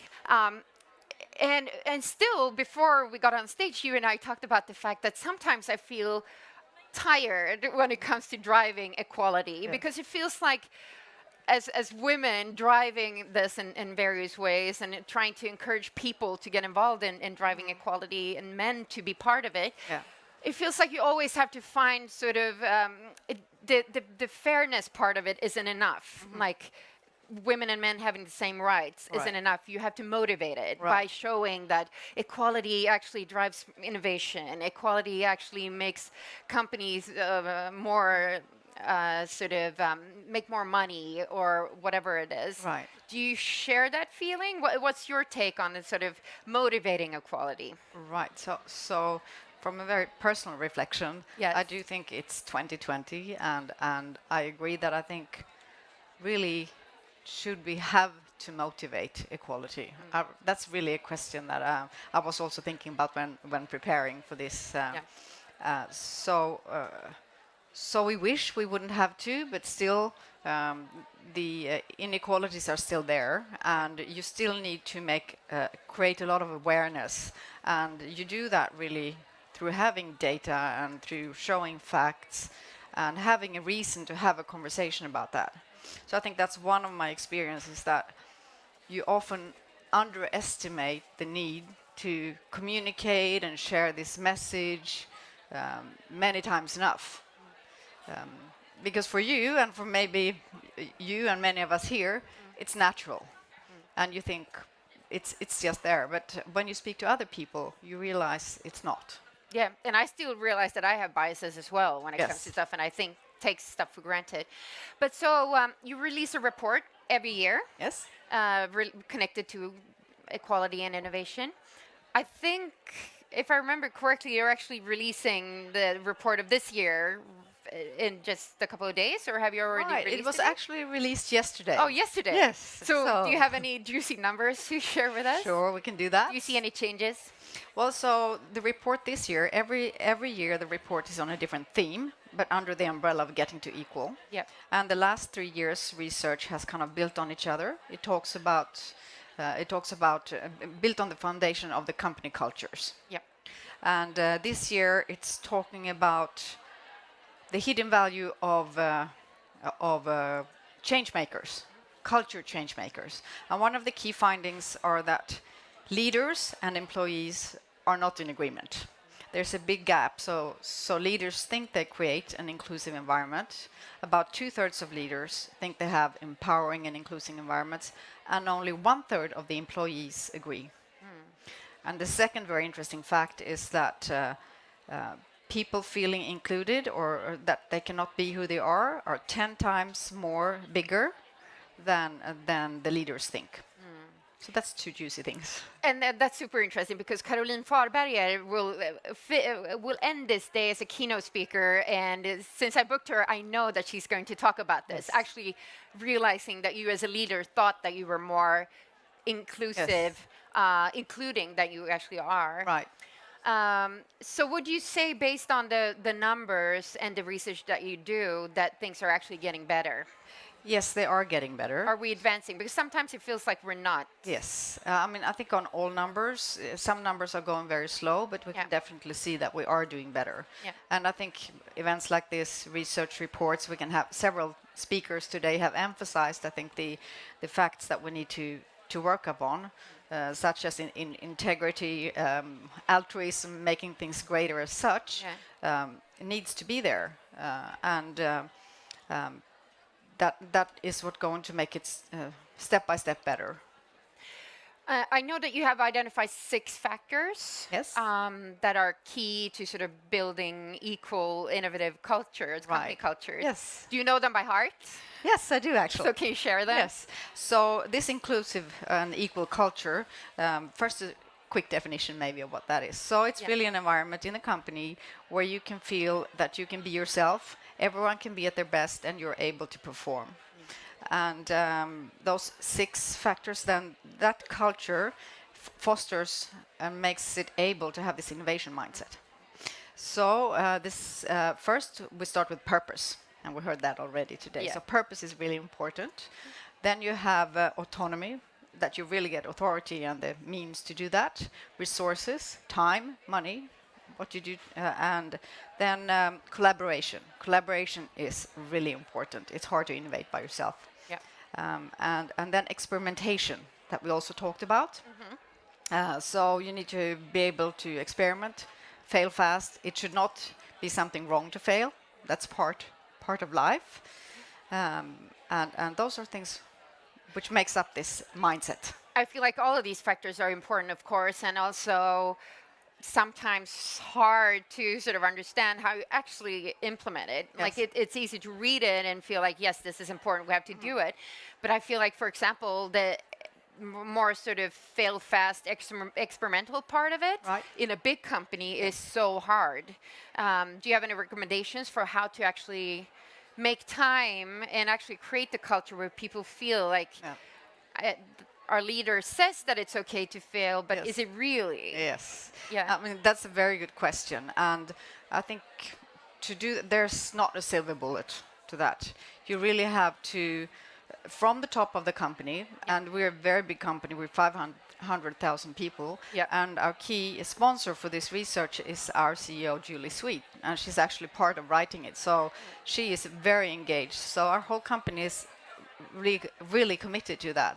And I think that's what you need.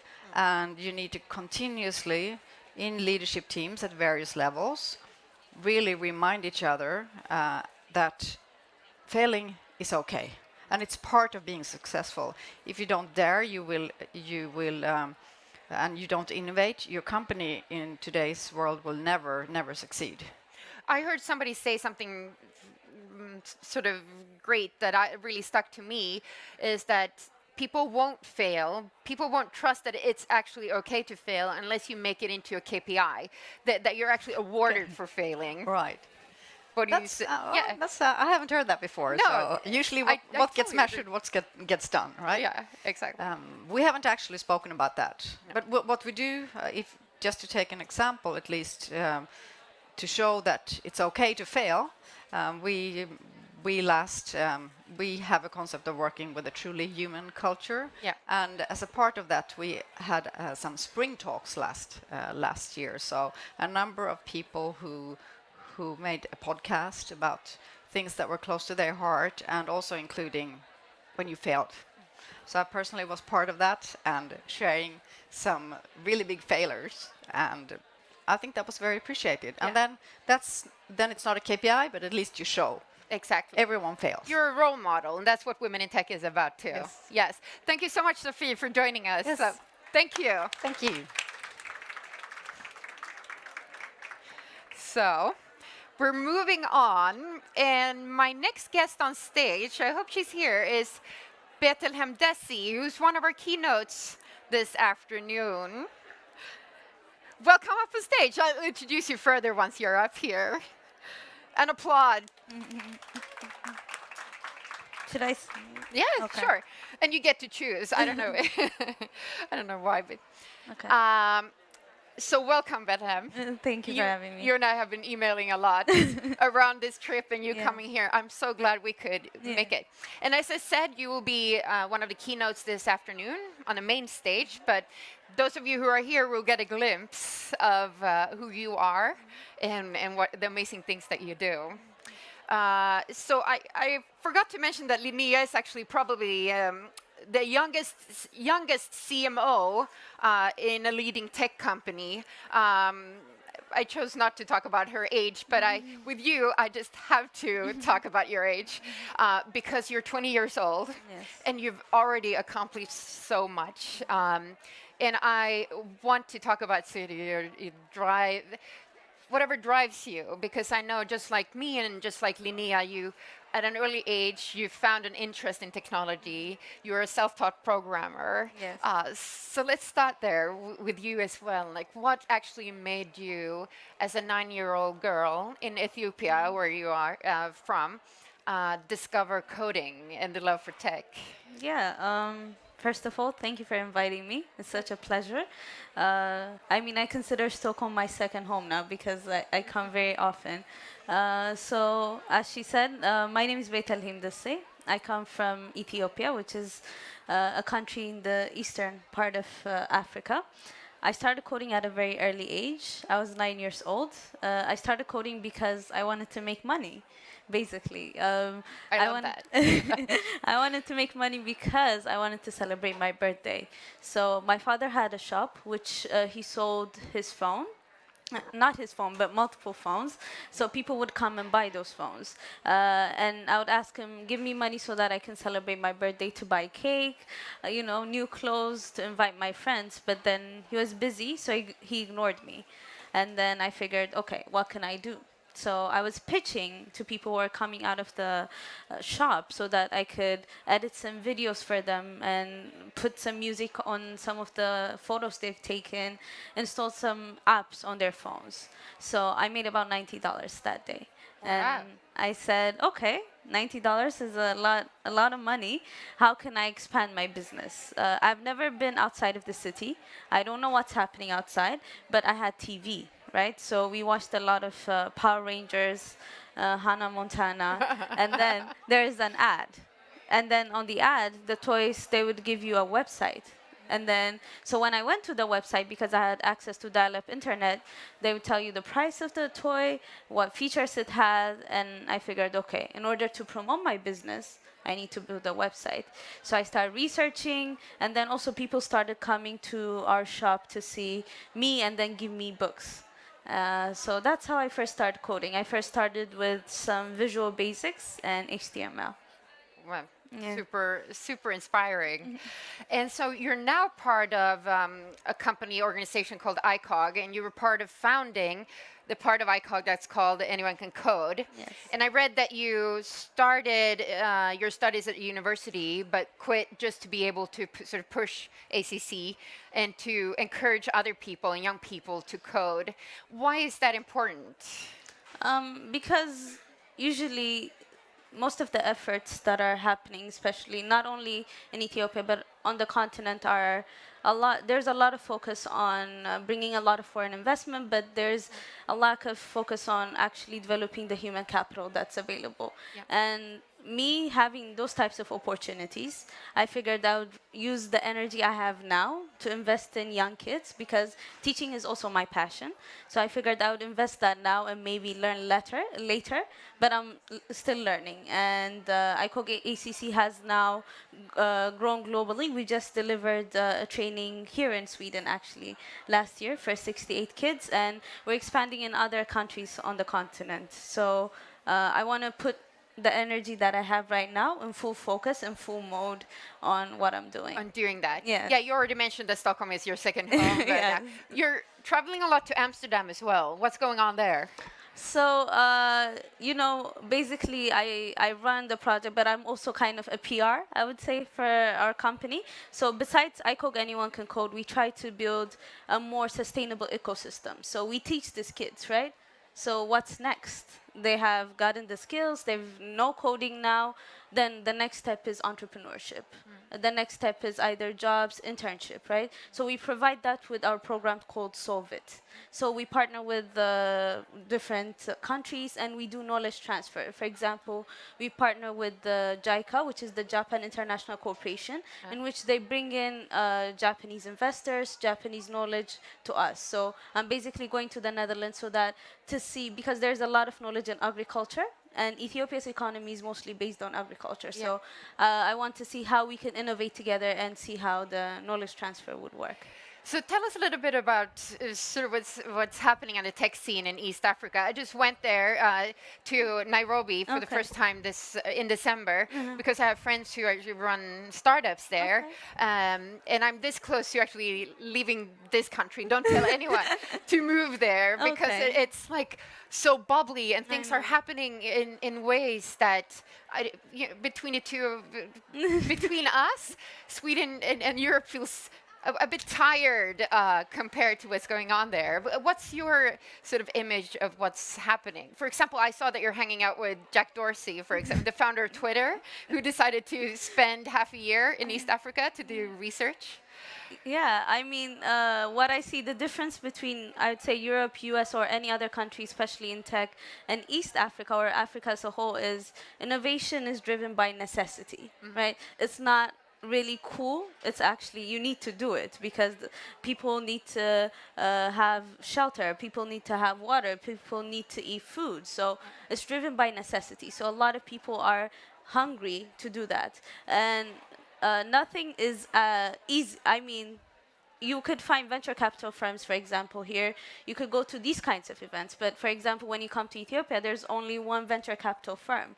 We just started. So it's basically, it's very hard to find these kinds of opportunities. And there's a lot of young people who don't have jobs.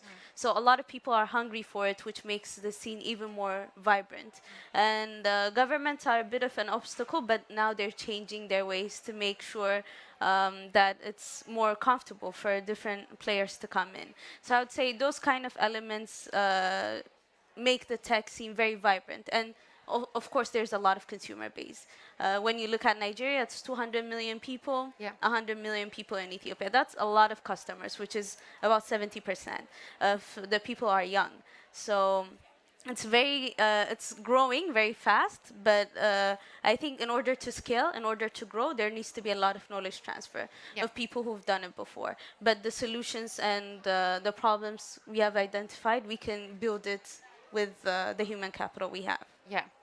And so I still sort of hear most people talk about sort of how we can use capital from here and knowledge from here and help out sort of in East Africa. And that's, I actually prefer to talk about sort of the perspective of flipping it around, because what I see in the type of startups that are driven by necessity, as you mentioned, you're also doing things like leaping in ways that we haven't done here. So you can start from completely different phases than we did when we started tech companies here. So the West world has so much to learn from what you're doing in East Africa as well. Have you seen examples like that as well? And do you see that people here understand that more? I don't think there are a lot of success stories that have been showcased. I mean, there's a lot of success stories, but a lot of people don't shine light on it, or people don't care to even look, right? So what you said was there are different problems that we see here. For example, if you talk about water, electricity problems, a lot of people might not think the same way as they would in East Africa as they are here. So those kind of problems, identifying the problems and finding the solution should be the job of the people who are actually there. But also what we need to understand is when you grow a startup, you need to evaluate whether you need internal or external knowledge, right? So you need to identify, for example, scaling. Still, the buying capability of the continent is still growing. It needs a bit more time. So if you sell outside of the continent, there will be a lot of money coming into the continent. So, but understanding what kind of markets are outside would need kind of knowledge from outside of the continent too. So identifying where these things fit, I think would be the best way to work together, from both from the continent side, but also from knowledge from the outside. Yeah. So this is Women in Tech. Yeah. And the Women in Tech movement is stronger than ever, I would say, luckily. What is the Women in Tech movement like in East Africa or in Ethiopia, where you're mostly based? I mean, where to begin, right? Even tech in general, I mean, even starting with that. For example, in Ethiopia, the most successful startup is founded by a female, run by a female. It's like an Uber-like application called Ride. But still, the problem lies within the home, right? Because parents don't think tech is a way forward, so they don't actually encourage their kids, their girls, to go into these types of trainings or pursue these types of skills. So still, there's a big problem in regards to tech, because still, as I said, there's not a lot of like sexist stories, or it's not as sexy as it is in the Western world.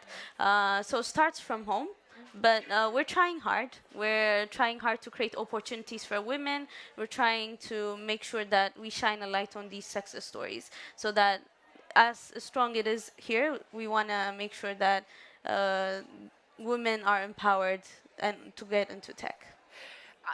So I mentioned that my plans to move to East Africa are pretty advanced, and I'm actually sort of looking at which country I'm moving to.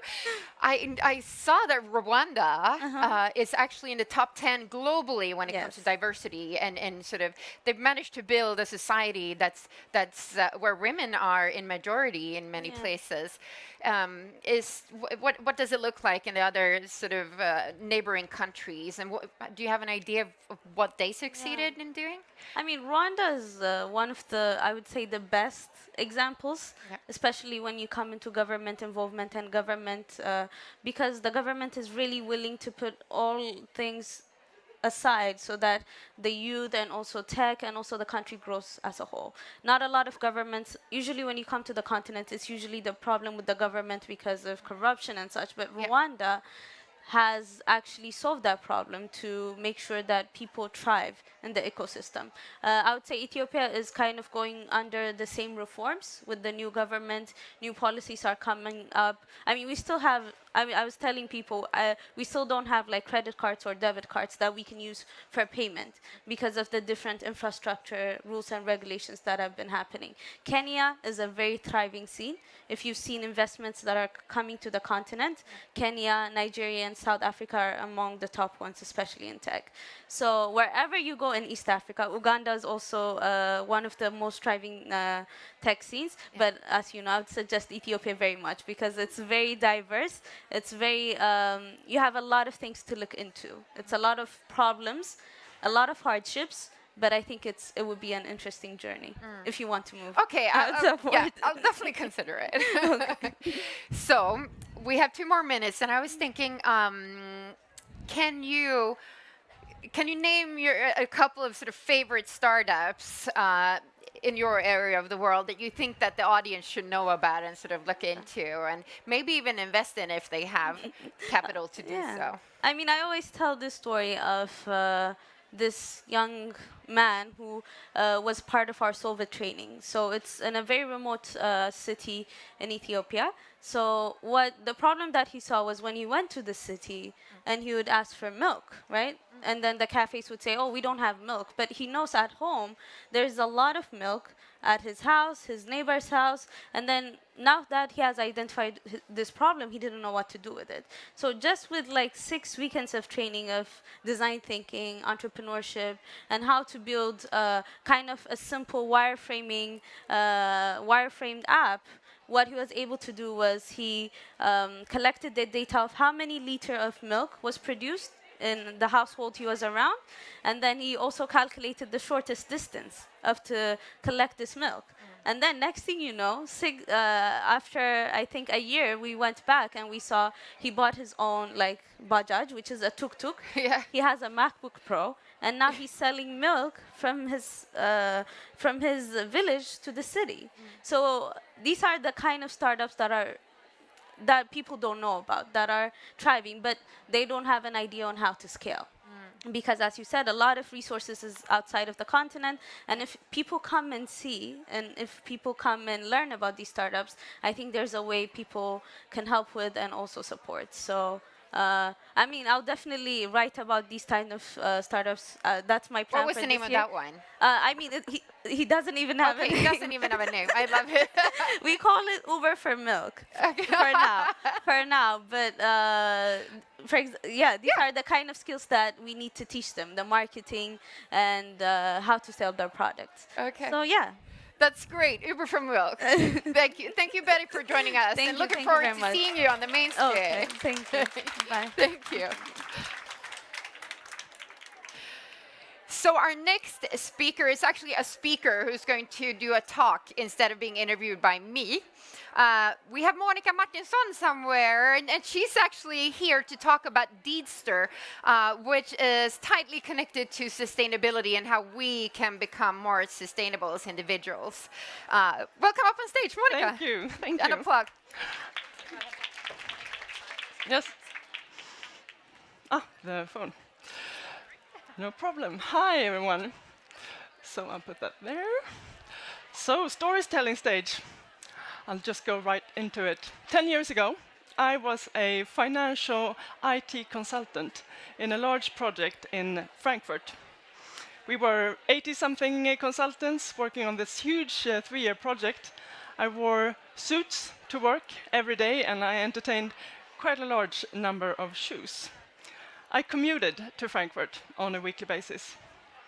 So when the Lehman Brothers crashed, for those of you who remember that financial crisis, there was a sense of doomsday in this sector. Things that we had taken for granted for years were just not at all in play. Everything was really vague.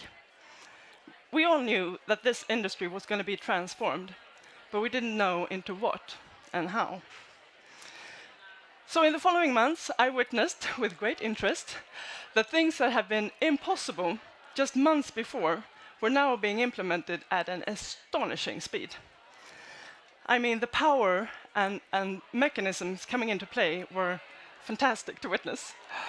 Because when there is a clear target, in this case, a size of the loss, companies are super fast. They change quickly. And they took all of the financial participants with them.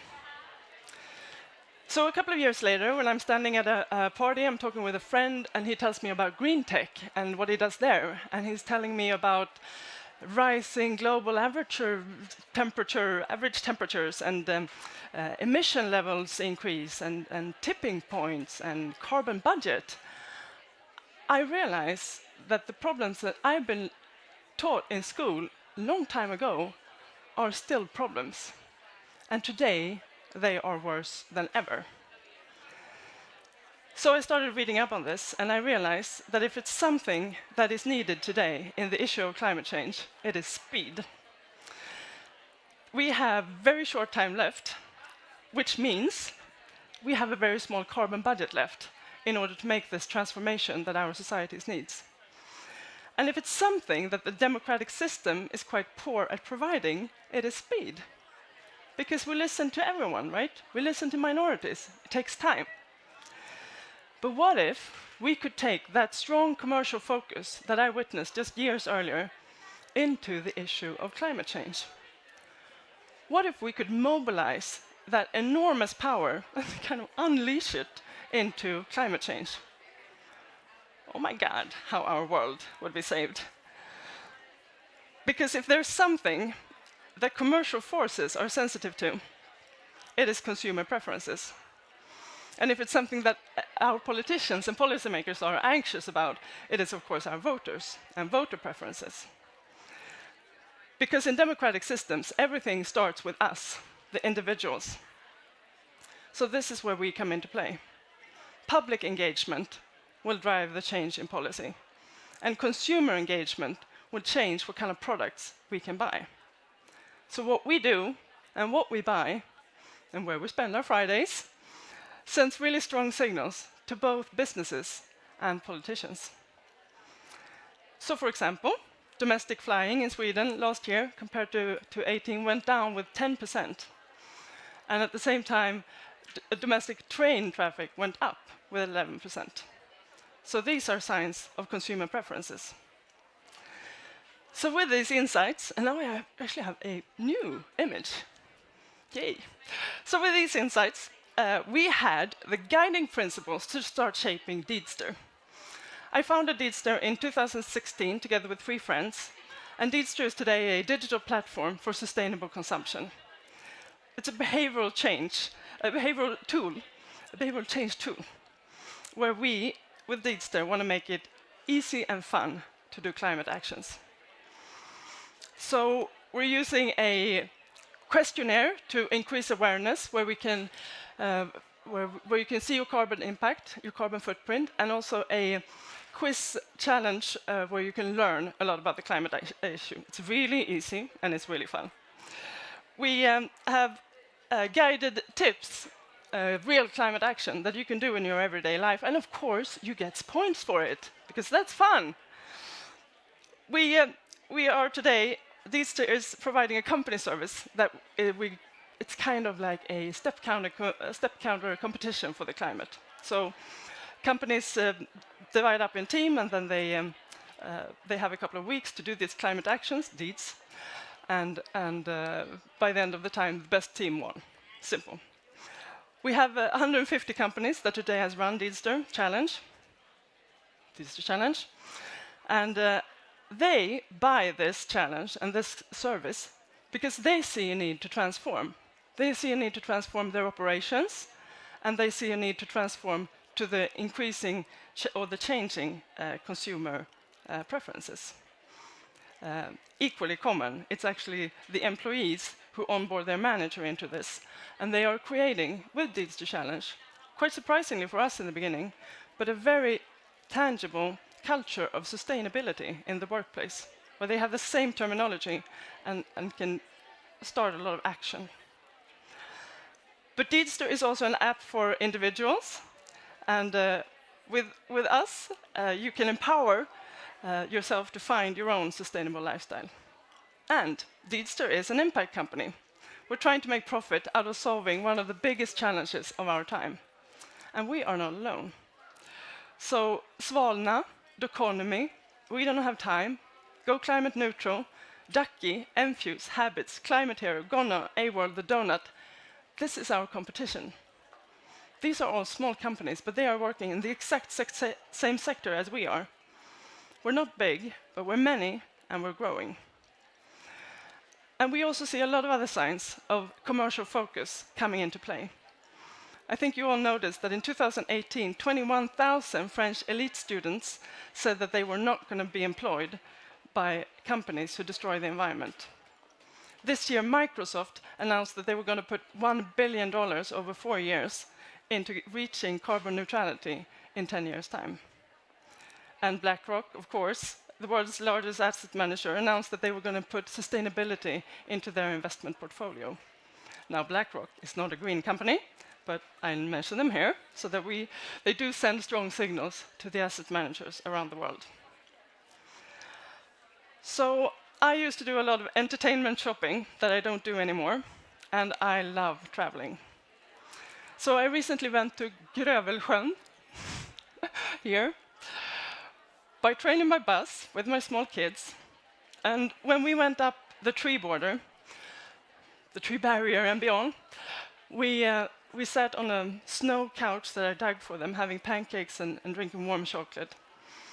And I thought to myself that I didn't miss going to Thailand. That this could also be me, seeing this beautiful landscape, being with this fantastic nature. This could also be me. I love to travel, and I do hope that I can explore Asia at one point.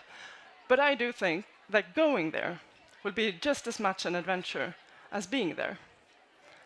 And for me, that's okay. So there are many levels of engagement when it comes to climate, and there are tons of things that you can do on your level. And here today, I want to invite you to the Deeds of the Day, and there are prizes. So these are the deeds to help us. Invest in us. We're a small team with a big vision. We want to make climate action easy and fun so that many people can do it. You can help us pitch Deeds to Challenge to your company. Or you can download Deedster and join us in Earth Hour Challenge that we're currently running with WWF. Or you can talk to your friends about climate change and their consumer power. Because it's with consumer power, the commercial forces and democracy that we will solve the climate crisis. So those of you who do one deed, the first of you who do one deed, get a present. Thank you.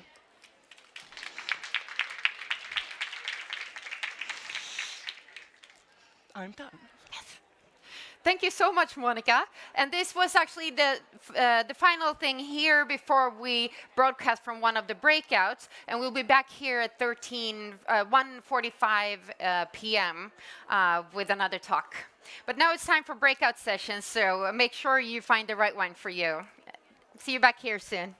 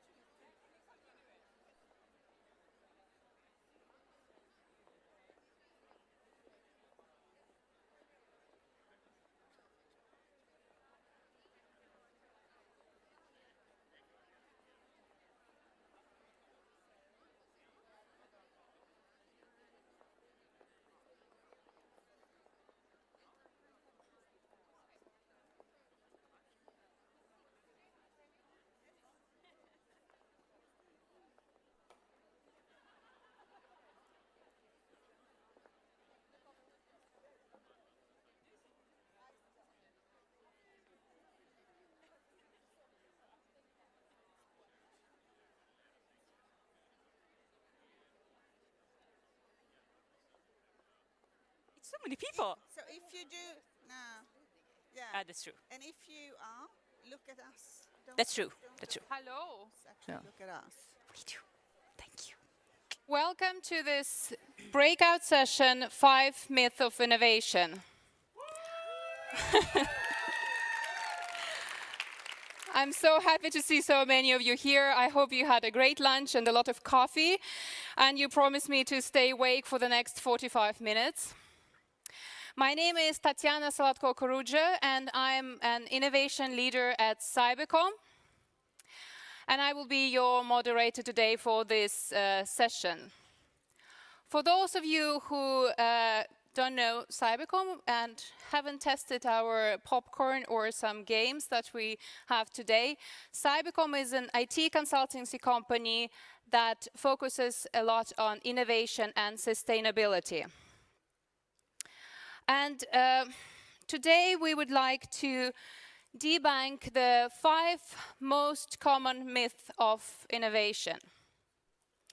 And why did we choose this topic, and why do we think it is important to talk about it at Women in Tech? Well, we all know that we are facing now as a society some of the most challenges, problems that humanity has probably faced ever before. We have to solve climate change. We have increasing inequality. We have increasing population, aging population, massive extinction of species, and I can go on and on and on. And if we just take a look at the future, if we take what will happen to us 10, 20, 30 years ahead, we can easily see that these problems will just grow bigger and bigger. And that means that we badly need the right type of innovation. We need to come up with smart solutions to these very big problems. And that's why today we would like to inspire you to learn more about innovation and to take control of innovation. Because we would like women to take much larger space and have a much stronger voice and be at the forefront of innovation. And at the same time, what we see as well is that still, while we all agree that innovation is extremely important, it's still quite often treated as something magical, as something you have to be born with, or something that only Google or Spotify has, and if you don't have it, like, you don't have it for life. So with that, I have today an absolutely fantastic panel, 3 senior innovation professionals who will help me today to take the fog out of the topic of innovation. And I would like you now to give a big applause to Liselott Engstam. She is the non-executive chairman and member of the board of several companies. She is a startup coach and advisor. Anna-Karin Lindblom. Anna-Karin is a director of accelerated innovation at Husqvarna, and Carolina Bjurehed, who is responsible for innovation partnerships at Volvo Cars. So welcome and thank you so much for being here. I know all of you are extremely busy women, and I know it was difficult to find time. I know, Anna-Karin, you are actually running 2 design sprints this week, so it's a busy time but for you. nothing could stop me from coming here. This is really exciting. And I know all of you are very passionate for Women in Tech course. So I think before we go into the juicy part of debunking the myth of innovation, I would really like to hear, how did you end up where you are today? A little bit your story, because if I look back at 15, but even 10 years ago, the profession of innovation management didn't really exist. And even today, if you ask people on the street, you know, what is project manager doing or what is marketing director doing, everybody has an answer. But if you ask what is innovation professional doing, most people would have it difficult to explain or have very different answers. So I'm very curious, how did you end up there? So Carolina, we start with you. How did I end up here? I've always been a very creative person. When I was younger, it was not really a good thing. I think my parents at least didn't like it. Okay. But I realized I need an education, so I went to the university, studied information science and computer science. I learned to code. My first job, this is embarrassing, my first job was as an IT manager at a small company. Oh, that's the least embarrassing first job. No, the problem was that I was a little bit creative with my programming skills. So I did a few mistakes. I actually got fired after 3 months. But then I realized that this is not the environment I want to work with at all. I want to work with a more creative environment. So I ended up in Ericsson, and there I can start to explore like things that I started to do things that could help the employees in their daily life at the site that I worked at. And then I went to the university. I went back to the university to work for them, and I built the first app for students in Sweden to help them to have control of the schedule, called Tentor. Apply for Tentor, have the results and stuff in an app. And after that, I happened to go to Volvo, and I'm very driven to create a better life for people.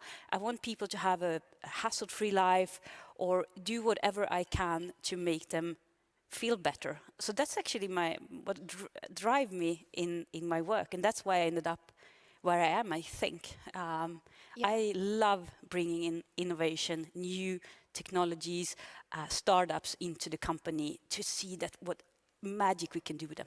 Yeah, it sounds like you're exactly at the right place. Yes. And Anna-Karin, what about you? Yeah. Once upon a time, a long time ago, when I was at university, I did a master's in mechanical engineering, kind of a traditional engineering degree. But I was not really into the, like traditional engineering, the construction or coding for that sake. And then when it was time to choose like the master's program, there was a new thing, and it was called integrated product development. And this was way before Lean Startup and Spotify, for that sake. And Agile was not even invented, I think. But I think this was kind of the start of it, because it put the customer in the center, and it focused on how important it is to bring the customer in early and really try out new things, but not on your own, with the customer and in a cross-functional team. And I think that put me off in the direction that, even if I've been at really large companies like Ericsson, for example, or really small companies where I've also worked, I think that putting the customer in the center and working cross-functionally has always been there with me, whether I've been in product management or business development. But and developing new products. Yes, yes. Okay, so you kind of ended up there from the beginning, but it was called something different to a certain. Yeah, but I think that is kind of has been with me all the time. And now being with Husqvarna, helping the company to start working more with startups, bringing in external partners to test new things faster in the market. It's kind of what I started doing when I did my master's. So I think it fits together, even if you don't have that big plan from the beginning. Yeah, yeah. And Liselott, I know you wanted to tell something different maybe, but I have to ask you about your NASA story. Okay. Well, I was very interested in sustainability, and when I started to go to school, it was even longer time ago. There were only 2 places I could go. And one of them was actually to become a civil engineer at Chalmers. So I spent all of these years there. And when it was time to get out, we had all of the companies coming in to try to get and employ us. We were 7 women and 150 men in my class. 7 out of 150. Yeah. And they told us 7 women, there's no point that you apply for any job because we're not going to hire you anyway. And then I got Okay, luckily things have changed. And then, well, I think people can actually end up in the same corner. I'll show you what I did. I was so furious. I used my energy to write to a couple of places. And one of them that I wrote to was to NASA. And I said, here's the situation. Do you need somebody like me? So my first job was with NASA.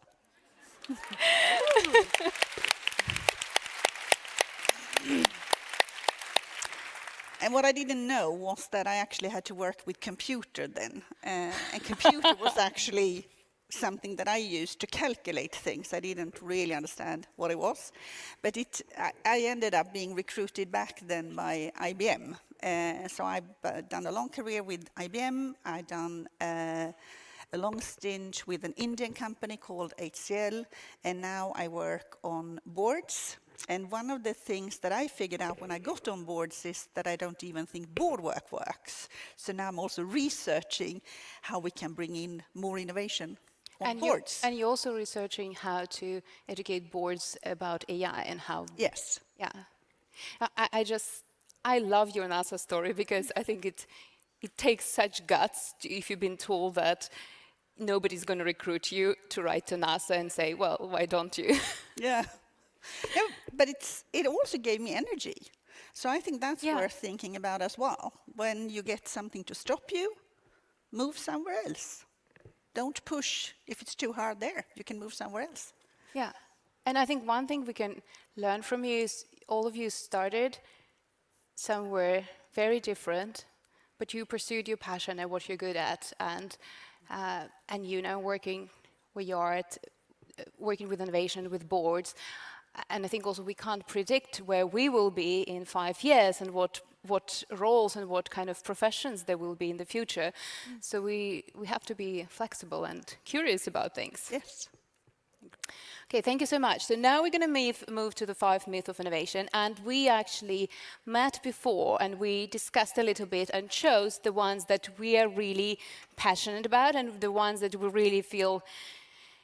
If there are 5 things that we would like not to hear about innovation anymore, to a certain degree, these are the 5 things.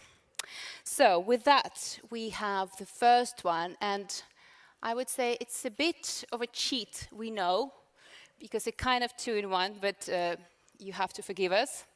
So this is about that quite often we're so much in love with ideas, aren't we? And we quite often say that innovation is ideas, and we collect ideas. We want many new ideas in our companies. So we say innovation is new ideas, but also, especially at this conference, we quite often associate innovation with new technology. So if you're working with AI, if you're working with blockchain, that means you're working with innovation, and that you're also innovative. So I would like to hear your opinion on that. Carolina, what would you say? Is innovation equals new ideas? No, it's not that at all. Innovation is actually to take something that you have today, something you do today, and do something else with it, or do it better. That's innovation. It's not to create crazy stuff that with things like totally new tech or something. It's to take what you have and do it better, or do something else with that you have. And are we talking about here incremental innovation or disruptive, or both, or? It's both, I would say. I don't know what you say. What do you think about it? I would say, I mean, we're with high-tech companies. We spent our careers in high-tech companies. Many of you are with high-tech companies, and in high-tech companies, we are very in love with our technology. Yes. And we're really, fond of making cool new products. Yes. But I think we often fail there, because if you only look at like the new idea, the new technology, oh, how can I use this new technology? You forget the two other perspectives that are really important. It's not just the technology, it's at least as much the user and the customer and then the business side.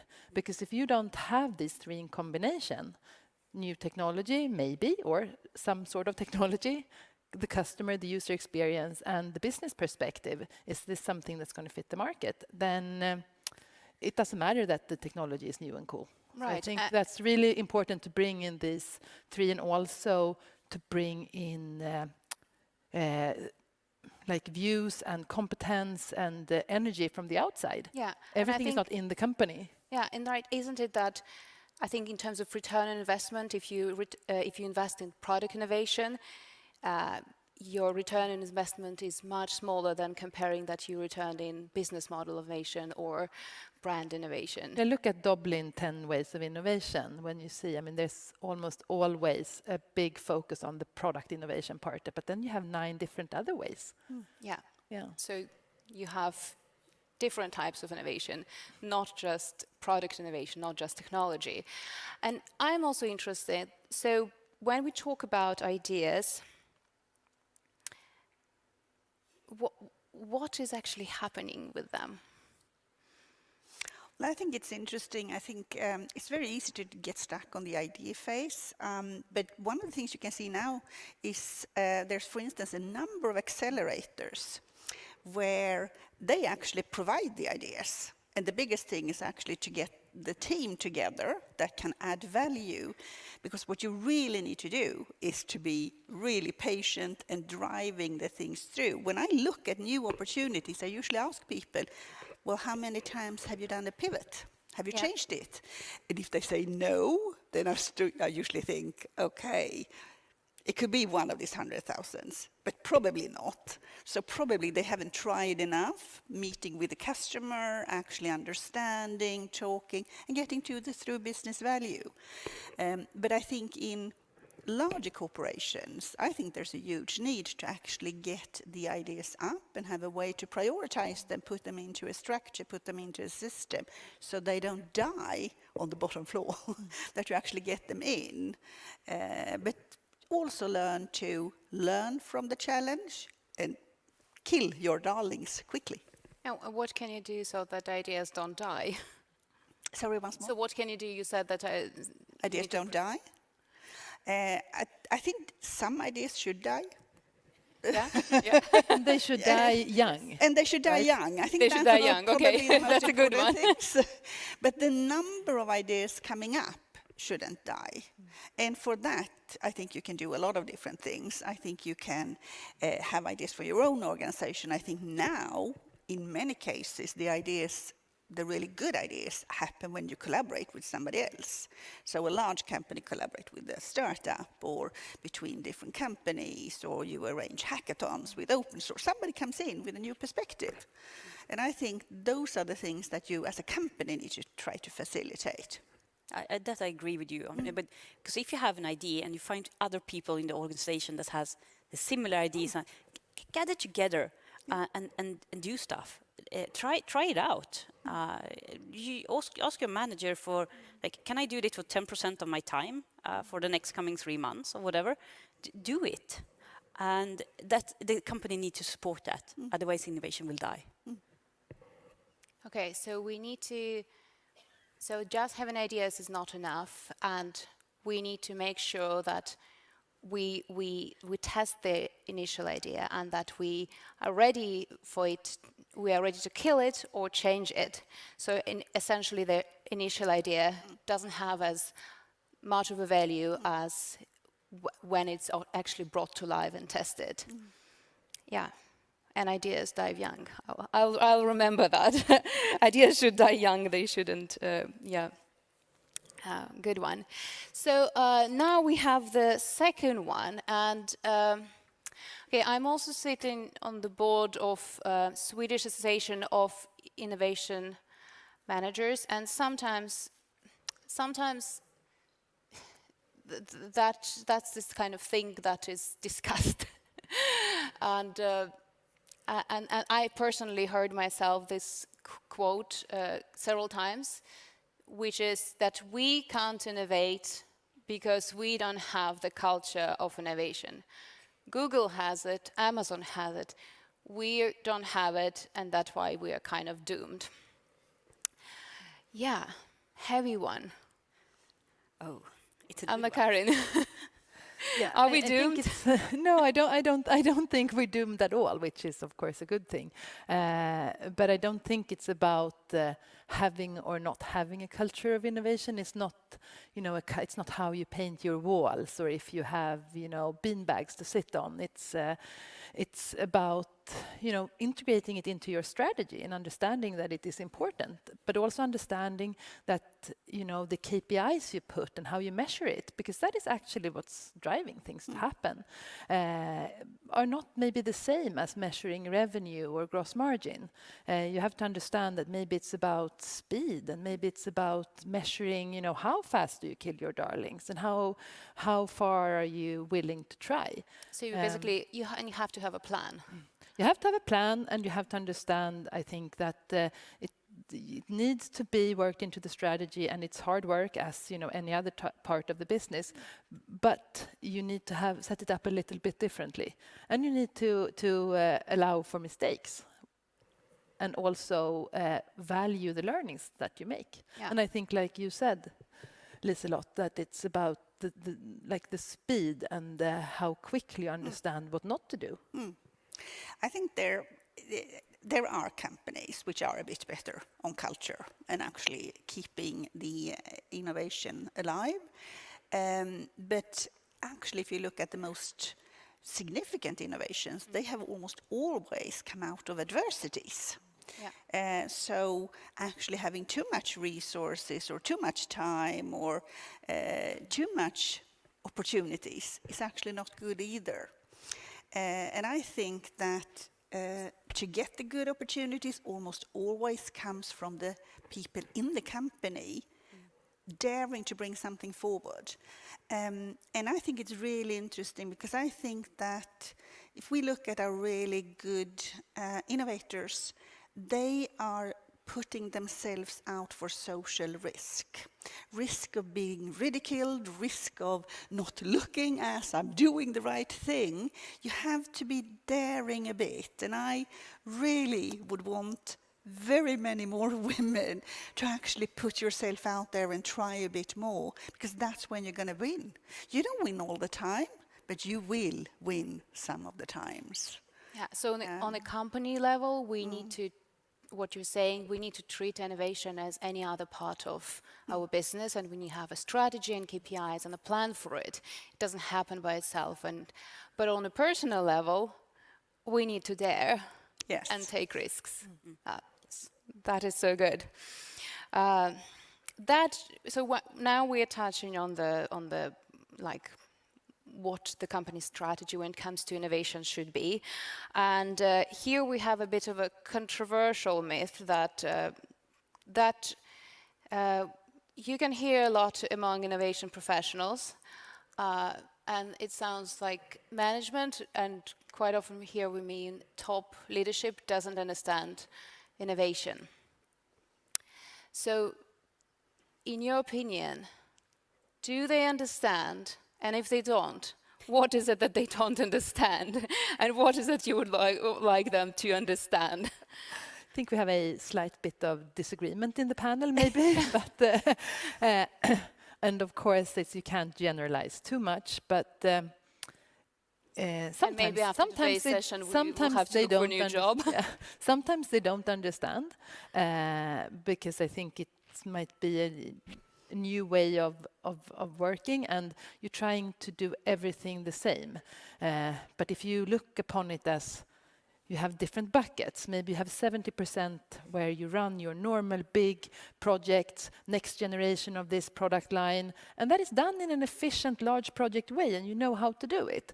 But then maybe you have 20% that you put in like adjacent, close to what we're doing, and then we start trying a bit of new things. But maybe then you have 10% that you are willing to risk, and there you need to work in a bit different way, and you need to measure different things and take higher risk. And I think this is not always on the top of their mind, and I think that could be one way why it's sometimes perceived that they don't understand.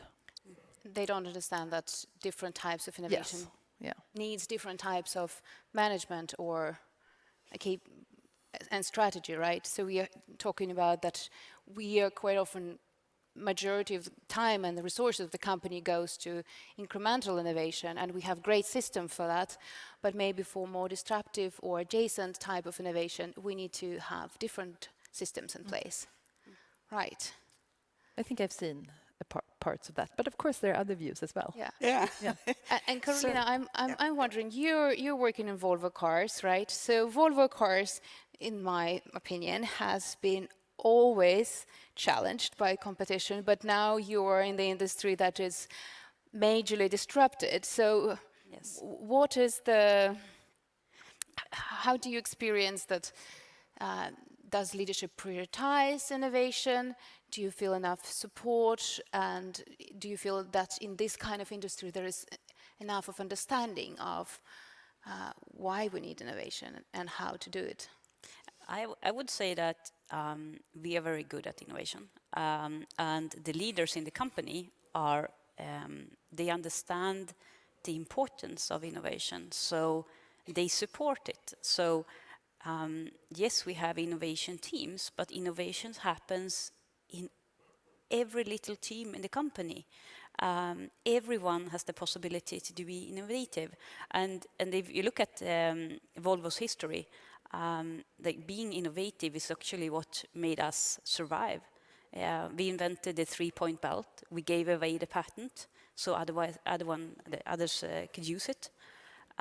So it's a heritage. We are innovative, and the management from the top and down understand that we need to work with innovation. And do you feel the pressure from the... No, I don't feel the pressure. It's just that no one say that you can't do this or can't do that. Of course we need to prioritize, but we know how important it is to continue to evolve to survive the future. Yeah. And I wonder, Liselott, you are sitting on so many boards and you're coaching many board members. I wonder your perspective. Well, I think my perspective is firstly that if you have managed to get to the top of a company, in most companies, you actually are a bit innovative yourself. But I do agree on the structure and the system, and what I think we will see actually developing, and it's even part of my research, is that we will develop much more management systems for innovation, because we haven't had that.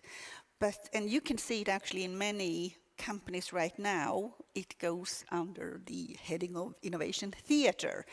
We're trying everything. We have somebody digital responsible. We put together some innovation teams. We start up some corporate VCs. We do a bit of all. And we don't really have a very good structure of actually keeping that together. Or to fence it, which I think is a really big responsibility of the board, to understand how do I fence so that things don't die when things happen. And things should die, as we talked about, but not all things should die. And it's very easy when you get into a bit of crisis that you kill these extra, you sell off the VCs and you kill these extra innovation things. Exactly, I wanted to ask you, because we know when times go bad, the first thing that is getting closed is the innovation lab. So how can, and this is where actually you need innovation the most. But I think an interesting thing that we also forget is that our most common tool to innovation is acquisitions. That is actually our most common tool to innovation. We didn't get up with an idea, but we wanted to get into either a geography or a new space. So we acquire innovation. Then we also need to work with it so we don't kill it just because we acquired it. But I think that is a way to continue to look at that. And there's some fantastically interesting new ways that will entail, because I think we will have to work much more in ecosystems going forward. And I know you are trying to get the innovation energy out of your ecosystems now, isn't that right? Yes, we try. We build communities I built a community around the work we do with startups, and I did that because we have so much innovation coming from the outside. Now it's new tech, to be honest, but a lot of new tech coming in there, and we want people to see what they can use these new technologies for, what they can do with it, and create new innovations.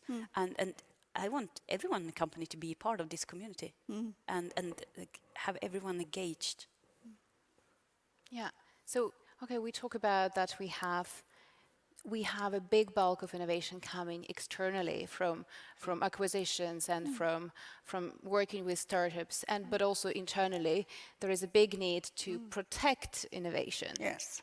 From the leadership, and that's part of management. I do have to say, though, that one part is also for the boards and the management to actually say something about in which area we're going to innovate. Because that's very hard to understand when you're furthest out. You can't understand why you don't innovate around your small area, something. Well, maybe long term, we are going to go into another area, and you would know that sitting on the management team, and then you try to direct areas that you want to have innovation in or increase the collaboration with other companies. And I think that is a really important thing to find a way to do, to drive your strategy, but to pad it with innovation, because you will never be able to do a strategy in one line anymore.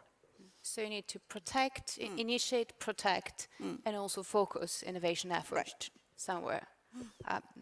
That's very good. Moving to our fourth myth, and I hope it may be relevant for this particular audience, and this is that innovation equals agile. So sometimes we associate agile with working.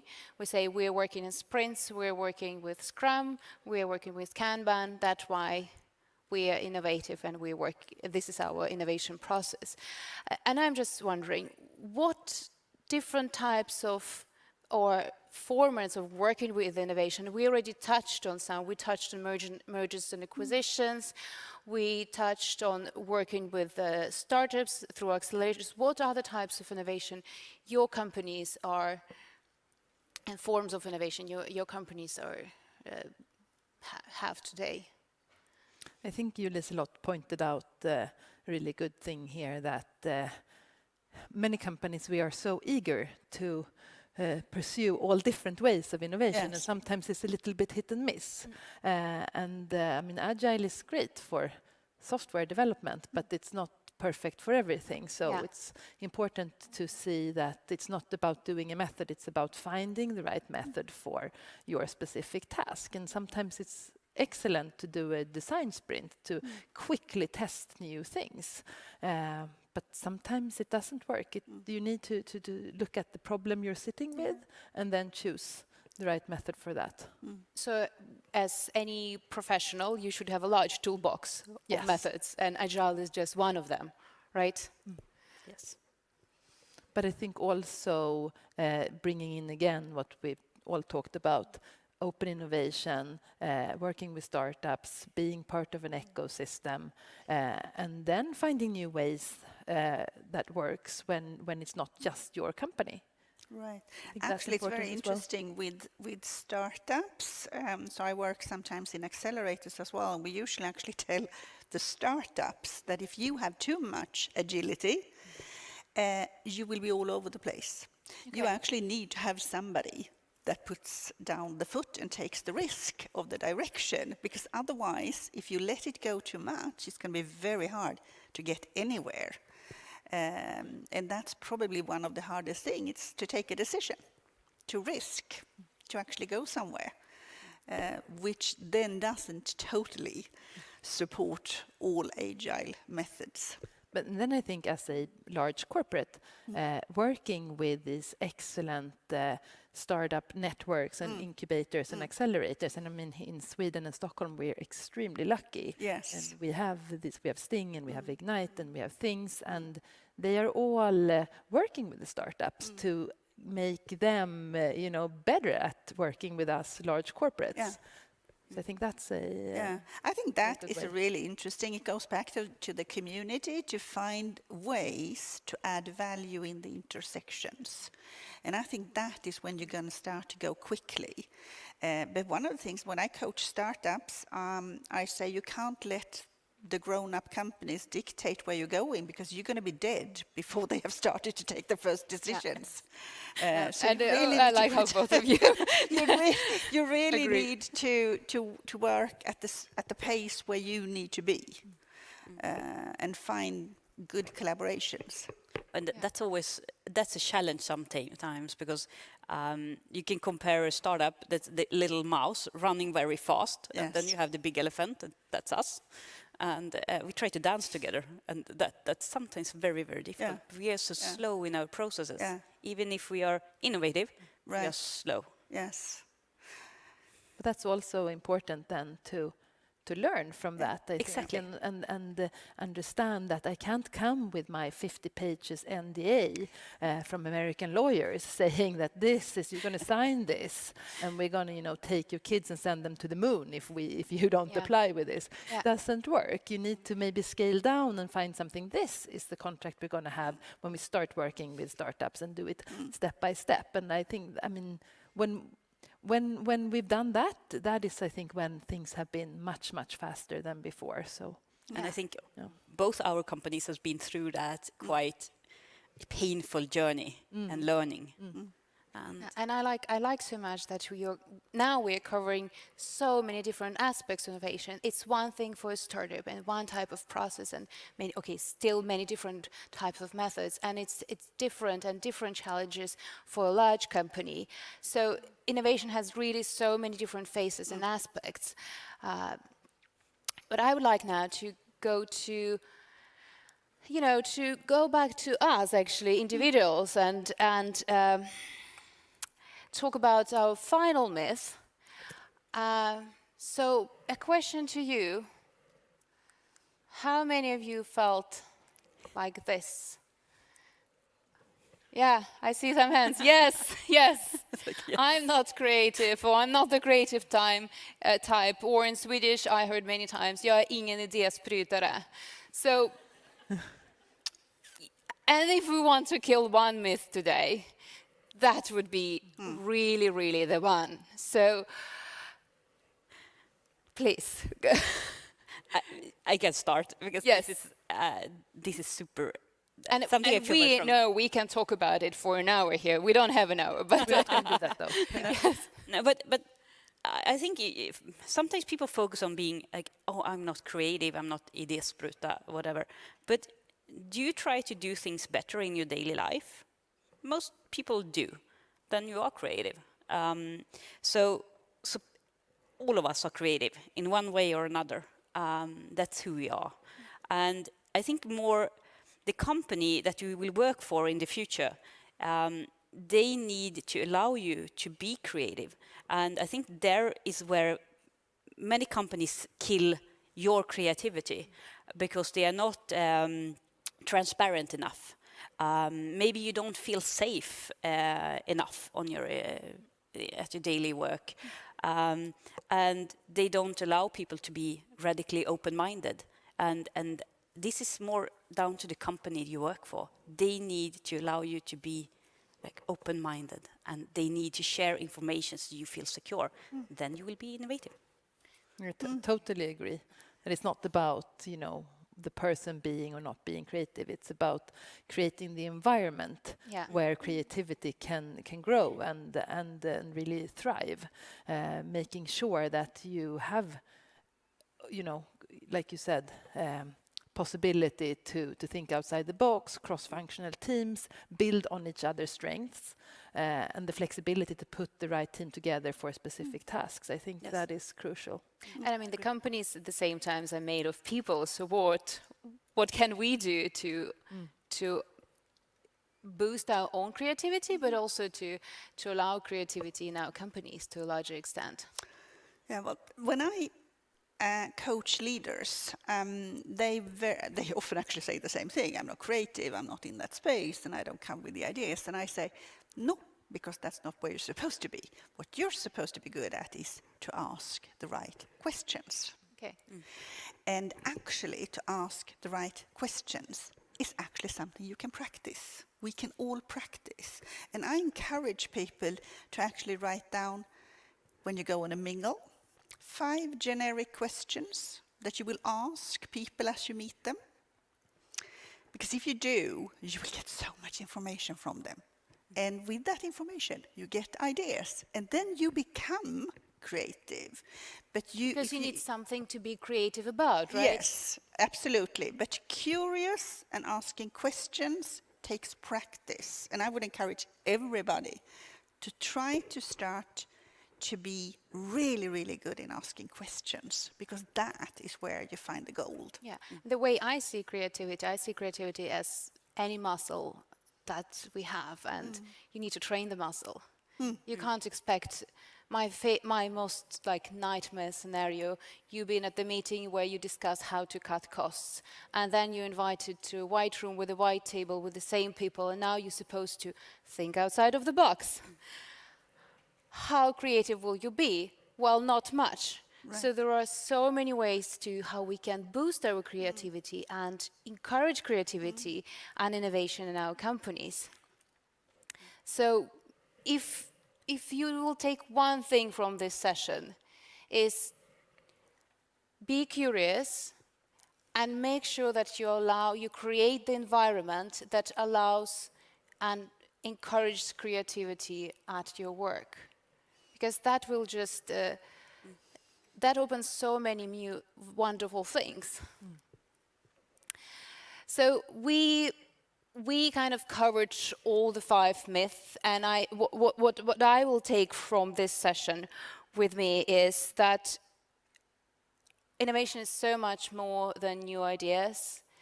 It is more than technology. There are so many different types of innovation, and it is also about execution and perseverance and how we take this innovation forward. We talked about that culture of innovation is not created by itself. You need to have a plan for it, you need to have a strategy, you need to have leadership that is on board and that is supporting and focusing innovation efforts. We also said that you need to, not all ideas need to survive, and you need to prioritize, and ideas should die young, the ones that are not so good. And in the end, we talk about that you need to dare to innovate, you need to be curious, you need to ask the right questions, and you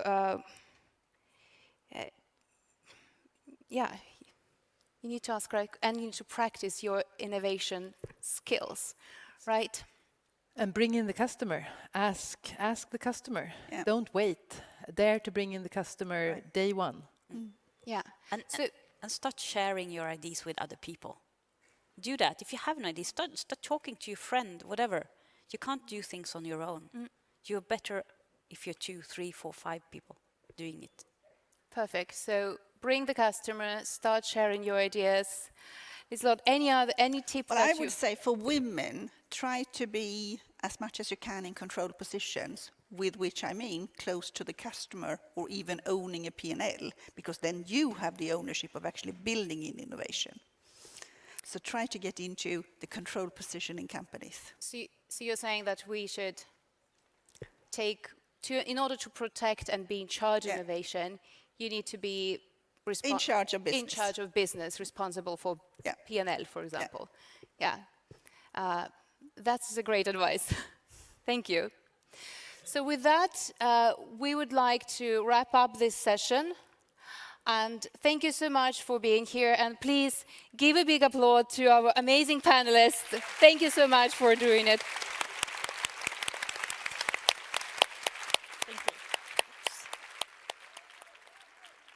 Thank you.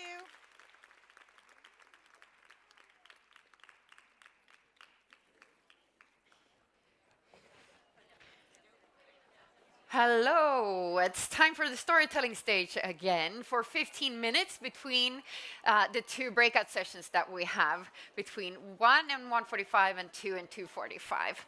And we wanted to use these 15 minutes to invite an organization, one of the organizations that we have here, non-profit organizations that we have here, because we want them to be part of the Women in Tech network as well, because they're super important. This network is the one that we're having on stage right now is Tjejer kodar. And with me here today is Hanna Pettersson. Welcome up on stage. Woo! Are those your friends? Thank you. Yeah. They work with me. Yeah, okay, your colleagues. They're paid. Even better. To be a great audience for this. Good, good. How are you? I'm fine. Have you been here the whole day? Yes, and I listened to the have. talks? Yes. Have you been inspired? Yes, very much. By very much. whom? Everyone, I hope. Yeah, everyone pretty much. Yeah. It's been a great day. Good program. How do you feel? Well, so I'm biased. Yeah. Because I made the program. Yeah.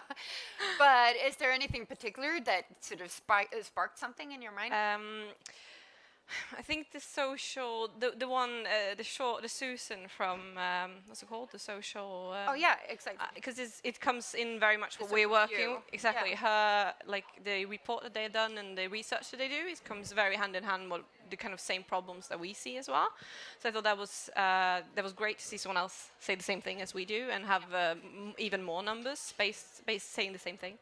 Do the numbers actually make a difference? I sometimes feel like so many people are showing so many, like actually producing reports, yearly reports. We have stats, we have so many arguments, we have research, and sometimes it just feels like nothing is enough to convince the people that should be convinced.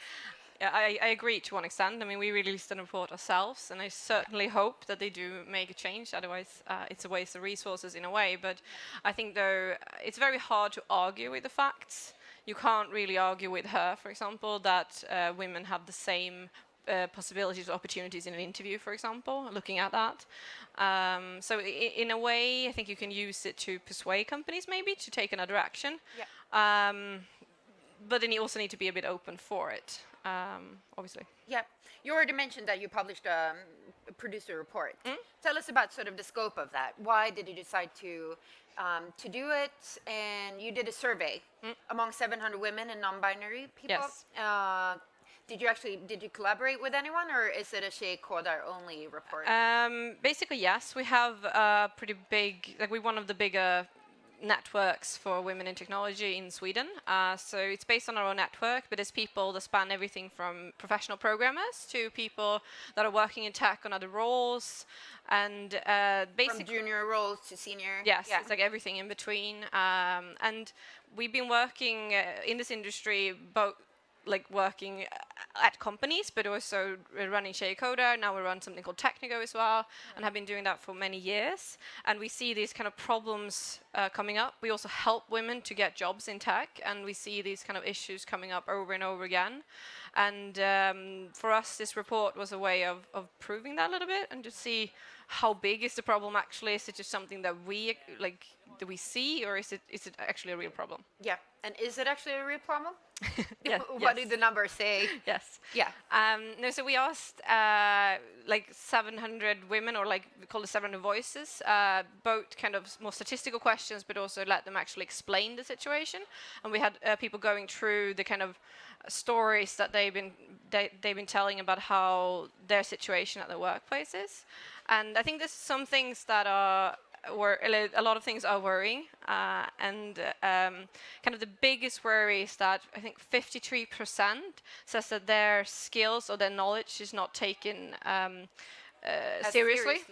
That they get questioned at work, and I think in a way that men don't.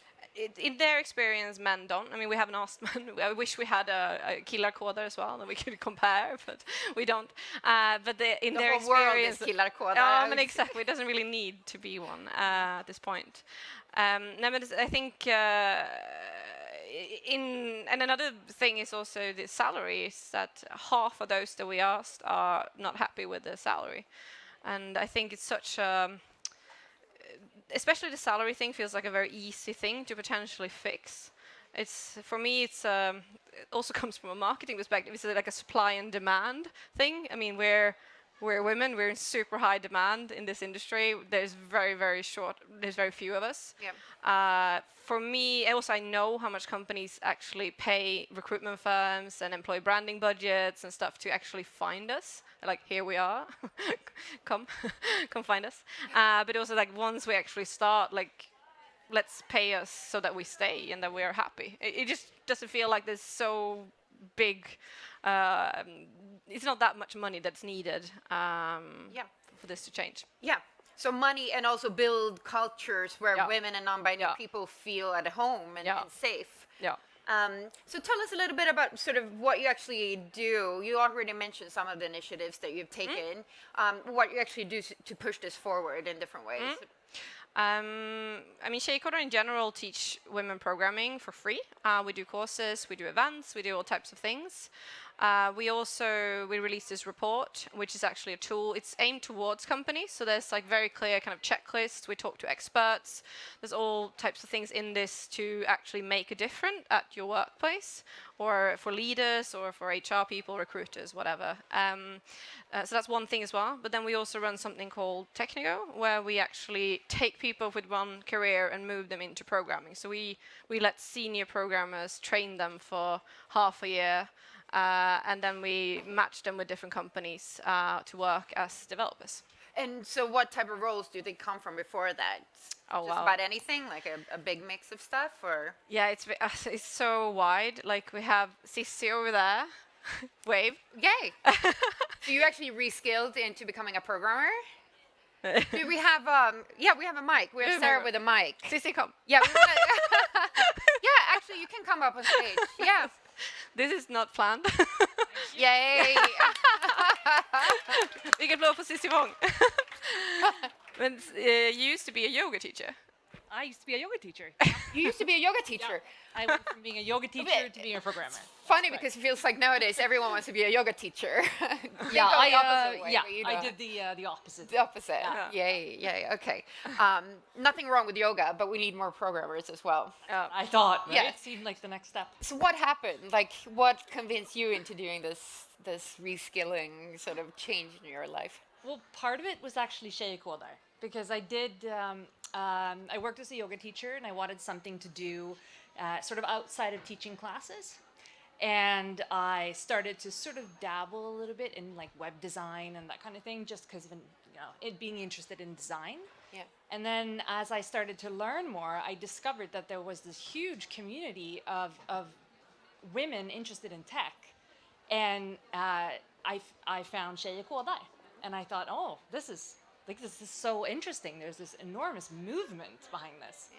And then they started the boot camp, Technigo. And I thought, I'm gonna take this step. Yeah. And it was the best thing I did. So amazing. So thank you. Yeah. Thank you. I mean, you're the daring one here. And how long ago was this? This was 2 years ago. And are you actually in a role now, or are you a freelancer, or working at a company as a programmer? No, I'm a consultant, and I've been working as a front-end developer since I left the boot camp, basically. That's so inspiring, very inspiring. Yeah, but also to say, you come from a yoga background, so but we also have people more from leadership backgrounds, design, sales, marketing. I mean, basically everything. I think what's really required to get into this industry as a programmer is more the passion and the drive and inspiration, rather than what you have previously. And then your previous skills can be matched with, for example, in our case, front-end development or other types of developments in various ways. Some are easier to match than others, but you always have kind of skills in your backpack that you will bring into this new role that are valuable, like leadership skills or just knowing, I mean, if you worked a lot, many years, like you know how you work. You're not fresh from school in that way. So there's many aspects, and also different perspectives into the actual products that you're building. Yeah, your story actually sort of made me think of something that I think that I usually talk about when I stand on stages and talk about the future and what we have to consider. And that is the whole reskilling movement. And I know that you're considering it too, because that's what you do with Tjej Kodar. That more people in the future and now have to take responsibility for their own reskilling and sort of, instead of having having one degree and one long career, identifying as one thing, a programmer or a yoga teacher, you might be 5 different things, work with 5 different careers. But you mentioned that companies aren't there yet, or some companies aren't there yet, and they still sort of want to see your CV, and they still evaluate you based on sort of old principles. What's your thought?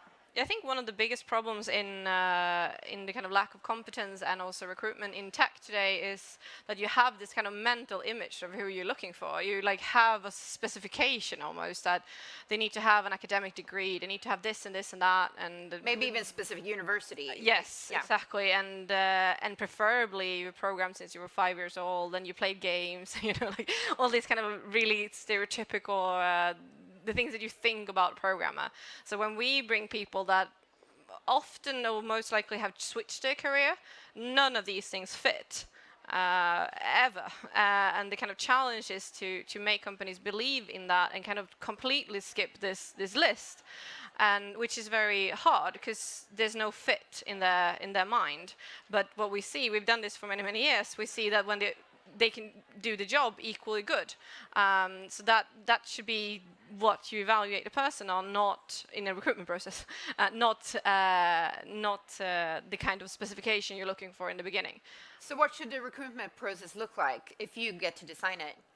I think one issue that we see very often is that because we match especially female programmers with companies, and so we send them to an interview, and then quite often the recruiter comes back to us and say, no, sorry, they're too junior for us. We don't have the support system to support this and whatnot. Because in the first initial step, they're like, oh, great, women, like let's take them in on interviews. And then like, oh no, they're too junior for us. And then I always ask, okay, so did you view the code? What did you actually see? What was the problem? I thought this was more of the first step is always like a personal kind of culture fit. And they were like, yeah, they were great on that, but like they're too junior. So, but did you see any code? And they hardly ever look at any code. They just judge people in that room, and that it bugs me because it makes me so frustrated. Because like, can we please look at the things that actually matters? So I think in general, I would love to shift that around. Those companies we work with that actually send the people that we work with to tech tests first, they normally in much higher rate get the job in the end. And that's the same stats basically as Susan showed as well, that women tend to, because the people you meet in this interview, they have had 5 years at KDH or Chalmers or whatever, and they sit and think like, how can this person do my job that doesn't have it at all the same background or experience that I have. So it's hard to come past that bias. Yeah, so companies have to update their view on what competence is and how they actually test that. And also realize that, as you say, reskilling, like, I mean, I also worked with marketing for with job ads previously at one of these platforms, and it's quite often that they were looking for stuff like you wanted 5 years of experience in this language, for example, and it's quite often we have to call them up like no one fits this match because this language has not existed for that long. Like it's so fast, everything. So that's also you looking for people that can reskill faster and faster and faster. Exactly. Those are the people you want to find. The curious people who keep being curious and want to learn. And they will never fit that specification because, it's not how it looks like. Unfortunately, we're on overtime, but thank you so much for joining us. You're here. Where can we find the report?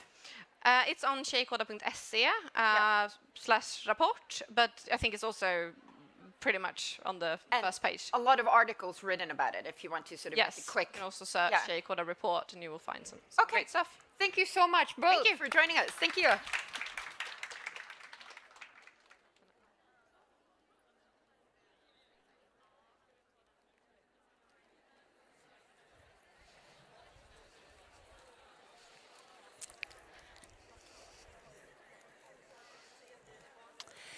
Good afternoon, everyone.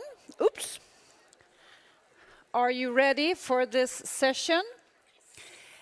Yes, perfect. Because I'm not. Due to some corona-related issues, I've just accepted to replace a friend to be moderating this session, and I will perform what is known as PowerPoint karaoke. So please bear with me. Luckily, I have a few things to say about the subject. So, I have a career of 25 years as an engineer from the beginning. Do we have any female developers in the room? Woo! So was I once upon a time, but then I've done a career in various ways, and suddenly just left the work of being operative, and I'm now a board director and an investor, and I've just started a fund that only invests in gender equal companies. Woo!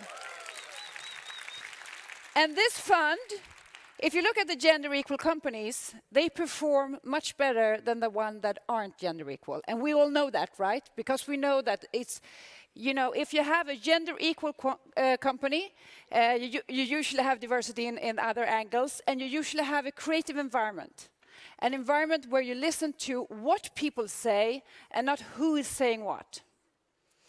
So if you look at the gender equal companies on the Swedish stock market, during the past 3 years, they have performed 18 points better than index.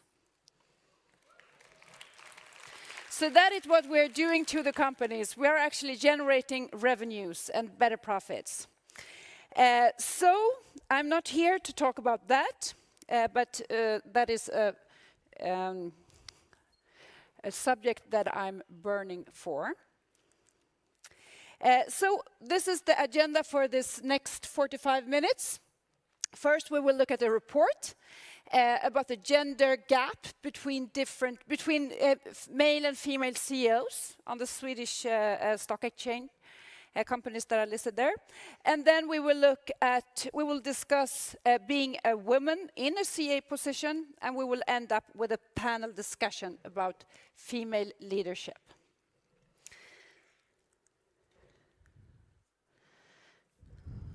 So Ernst & Young have just released a report on this subject, a pretty extensive report. I think it was launched today, about how we pay different CEOs, female versus male CEOs in Sweden. And the result is not as encouraging as we think or hope, but we are all here to change that, right? Yes. First, look how many female CEOs are there. Well, on the large cap list, there's only 11% female CEOs. Will you change that, ladies? Yes. Good. Right attitude. And if we look at the salaries, I mean, salaries are kind of one way of seeing how valued are these female CEOs, these 11%. And I assume that there's a bunch of engineers, as myself, knowing how to count and mathematics. And of course, it's not, as there are so few female CEOs, it's difficult to get a statistically significant result. But anyway, if you look at the base salary, in average, females get 29% lower salaries than men. And if you look at the part of the salary that is not fixed, like bonuses, option program, etc., females get 62% less paid. Of course, if you look at the numbers, I mean, this is severe, huge change, a huge difference. But if you look at the numbers, the females tend to be CEOs for smaller companies. So if you only look at the smaller companies at this list, the salary gap is 13% base salary and 39% in the moving part of the salary. That is still pretty much, right? And I think that is something that we definitely need to rise, discuss, and we cannot accept this, right? No. I can tell you a personal story where I was newly divorced. I had 400 crowns above existence minimum, whatever that is in English. I was poor, or not poor, wasn't I? But yeah, anyway. And I started to discuss with my male colleagues. We had the same title. We had worked at the company for the same amount, same time. We had gone to the same university, almost the same years. We had the same, titles in American management systems. We were doing the same thing. The only difference was that I had 3 teams and they had 1 or 2, and I earned 20,000 SEK less than them. But it took me 24 hours to change that.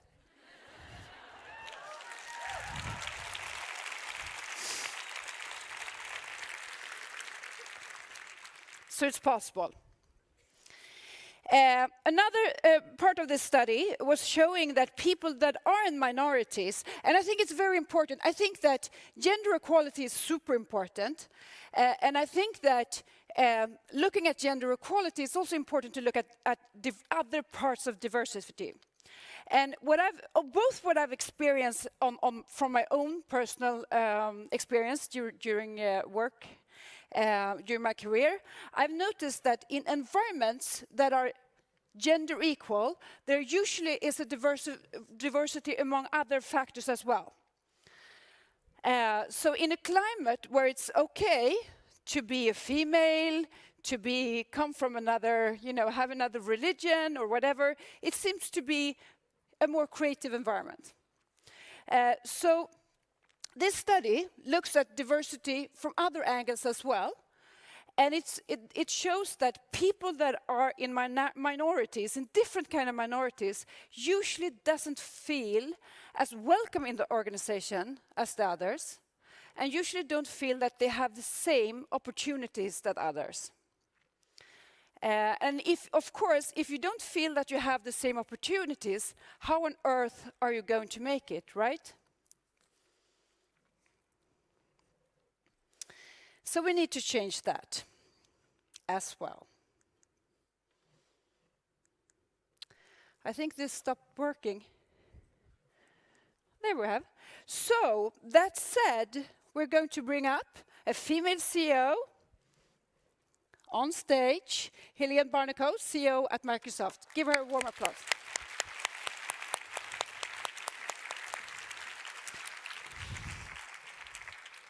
Hello, welcome. Hey, I think if you sit there and I'm sitting here, I think should we remove this table? Yes.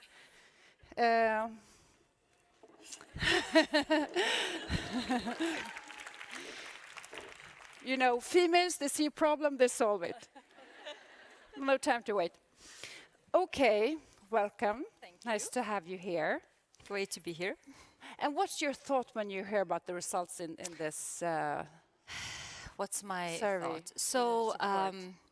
So, in a disappointing way, I'm not surprised, right? Because we know this. Yeah, we know So, in a way, I look at surveys and I think we don't need another survey. We need people who do stuff. Yes, exactly. Because we actually know this. But it's still, every time you read something like this, it still hits you. Yes. Like, how can it still be like that? And I started out many years before you do, who are in the audience. And when I started, I never thought it would be like this. I don't know what you were thinking, but I never thought this would become an issue. No. And as I grew into this industry, I realized this is a huge issue, and it hasn't gone away. And it's not an industry thing only, even if the tech has its own problem. But you would have expected it to go faster. Definitely. Yeah. And I think when I started my career, you went to university, you had, you know, your grades, you're feeling, I'm, you know, I know as much as the guys, I'm, you know, I can do the same things. And people were talking about this glass ceiling and were like, I didn't really believe it was true until I Me actually neither. experienced. And you guys are much smarter. Everybody I meet who are younger than coming into the workforce, you are so tuned in to the reality. I was not tuned into that reality either. I thought I would, if I worked hard, if I had the same education, I worked hard and I did my thing and I was passionate about what I was doing, there would be no difference between me and my male colleagues. And when it comes to salary, how have you experienced? Have you ever experienced like what I did? That Yes. When It took What me did a you bit do? longer than 24 hours when I discovered it, but Tuve's is exceptional. I was so pissed. But I did no. I remember my moment. I hadn't thought of that for a long time, but I do remember my moment. And it was back at I was at Ericsson Mobile Phones, and it must have been back in '96 or something. And I remember exactly that moment. And I was working as a product manager, which was a very defined type of job. And I loved my job, by the way. And I discovered exactly to your point. I think it was at least 20% difference. And I remember being so shocked. And I took it up with my manager, and I think he was first extremely surprised that I brought the issue to the table. And it took a little bit longer. It had to go through a number of approvals, but it was addressed and it was fixed. Good. And because for me, it's been, you know, the time before I actually understood that and after. Was it the same for you? Yes. Yeah. I had two. I would say I had two, and I hadn't thought about this one, so it was a good reminder. But I had two things that became before and after. Yeah. This was one of them. And the second one was that I was in a company that was growing like crazy. So the promotions were happening really quickly. And we hired really strong women. I had actually lots of great women colleagues, but no women got promoted. And that was and it took me a while to kind of, you know, because you kind of look at yourself and say, no, you know, she was probably not as good and I'm probably not as good. And then I thought, no, there's a pattern to this. There's definitely a pattern. And then I got promoted, and this goes back to we're really talking a long time ago, maybe 96 or something. It goes back to something like this. And then I got promoted as the first woman. And I remember, and then, you know, at that time, you got the bigger office. I had a couch in my office. I had 3 windows. It was a big deal when I got promoted. I remember sitting on that couch and thinking, now, I'm the first one to be promoted. Yeah. And that comes with a huge responsibility that I change it. Yes. Now, I have to promote other women. Yeah. And I remember exactly when I was thinking that thought. So, and I brought that with me always. Yeah. and what I did also when I took over a new team was doing, investigating the salaries to see if they were fair. And I always found at least one woman, sometimes also a man, of course, that was always unfairly. find. Yes, I agree. Yeah, and when you talk to the former manager, because that is also something that I do, because basically trying to make the world a better place, just inform them politely that they have done something that wasn't really correct. And of course, they doesn't mean any, you know, usually they get, you know, they don't mean any harm. No. They're not doing it with bad intentions. It's just something that happens to happen. I agree. And I think that's actually something to look out for, because I think this is maybe the main reason why this hasn't changed quicker.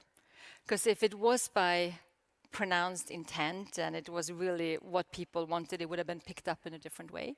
But there's so much unconscious bias. And this is the hardest one to actually address. Yeah. Because then it's really, you can't really touch it, right? And then you have to, and salaries is a good way to look at it then, because then it becomes numbers. But I think the unconscious bias is why this is taking so long, because it's norm recreation. Yeah. And that's really hard. And we get it from birth, right? Yes. It's not something that you just come into workplace and you find, you know, you follow the culture at that place. It's something that you bring with you. Yes. And speaking of that, I'm thinking the other part of this report, talking about different minorities, and as a CEO and a leader at large, how have you worked in getting them better introduced in the company and feeling that they have the same opportunities that the rest? And this is a really good point. I completely agree with what you said before. So actually, I think sometimes I feel like we should separate, or not separate, but still articulate equality and diversity in 2 ways, because it's actually, otherwise we get stuck on sometimes only thinking gender, and it's both things, and I think it goes together.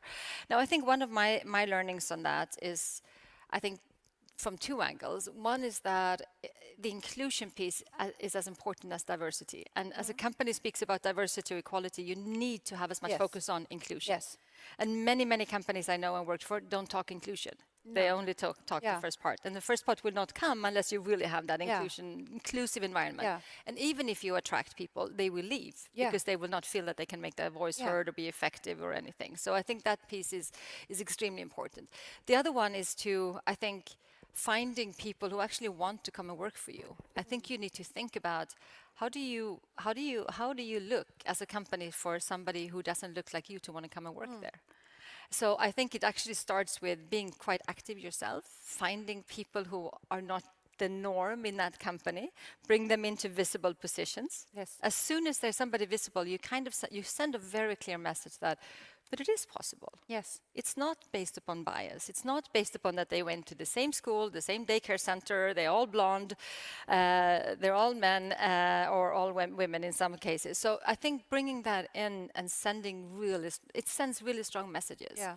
And it doesn't, I get the question sometimes when every leadership team I have handed over to somebody has always been either 40% women or 50% women. Right now we're actually 58% women at Microsoft, so that's even that's maybe a bit even too much by coincidence. But I've always handed over leadership teams that have been a mix of men and women, and it's never actually been hard. No. It's not even difficult No. to do that. And I very often get the question, but how do the men react? And doesn't that become negative? But the opposite. Every smart man I know actually prefer working in those teams. Yeah. It's Yeah. not like, oh my gosh, there's so many women, I don't want to work there. It's the opposite. No. All the smart men want to work in those teams. Yeah. But what it's they get also- brought into is not that. I think that it's also, I mean, the environment makes it more a creative, Absolutely. creative team. Yes. Yeah. Yes. But I think something that you referred to before that I used to be a bit cautious about is, I mean, the inclusion part. I mean, making sure not only hiring a woman, actually including her in the discussions. And I think that I used to talk about being invited to a room versus being invited to discussion. And also, I have as a ground rule myself, and I have had for several years, to never accept anything, basically, if it's talking in a panel or if it's a job where I'm only there as a woman, where they say, we need a woman to this panel. And I said, okay, but then you can take your little sister or someone. Yes. And I think That's true. that is also so. And when we started this fund, then we were looking into, I mean, our first we wanted to have a fund that was only invested in diversified companies, but we realized it was too difficult to get out data on where people origin from and those kind of things. So from that sense, it was really simple to look at gender. And my experience is that with gender usually comes diversity. Yeah, I think that's very true. I think it somehow, because then you have a more open mindset, and it's not once you establish that, once you know that that's the rhythm of that company, it goes for. I think you're right. It goes for everything, because then I think you actually, for the first time, really are looking only for competence. Yes. And then it happens by itself. Yes. If you're not fixed in your mind unconsciously to look in one group or the same group you always looked in, but you actually do this properly. Yeah. So I think it goes together. And before we take in the panel, I just want to ask you, when did you decide that you want to be a CEO? Or did you ever decide? No, I never decided. You never No. decided. But how did you become a CEO? It happened. It happened. No, I never even thought. The only thing I knew when I had graduated is that I wanted to work internationally, and that's what I'd done most of my life. And then most of my positions have been multi-markets, that I've been responsible for teams in many different markets and continents, and I've lived in many countries, and I've loved it. And so this thing about diversity becomes quite easy. Yeah. My last leadership team before moving to Sweden, I had one of the guys was from Malaysia, one of the women on the team were from Egypt. I mean, people were from all over the place, so it's easy when you're in those positions. Easier. But and then 2014, I think, I was convinced and attracted to move to Stockholm as Telia was building up a whole new executive management and board and everything after the crisis they had in Eurasia. So I moved to Stockholm, and not to be CEO, but to have one of those international positions for Telia. And when I had been there almost a year, I think, I was asked to take on the CEO position for Telia Sweden. So that was the first time I was a CEO. I had had several P&L roles. I came from the product and the marketing side, so I came from actually working extremely embedded into R&D and then marketing and it's more commercial channels, etc. But it wasn't a decision. And it's fun. But I could think of a lot of things that are fun. So I'm not so title focused on what's the good thing by being a CEO of some sort of organization, I think, is actually questions like this. Yeah. You do get a really good platform for truly influence an organization on these types of questions that are, to me, closest to my heart. Yeah. That's the best thing about it. Good answer. Thank you. Thank you. Stay on, Ellen, and we will invite the rest of the panel. So if we have Lotta Lovén and Pernilla Wikman on stage, and while they are entering the stage, please take a few seconds to answer this Slido question. Welcome. Hello. Hello. Please sit down. Hi, Ellen. Welcome. Thank you. Please sit down. So if you take your time and answer this Slido question as seen. Oh, what is the most important attribute a leader should have today? So, welcome. Thank you. Thank you. Pernilla, you've been in, I will start with a question that I'm very intrigued in hearing an answer to, because I read in a paper like 1 year ago or something that you said something about let's not discuss the glass ceiling anymore. What did you mean with that? But I Isn't think there a glass ceiling? And what do you think? Is there a glass ceiling? Yes. I think so too. But I was actually asked from the perspective of a gender. And I said like this, that I'm a bit tired of discussing it from a gender perspective, and that summarized a bit what you already have discussed, because I think that we have a huge system error instead. We have systems that are really closed, systems that are unmature to bring in deviation equal to the minorities. That was your yellow dots in the PPT here before, and by not doing that, we are missing out a lot about when it comes to innovation. And that means, of course, now we have talked about mainly from a gender perspective. And to be very clear, understand me correctly, it is a huge failure that we don't have more females and mixed teams. But in one way, it might create a question of polarization, and it might go too slow in the change. But I think it's an even bigger failure that we are not talking about it from a team diversity. What if we are building up open systems that actually can embrace all kind of minorities? Because we know that, of course, the result of the businesses are we are creating so much better result. You said 18, I've heard up to 20% better result. What if we include all of the minorities? Are we talking 50%, 300% better? And we are here to maximize result. So I think that is madness. So let's talk about how do we actually crash the system and create more open system for people to be people. I actually read a study on that I mean, gender equal companies, about 15 to 20% better performance, and diversification. I mean, if you take everything, but it's very difficult to count, but they assume that is something 30-35%. So that's it is little true, and I think it's a and I think also like this, by just if we are talking about it from one perspective, which we should, but we should talk about it in a much broader perspective, we become much stronger in changing the system. Yeah. And that is like 1 is stronger than 10, right? And that is a way for keeping the system still being closed for change. So that was what I meant. Yeah. Now I understand it fully. But maybe a bit so Lotta, you are leading a huge team at Swedbank, right? Yeah. It's super. And how do you work with these questions? And I think this is very interesting from many perspectives. You were talking about salary. I think you have to choose what questions you pick and where you are an unconscious driver.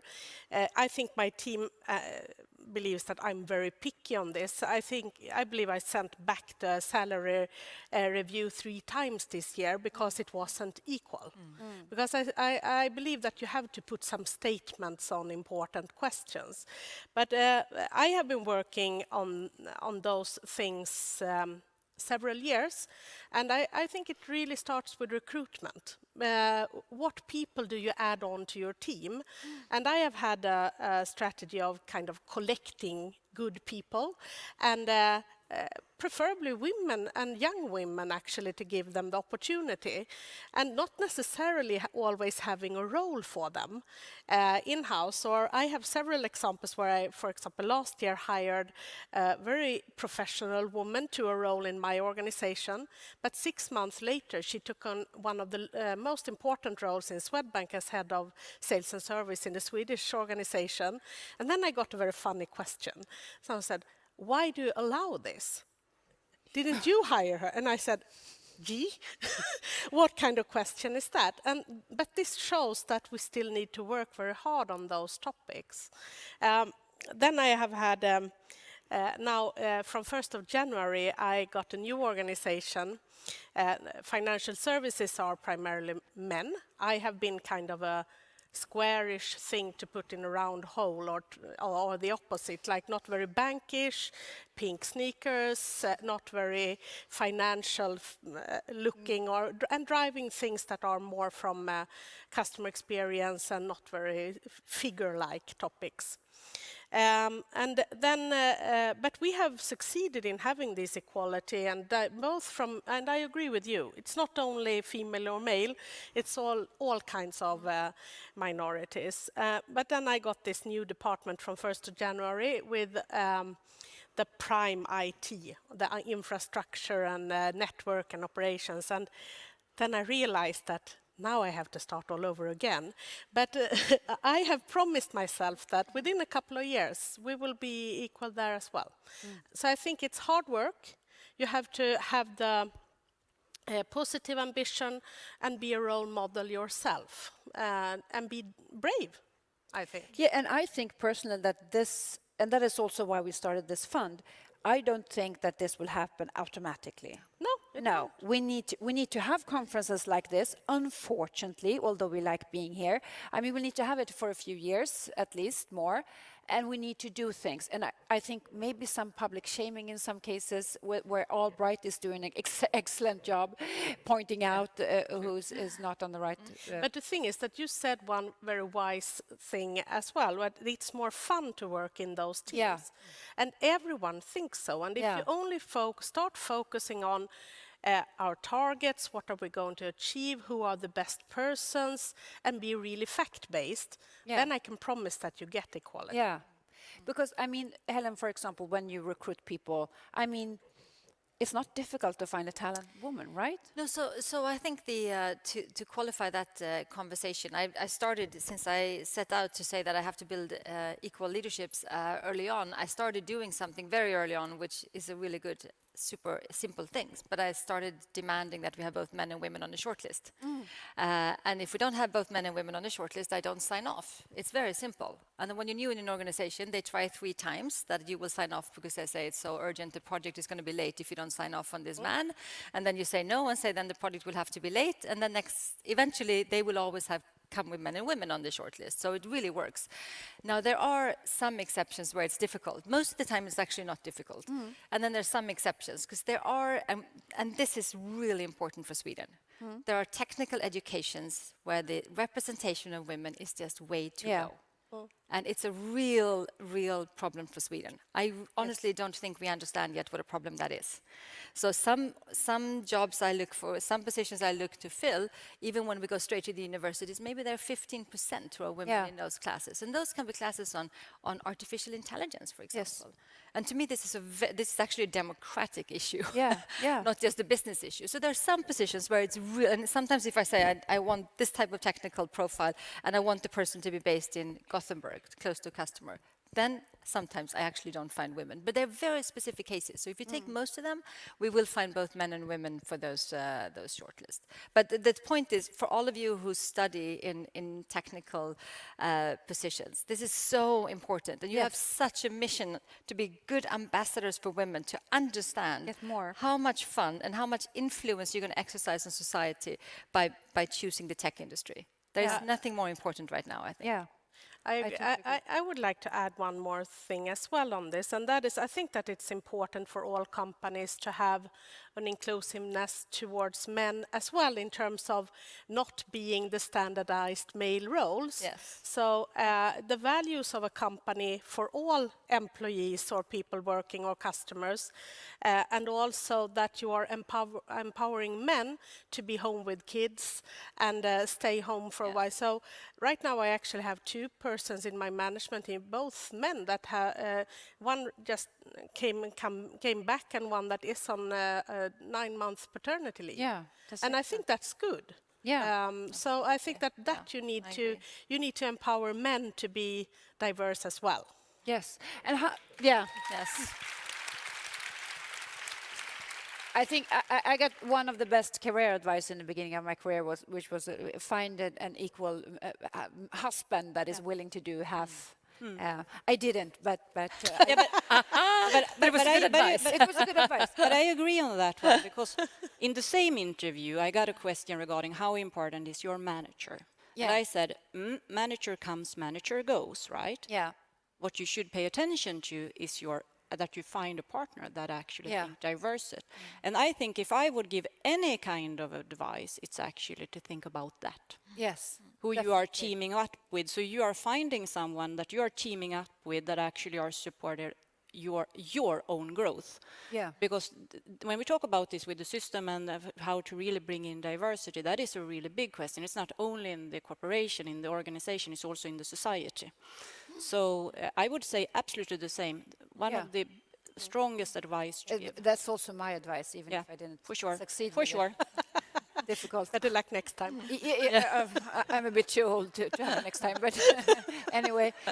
But I think we all are. I think that there's also an article that says that being a supermom and having a top career does not match, and to some extent I think that is true, but also to some extent not, because I think that I've been alone with 2 kids more or less, and I still have some kind of career, and I think that you shouldn't forget that life is long, right? It's both short and long. It's too short to skip those valuable years when the kids are young, but it's still long that you don't, being present when the kids are small. My kids are teenagers now. They don't want to hang with me. So and then I think it's pretty interesting to ask ourselves, what is the definition of a supermom? Yeah. True. Because now we go into our own unconscious bias stating that this is a supermom. Yeah. I would say I'm a supermom when my son, he was 6 and he's 16 today, asking me when will we have a Swedish prime minister, because he thought that was really, really strange. Yeah. And I can unfortunately still not tell him when we will have a female prime minister, which I think is, Yeah. So Totally being agree. a supermom can be a lot of different things. Yeah, That is what I'm proud of. I actually hope that we will not need these kind of conferences in a short while. Yeah. Because I think it's so stupid that there should be a discussion about differences, because we are equal, and I think that everyone that has collaborated in a team know that. Yeah. So just continue. I'm very impressed by your 24 hours. That one I was very angry. And I really hope that some of you in here take this with you, because it's not okay, kind of. No. And we must come over this barrier. We have been talking about for year and year and year, but I really hope that we soon come out of this discussion, because for me, I see no difference, and I hope that many leaders are like me.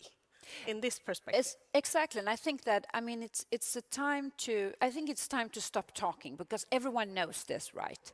Everyone knows that the companies with that are gender equal perform better. There's a lot of research around it. There's a lot of articles. Even if you only read Dagens Industri, you can't have missed it, right? No. So I think it's time to basically, I mean, have no more fucks to give and more be. It's just go out and do. Yeah, go out and do. But I think on Claim the your topic of space yeah, on the and your yeah, salary. and I agree on the discussion. But on the topic of husbands versus managers or wives or whatever it is, partners, I think I would still say, if I look back at my career, it's the companies I've worked for where the leaders have been both supportive and progressive on this topic that have actually enabled me to progress myself. And once in my career, I had a manager who didn't support me and didn't support women whatsoever. I inherited him. I didn't choose to work for him. Sometimes you inherit managers. And I knew after 3 months that I had to leave. Yes. Sure, I could have stayed on, but I probably would not have been where I am now, for example, because I would not be able to progress. So I would advise to have very open eyes in terms of how is that culture. And even if it's not the immediate leader, but is the next leader then supportive? And do everything you can to use your platforms to influence. But if you don't have that, there are 1,000 other companies who need your competence, who need your smart, who want to see you progress, who has an inclusive culture. Because I have seen women who are holding on, who are not letting go and thinking what I was thinking in the beginning. If I just work hard, they will eventually discover me. Yeah. It doesn't work like that everywhere. And don't waste your talent too long if you have a manager like that. I've been through the same thing, and I knew after 3 months. Yes. But it took me like a year to leave. To act. Yeah, because I was, and the funny thing is that I had, or funny, the tragic thing is that during this time I had a slide deck that I used to go to different universities, kind of, you know, different advice to younger females, and one of them were, if you don't have a good manager, leave in time, and still I didn't do it. You have this thing about not taking advice, I think. I'm good at giving advice. But I think that this is something that goes back to many of us. When you were talking about that, I actually did the reflection that I have, for the first time in my life, a male manager. Is that the first time? Wow. Yeah? Wow. Think of it. I have inherited some of them, but I have chosen most of them. But I haven't done it from that they have been female or male, but because they have been good leaders. So I think that this is something you really should consider on, because if you don't feel the happiness of being at work and being in an inclusive and collaborative environment where you have support, finally you will not think it's fun to go to work. Yeah, totally agree. Definitely true. I think before we leave this panel, I think we should. I mean, you are all very successful leaders at. I mean, CEO of Microsoft. What's your title now, Lotta? It's actually CIO. CEO now at Swedbank. How does that feel? Exactly. And VP of Global Business at Telia. I mean, you have high positions at very successful large companies, so you are truly leaders. And I would say, and the audience have been writing some different words which they believe are important attributes for a leader. Do you agree? Empathy, empowering, inclusive, supportive, good listener. Is it anything you spontaneously... So great words up there. I love empathy, by the way. Yes. I think that is such a key to how we build, if we talk about inclusive cultures Yes. and all of that. I sometimes, when I try to, so I like everything you put up there. I sometimes, when I try to think about it and simplify, which I try to do, I combine two words that I think are in combination, something which to me defines, helps to become a good leader. And that's courage together with humility. Yeah.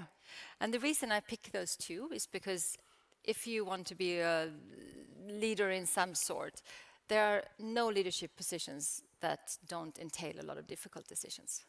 And if you duck difficult decisions, it's really hard for the teams around you. So you need to have that courage to do the right thing, and it's sometimes really tough. And you need the humility to really be listening in, open, understanding other perspectives, and understanding the effects that your decisions have on other people. Yes. Then you become human as well in what you're doing at the same time as you have that courage to actually go and do the difficult And I think things. one important thing that I've noticed is to understand when you actually, I mean, it's very easy to take a decision without really understanding it. It's very easy for me too. Yeah. And also, I mean, it could be Yeah. that you're standing at the coffee machine and you say something to someone. Yes. Have we looked at? Yeah. And then someone is putting everything aside and starts to do some research about it. And it's really important to have an environment where people can tell you, no, we shouldn't do this. And we're not doing it. Yes. No. Yeah. This Yeah. is not the right thing to do. And I think that's something. Completely agree. Yeah. That's called respect or something. Yeah.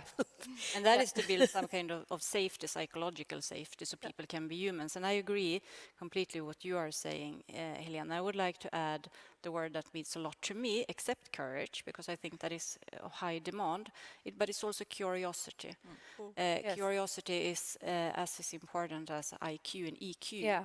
Because that is what is creating and changing this whole way of about the system, what is driving innovation, and that comes into curiosity about yourself, but regarding others. Because I think as a leader, you need to be extremely curious about business and the people that is working in the business, because they are the one creating it, and that comes to really understand and get to know the ones that you are working with. So that is what I would like to add. I think you have summarized it perfect, think- so I have nothing to add. I think, thank you so much. Super you. interesting. Thank You know, I heard about this panel that went last year or whatever, that went on for 2 hours. I'm sorry that we couldn't hold on for that long. We are on I need overtime to now. run. Overtime. I need to run. I have another session. But thank you so much for joining us. Thank you. Thank you in Sharing the your thoughts. audience for listening.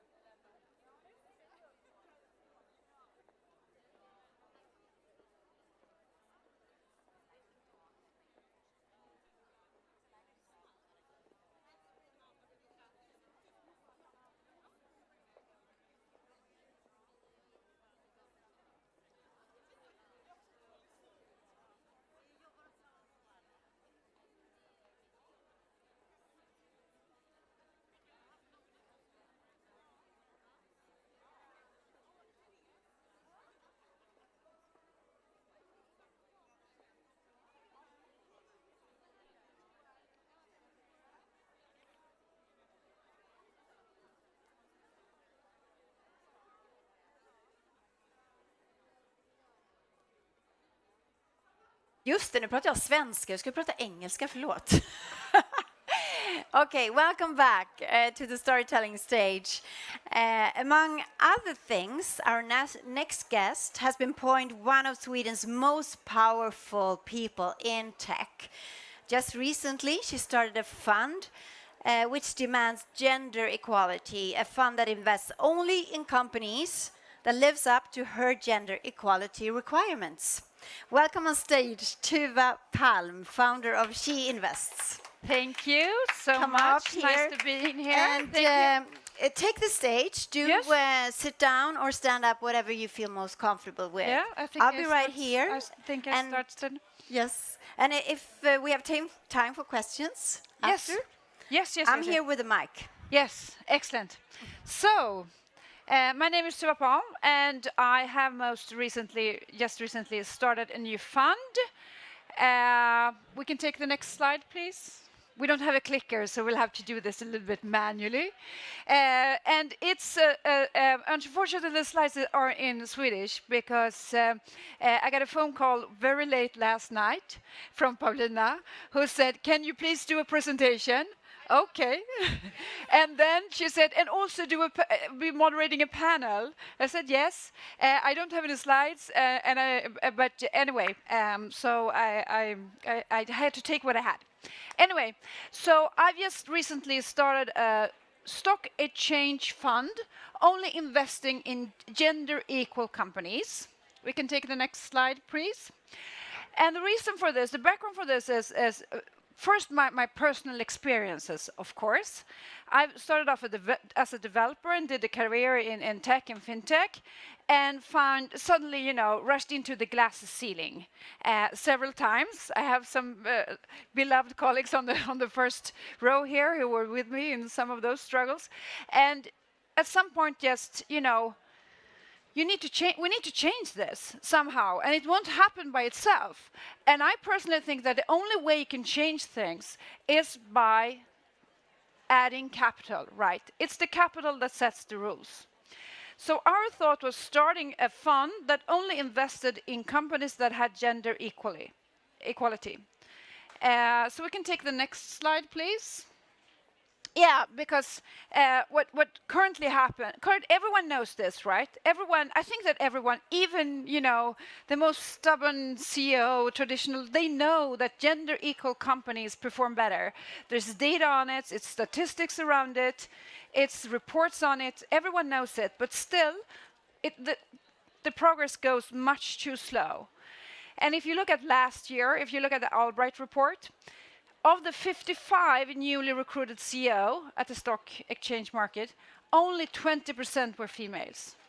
And it's 2020. There's a lot of talented women out there, a lot of them in this room, who could have been CEOs at listed companies.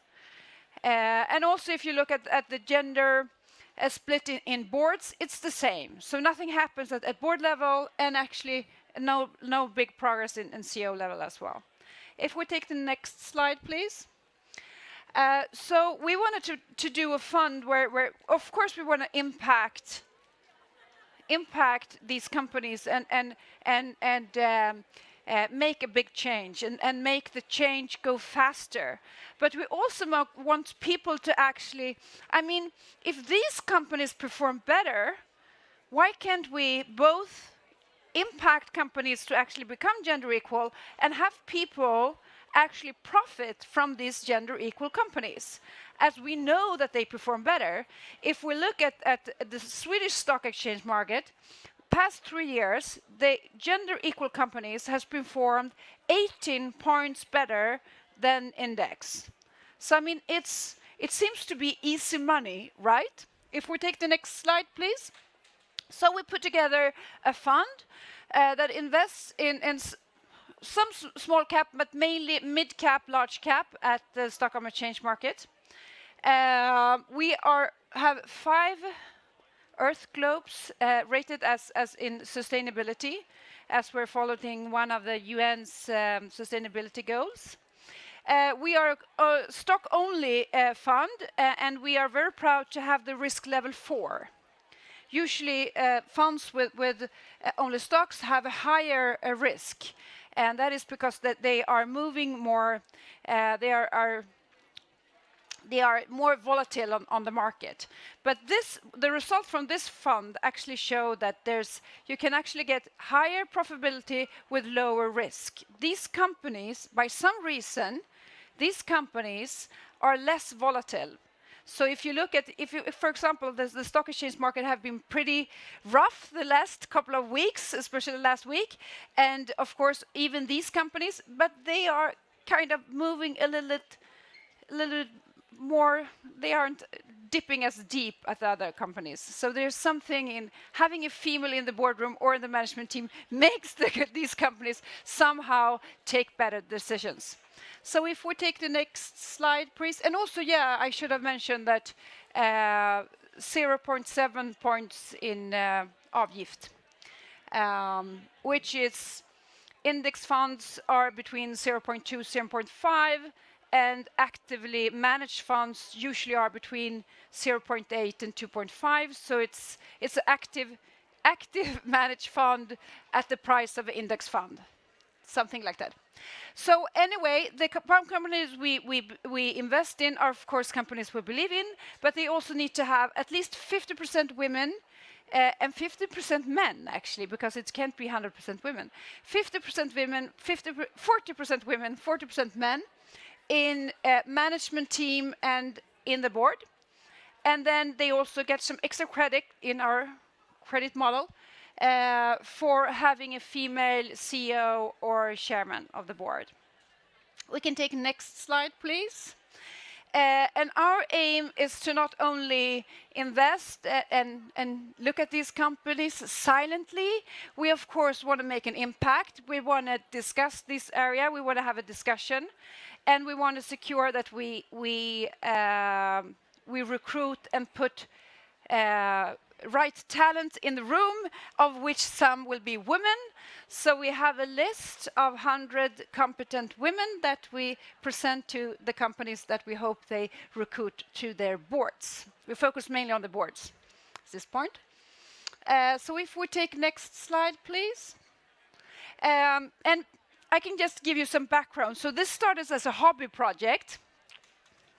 It was me and a friend of mine who were discussing both our own experiences in the finance world and in tech, being in male-dominated environment, and also discussing this, you know, the work of Framtidsfeministen, for example, who's only investing in gender-equal companies. And we were like, this is, you know, it's stupid. I mean, these companies perform better, and why isn't things changing? Because usually, I mean, changing things with the motive to make the world a better place. I can understand that might not really talk, you know, it might not really, that message might not really, you know, the people that needs to be influenced by this might not really get attracted to that message. But this is actually, you see better financial results. I mean, it's a fact. So we kind of, you know, we thought it was really strange. And then we read the report about the Me Too backlash, and we're like, hold on, now it's going in the wrong direction. We need to do something.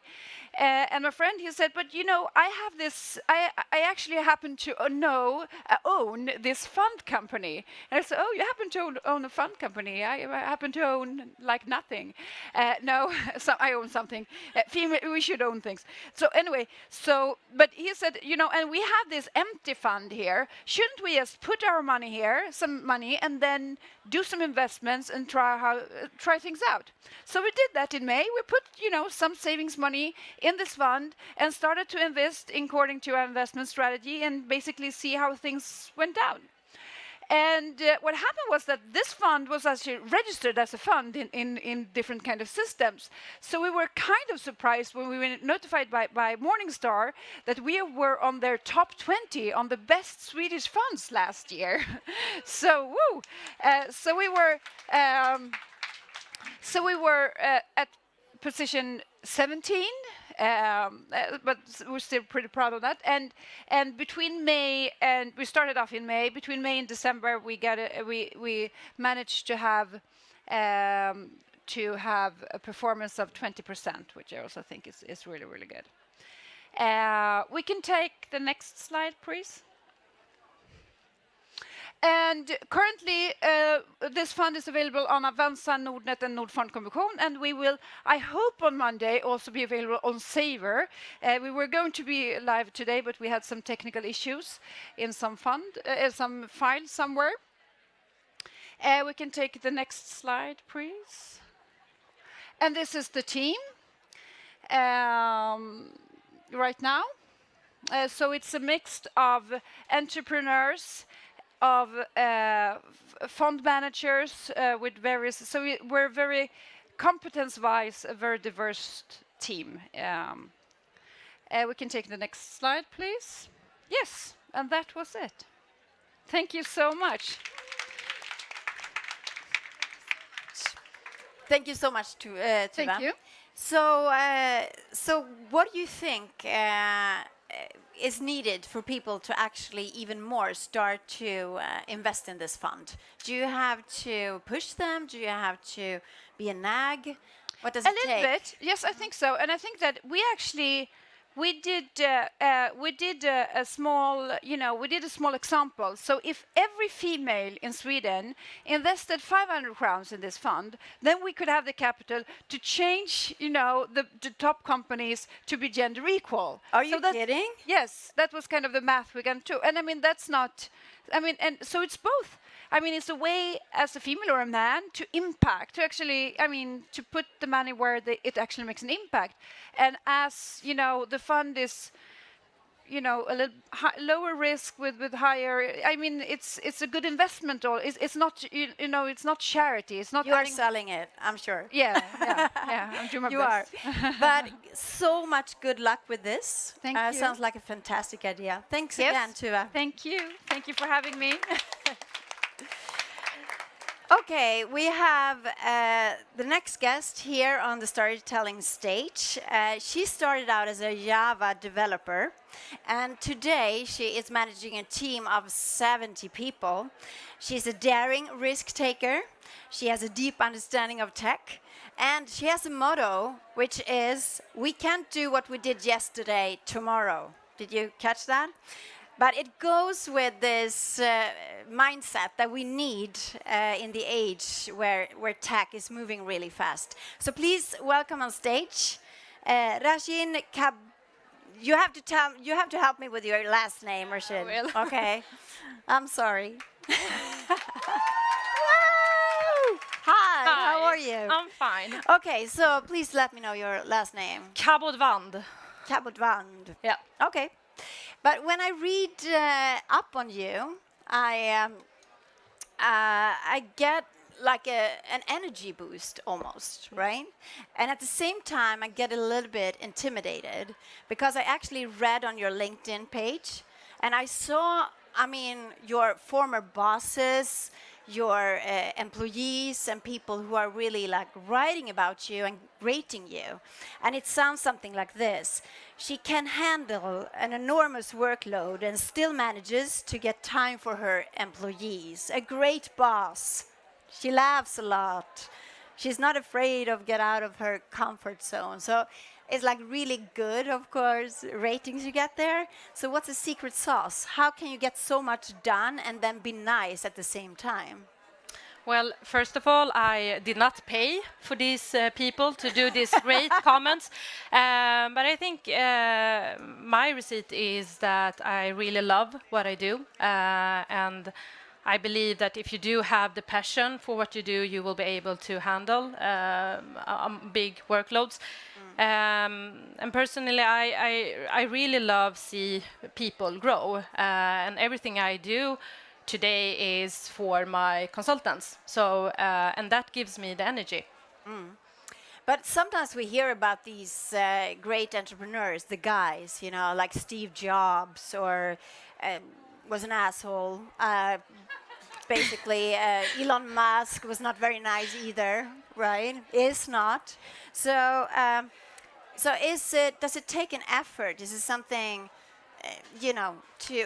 or is that something that is really good for the team? And well, To be honest, I always say that either you love me or you hate me. Really? There's nothing in between.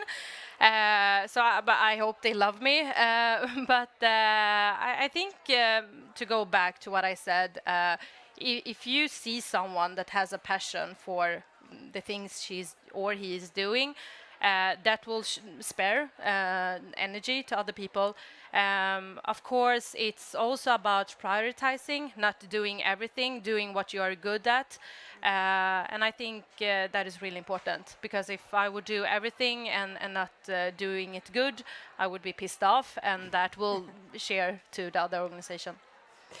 But there are many, many stories, especially in tech, about women who are pushed down and not getting where they should be, and so on and so forth. Pretty sad stories. And also about women who doesn't really like the industry, to leave the industry. So you are young, you are a manager of 70 people, very well liked. How can we help other young women to get this flying start in their career? Well, as a wise person told me once. Who was this? Your father? No, actually, it was our CEO, Niklas Flyborg. He said that we should always dare, share, and care. And that is something that I see myself. I've always been not afraid of doing what I believed in. I was not afraid of doing mistakes, because I love when I actually do mistakes, because then I learn new things. And I think it's important to go for what you are aiming for, and have targets and work to achieve those goals in your life. But also be smart and take help from other people. That is something that I'm very good at. I always see what other people is doing, and I always take the best thing of everyone, and then I create my way of it. But bring us back a little bit. You started as a developer, right? Yep. And what kind of attitude do you have there in your team when you were just new coming in? Well, as you said, you got a feeling of the energy when you read my profile. But I do have a lot of energy. Maybe not today, because I've been meeting so many people. But I had a lot of energy when I started off, and it was 7 years ago. I came into a really, really good senior team. Mostly guys, or just guys. And then my attitude was to change this, introvert culture that often is in, development teams or so on. You took on this really tough task, yeah, right? Yeah, and I become an informed leader. We started off with taking fika every morning and the evening. But it was, I joke a lot, so that also became one thing that we started to joke on. And I have a background a lot with sales. So I think that combining my role as a consultant with sales was something that I really liked, because being a consultant is actually to be selling. You're selling yourself, you're selling the company, and you're selling your knowledge. And I think I believe that I shared this type of mindset to the group or to the team that I work with. So I saw the development in the culture in the team when 1.5 years later, one of my colleagues actually told me that, hey, Roshin, shouldn't we charge the customer for this development job that we did last week? And then I saw the change. And that's when I realized that I want to work with coaching and developing people. This was before you were actually the manager? Yeah. Okay. And I believe that I had the capacity of doing that. But sometimes I think that you come in with a totally different attitude than the rest of the guys in the room, right? And this time it turned out well. Other times it could be super hard. Yeah. So you get so much pushback. Yeah, but I love challenge. Once I had one customer who actually called our service desk, and he said that, hi, I want to talk with the one who developed this service. And the support technician asked, yes, I will connect you to her. And he said, no, I want to talk with the one who actually developed the service. And she said, yes, I will connect you to her. And then so I've been facing that type of attitude, of course, but I love that. So, and I How do you always do that? How do you turn that around then? showing that I have the knowledge and the competence, and that I have the answer on their questions. So it's not about being female or male. So, But the competence and the technical savviness. Yeah. So is that what makes you such a good leader, that you actually not only have been a leader, that you really know the tech, so to say? Yeah, I would say that is one of the reasons where I am today, and one of my success factor is that the deep insight into technology, both from the business perspective, but also from a human perspective, from a consultant who actually is working as a developer, where I can see myself, where would I be, what would I want to work with, and see the potential in people, and that's, I would say, is one of the.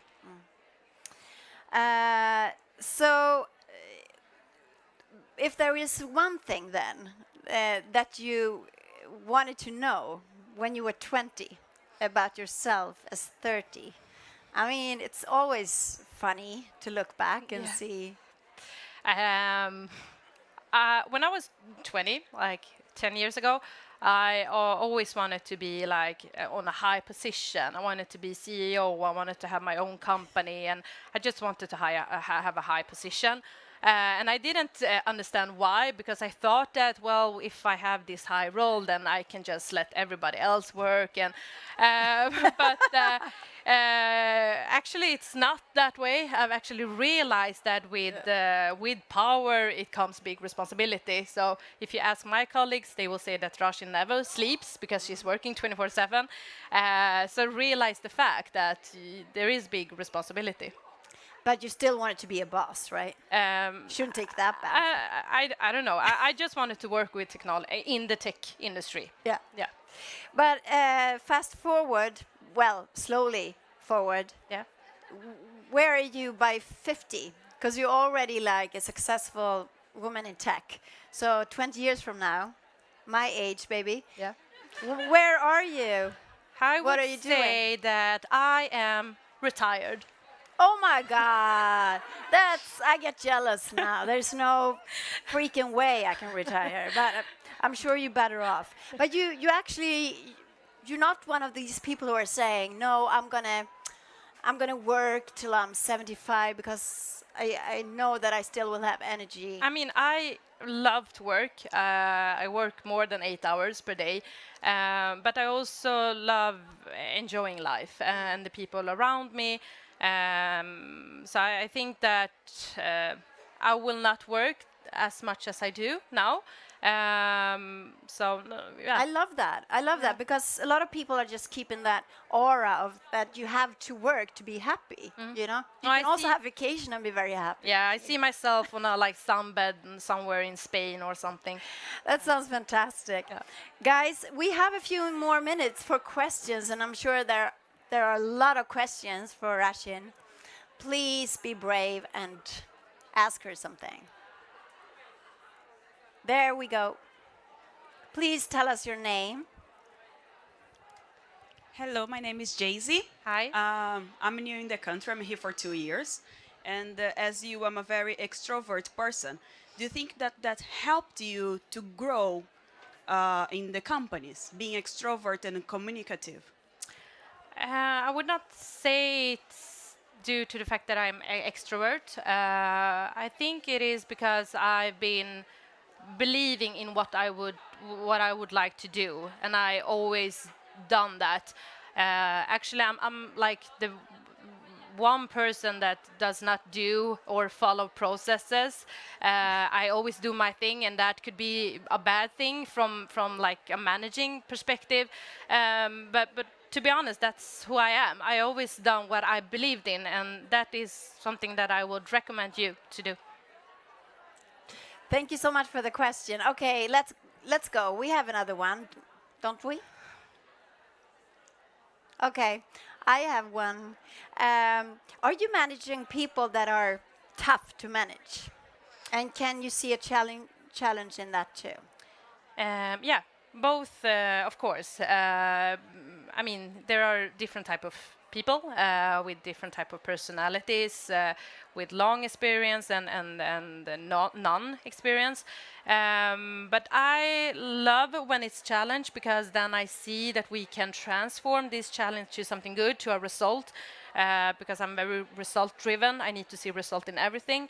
So I think that is more fun, to have a challenge to work with. But it's always fun to see like self-driven people as well. And people, when people grow in your hands, so to say, right? Well, when people grow, yeah, like yeah, that's the best thing. Yeah.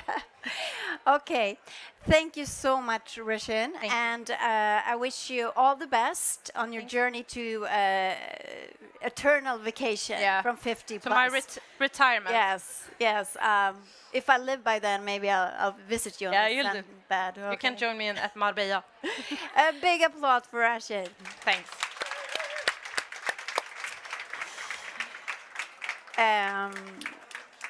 Okay, it's time to get more inspired here on the storytelling stage. And our next guest is a sustainability strategist. She's working for UN even, and she has 17 years of experience from the fashion and retail industry, H&M, among those employers. And she worked and lived in Bangladesh, China, and South Korea. She's in Stockholm now. Please welcome Nina Shariati. Where are you, Nina? There you are. Welcome. Oh, wow. Hi. Oh, hi, how are you? I'm good. I'm nervous. Look at this crowd. Yeah, it's wow. huge, right? Yeah, it's fantastic. I Yes. just need to take a minute and take it all in. I love your socks, by the way. Oh, yeah. Like bright I forgot green. to shave. No, I'm just kidding. But you are in the fashion industry, so that's what you guys do. Yeah. Yeah. A little bit of flair. Circular economy is something that you feel very warmly about, right? Yes, I do. And I want to know, what is it really? I think we all have some kind of fuzzy picture about it. But if you would like, just walk us through it. That's definitely a relevant question.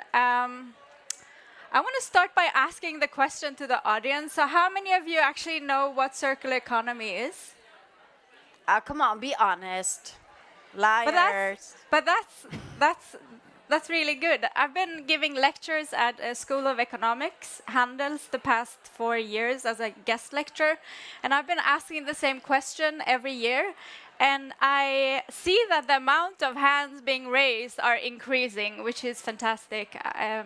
But there is still a need to inform, I guess. So basically, when we talk about a circular economy is based on 3 main pillars. The first one is to design out waste and pollution. The second one is to keep products in use for a long time, as long as possible. And the third one is to use and regenerate natural systems. So whenever you're done with that product, it should become part of the ecosystem that already exists. And unfortunately, for the longest time, we humans have separated ourselves from the natural ecosystem. And we need to kind of find our ways back to that system, because the way we are living and consuming, it's not very beneficial for the climate. I'm sure a lot of you are agreeing with that one. So we have a circular economy coming up a little bit, like, you know, trying to push the other system out. But if we take it like from the viewpoint of a blouse. Yes. So let's say a blouse or a shirt or trousers in the old economy. Yeah. And you compare that with trousers from the circular economy. How would that? That's a great question. So let's say the current economy, and this is applicable for, I would say, everything that we are producing right now. It's basically you start with an idea or a design of a product, and you sketch it, you source the materials, you produce it at whatever scale that is necessary depending on the demand, and then you can ship it around the world for the consumers to purchase it, whether it's online or in stores, and then it comes into our hands, right? And we buy it and we use it, and according to different studies, we normally use it maybe 7 times on average, and when we are done with it, we actually discard the garment. So basically, we take a lot of resources to create a product that we use for a really short time, and then we throw it away. And this is putting a lot of pressure on our ecosystem right now. It's creating a lot of pollution in the air, but it also creates this massive garbage mountains that you all have seen. So the solution to that one, or the necessary shift that is needed, is to shift from this linear system to a circular system. And it's basically taking the beginning and the end and bringing those knots together. So that means that already in the design stage, you need to start looking into how you bring back that product when you're done with it, and for it to be for you to be able to easily pick that product apart, so it's being pushed back in a recycling system and it becomes a new product. And before you do that, of course, it's really important to create systems and business models that enables consumers to use that product for as long as possible. So for instance, when an iPhone is broken, maybe you want to fix it, or a garment is broken, maybe you need to set up solutions that you first fix the product. And second, and then there's also other business models, and maybe you can sell it to someone else, you can lend it to someone else, or you could give it away before it's ready to come in back to the system and be recycled into a new one. I love this. When you did that. The beginning meets the end, Yeah, right? it's super easy, right? Yeah. So that means too that when I buy something, or when you design something, you need to know that these materials, let's say it's different materials in a blouse or something, that they go together, and that they actually can be recycled and stuff like that. Exactly. So one of the biggest challenge right now, if we take the fashion industry, is that there are a lot of a fabric that you use is a mix of different materials, and these materials are quite hard to separate from each other. So how do you keep that in mind at the design stage for you to be able to pick that garment apart? And that's just one part of it. There are so many components. Just take a shoe, for instance. I think there is around 72 different components that goes into that shoe. How are you designing that shoe in a way so that you can easily pick all these different components apart so that they can be recycled? And for us as customers, if we want to be if we want to know what the clothing come from, and if we want to be good consumers, right, and buy the best stuff, we need more than just this blouse is 100% cotton, right? Yeah. So we are also talking about in the circular economy about traceability, that we know where stuff come from. And the company name, I lost it, but I recently did an interview with a woman who worked with traceability, and it was traceability for shoes. So you could actually see where the cow had been walking around. I mean, now your shoe animal had been walking around in which field. Yeah. And I thought that was a little bit morbid in a way, right? Because the cow is not now dead, now on my feet, right? But it was... it brings it closer to you. It becomes more but real. It's innovation like that. Is that important to know where our clothing come from? Yes, absolutely. So as I described for you, one of the biggest enablers or necessities for circular economy is actually to know what has been going into that product.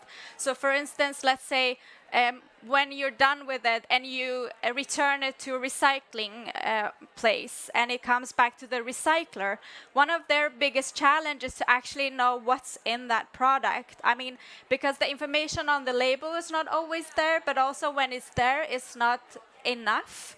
So then the question is that, so for that to become efficient and scalable, and for us to be able to recycle at the scale that is needed, we need to have transparency, we need to have traceability, we need to know what's in the product down to chemical level and where it has been, where it's coming from. Yeah, absolutely. But Nina, that sounds like an amazingly big challenge, right? Everything should be transparency and traceability. Is it possible even?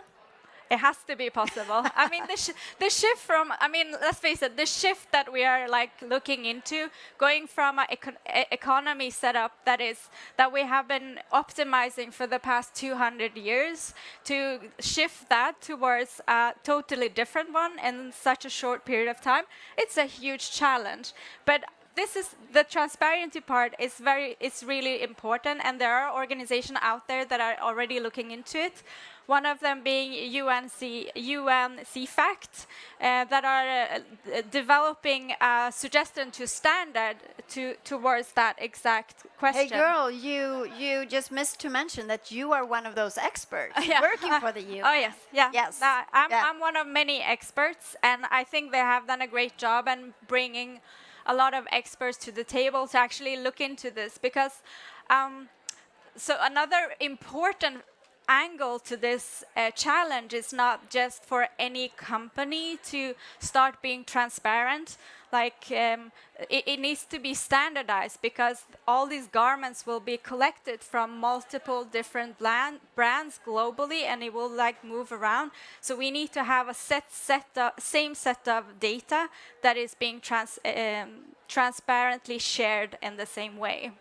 Across industry. And this is what you are working on with the UN group. And UN, I'm pretty impressed actually that UN is doing something so progressive. I mean, maybe I have a very, I think that they are not very efficient sometimes. But they also a very big organization, old organization, like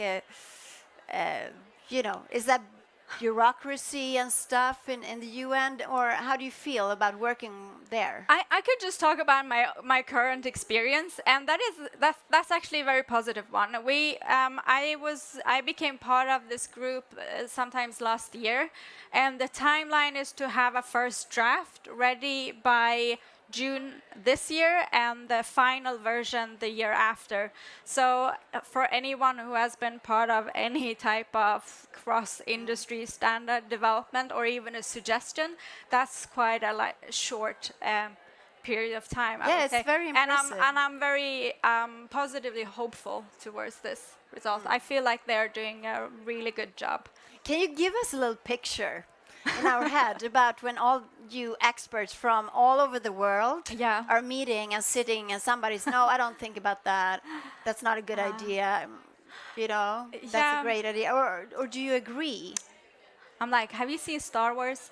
No, but absolutely. And I think that's the beauty of it, because, I mean, for us to tackle this shift from linear to circular, one of the main points is collaboration, because not a single person, organization, or brand or government have the power or the solution. So you have to be able to collaborate. And this group, I think they have something around 200 people who are involved, and we are talking about members from NGOs, we are talking about tech enablers, blockchain experts, business experts, all kind of different brain power that comes together with the same mission. And I think, I mean, it becomes quite powerful place to be part of. And of course, we don't always agree. And sometimes you get annoyed and irritated, but the important thing is that it's being moved forward. But such a cool job to be part of that group, And I'm happy I you feel are. very, I feel very privileged. Yes. So, last question. I want to ask you. You are obviously very engaged in this subject in circular economy. So I was wondering, how hopeful are you that we actually will get to the point where we have a fully circular economy? That's a great question. And for the sake of transparency, I will say that I'm cautiously optimistic. And that has to do a lot with the changes that I've seen just over the past 5 years. I mean, 5 years ago, when I was trying to convert certain products from conventional to recycled polyester, I was being called tree hugger. Which yes, which I actually took as a compliment because I love trees. But I mean, going from that to having people engaging with you, organizations setting bold goals and actually putting aside money and investing in these questions. And I always mix it up with the American one, but the new Green Deal, like the EU Commission package in terms of like addressing these questions and sustainability issues, one of which is circular economy, makes me actually hopeful, much more hopeful than I've been before. I love that. Big applause for that, right? Thank we you. have a couple of minutes, so I'm sure there is so many questions for you. You've been a true inspiration here for 15 minutes soon. Does somebody want to ask a question? We have a microphone.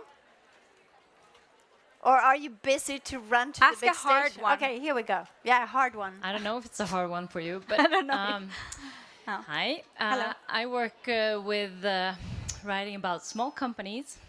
We're actually going to have a panel next week. I'm Malin. We've only emailed. Yes, weird. Oh, hi. So in my point of view, at least in Sweden, I can tell that at least I see a lot of small entrepreneurs that are making difference, that are like pushing in the right direction if we're talking about circular production, Yeah. circular economy. Not just I'm thinking about what you think the value will be. I mean, the power will be like more important that large companies or large organizations work towards the circular economy, or will we actually see more action, faster movement in Sweden through the help of small companies? Any Thank ideas? you. Like That's a good startups, question. That's a brave great startups. That's a great question, and I think, I mean, to address the question is that, I mean, we need to. This is a huge challenge, and everyone needs to be engaged. Everyone from big corporates to small corporates to citizens to consumers to academia to legislators. And sometimes I feel like, isn't it Greta Thunberg that says that there are no small actions? So I think those small actions might lead to innovation that a big company then take over and actually scale it up. So there's space for everyone, and we all need to take that responsibility. So there's And no thanks to action too Greta. small. Thank you, Greta, actually. Yeah. We can stay a little bit longer, but we have to switch over this broadcast to the big stage. So thanks for us, for everybody who's doing. No, not if you sit here. Sit. We can continue a little bit if you don't want to go to the big stage. Okay. Can everybody wants to go to the big stage? Am I yeah, allowed of to? course. Yeah, I'm okay. sorry. Okay, she has one more Okay. question. Okay. I'm sorry. My question would be, it's really great to think about the production. Oh, sorry. And there are, at the same time, in the circular economy, something which falls between the chairs, and that's logistics. So who is going to address the question of sustainable shopping of a fashion, not buying 15 and returning 14, and producing a huge footprint on logistics in fashion? Can you repeat that last part? I didn't really hear that. So who's responsible for the logistic part of it? Yeah. I mean, my answer again would be that this is a common challenge. Sometimes for now, logistics is not my part of expertise, but sometimes you need innovation. And when you have that innovation, then you need to invest in those innovations to actually bring it back into organization and accelerate it and scale it up. And that's a huge responsibility that both investors and companies need to take. And I would say that's my answer. I wish I had a better answer, but logistics is not my part of expertise, unfortunately. But I would love to discuss this more with you afterwards. Thank you so much, Nina. Now the audience left because I was pulling out the time, but whatever. This is nice. Yeah, you know, we're an intimate group now. So thank you so much, Nina. Yeah, thank you. A little applause. Thank you for me.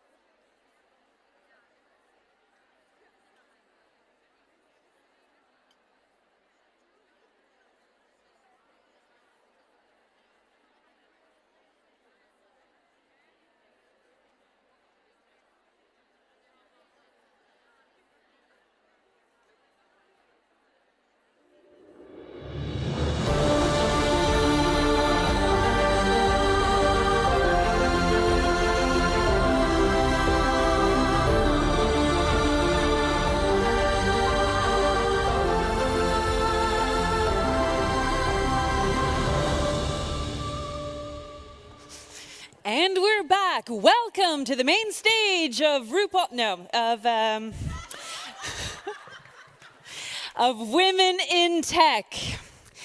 How was your breakout sessions? Let's bring out those Slidos, and I have some questions for you. Go into Slido. I want to know, how was your breakout session?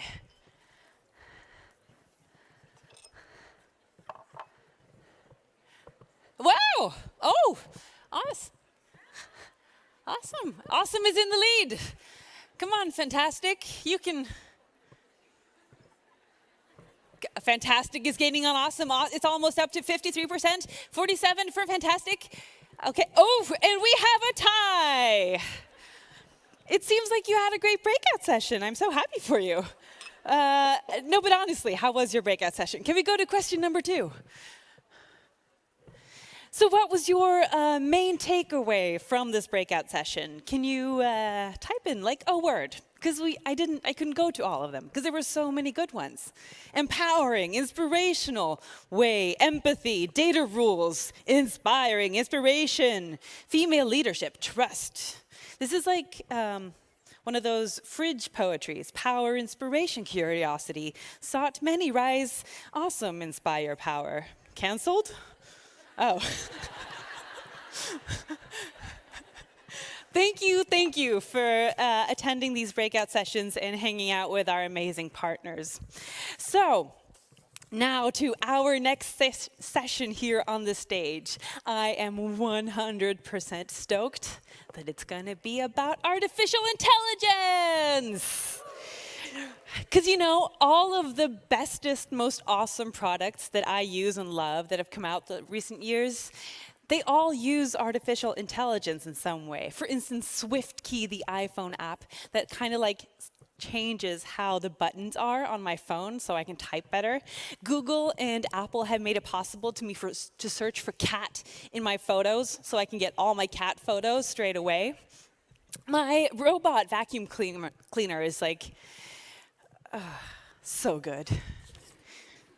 But so now during this session, we're going to meet 5 more exceptional women. And yeah, I think it's time to go beyond conventional human intelligence, and let's get started with AI.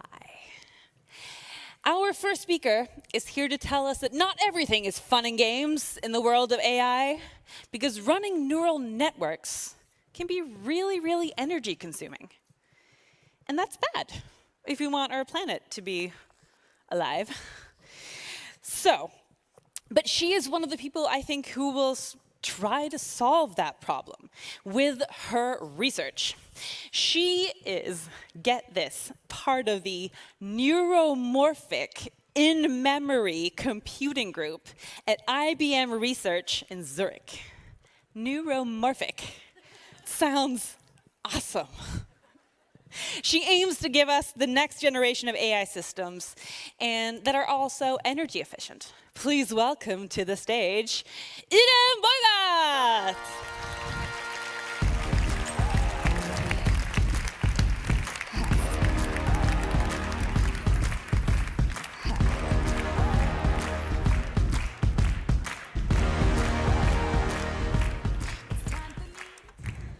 So hello everyone. It is actually pretty amazing to be on stage today with such a great audience. My name is Irem Boyvat and I am a researcher from IBM Research Zurich. And today I want to share with you IBM's efforts on developing the next generation of AI systems. So we aim at developing systems that have unprecedented speed and significant energy efficiency to fully exploit AI's capabilities. We live in the big data era. And to understand how much data we generate, let us consider these statistics. We generate 2.5 exabytes of data every single day. And it is not only the amount of data we generate, but also the pace that we generate this data. 90% of the data we have in the world today has been generated in the last 2 years alone. And also what is very interesting for us working in the research field is that the global scientific output doubles every 9 years. The accumulation of this ever-growing data has led to the third era in computing, the cognitive era. First, we transitioned from the mechanical systems of the tabular systems era into the electronic systems of the programmable systems era, with huge improvements in storage and performance capabilities. Now, we have entered the cognitive systems era, where systems can now make sense of data by learning and by reasoning with us and with feedback from us humans without needing explicit programming. So the question is, what can now AI systems of today in this cognitive era do? Utilizing the vast amount of data that we produce, we created systems that show similar or even better performance than us humans in various cognitive tasks. For example, in image classification, in strategic games, in speech recognition. And moreover, we have managed to combine these skills to create even more advanced systems. For instance, last year, IBM launched the Project Debater. This is the first AI system that can debate with humans on complex topics. To be able to do this, Project Debater is equipped with various skills, ranging from natural language processing to argument construction, from content organization to emphasizing words and phrases in her speech when she replies. It is indeed very impressive.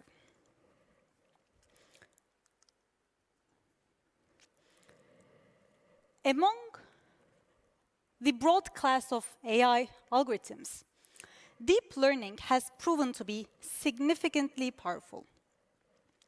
We have been seeing products of deep learning even in our everyday lives. Deep neural networks are used heavily in developing the project Debater as well. Using this vast amount of data, we have managed to increase the capabilities of deep learning systems. In the recent years, these networks are getting bigger and bigger in size and deeper, and managed to exceed the human error level in various tasks. And such systems are continuing to evolve. Their capabilities are continuing to grow, thanks to advances in algorithms and also the presence of big data. But here, the question we should ask ourselves is, this is happening at what expense? Training a single deep neural network model requires significant amount of time, which can be quantified in days or sometimes even weeks. It is estimated that training a single deep neural network model is equivalent to 3 weeks' energy consumption of a single person. It is also estimated that training a single neural network model is equivalent to 2 weeks of carbon emission of a single person. What this says to us is AI is costly. And why is that the case? Why is AI so expensive in terms of resources? And the answer lies in how we do computing today. Today's computing systems are based on von Neumann architecture, where memory and processing are 2 separate entities. To process data, we constantly move the data between these 2 units. And this makes such systems very inefficient, especially for data-intensive AI applications. Instead, what if we had an architecture where we could do some of computing tasks, avoiding data movements in the memory itself? And this is what we call in-memory computing. Such a computing architecture is actually very familiar to us because our brains operate with a similar principles. In our brain also, memory and computation are collocated. So these systems are are loosely inspired by the working principles of our brains. Now, we are also investigating about how we can build such systems in a more efficient way with the help of new technologies. In particular, we focus on a new class of devices, and the non-volatility and the nanoscale dimension of these devices is estimated or is envisioned to translate to significant energy and density gains.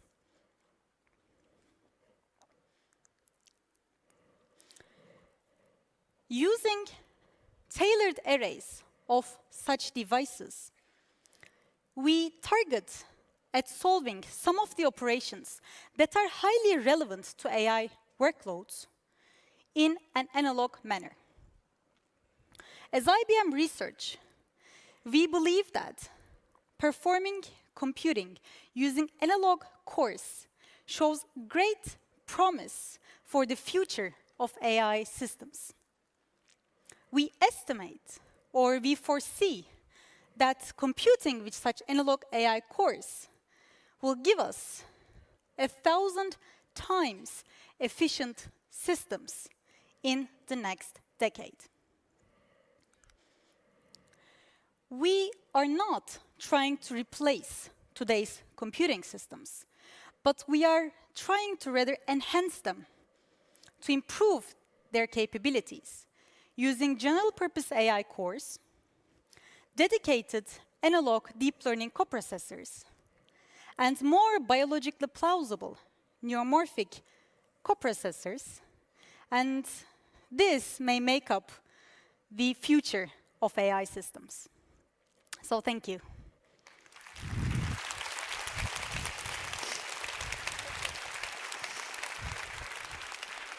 Thank you so much. Thanks. This is Yeah, really I love those debug posters. Yes, I've seen it great. outside, and I really wanted to have one. Here you go. Making dreams come true on the Yes, stage. indeed. So thank you so much. You're going to be you. back later for a panel, but thank you, Idem. So our next talk in this session is going to give me some answers that I've been wanting to know. Because I've been thinking for a long time, when is education and learning going to start changing in a big way? Like, now in school, there's one teacher, 30 students, and that teacher is like trying to guess at what level all these students are at with their questions. Does that sound reasonable? No. Poor teacher. Let's give that teacher some AI. And that is exactly what Sana Labs has set out to do. They are an AI company 100% focused on learning. And they partner with the world's most important education companies. That means bringing a better learning experience tailored to each student to millions of people. How amazing is that? Imagine where we'll be as a collective. So I'm glad that she is here with us today, the co-founder of Sana Labs, a real power hitter in the Nordic AI community, Anna Norell Westling.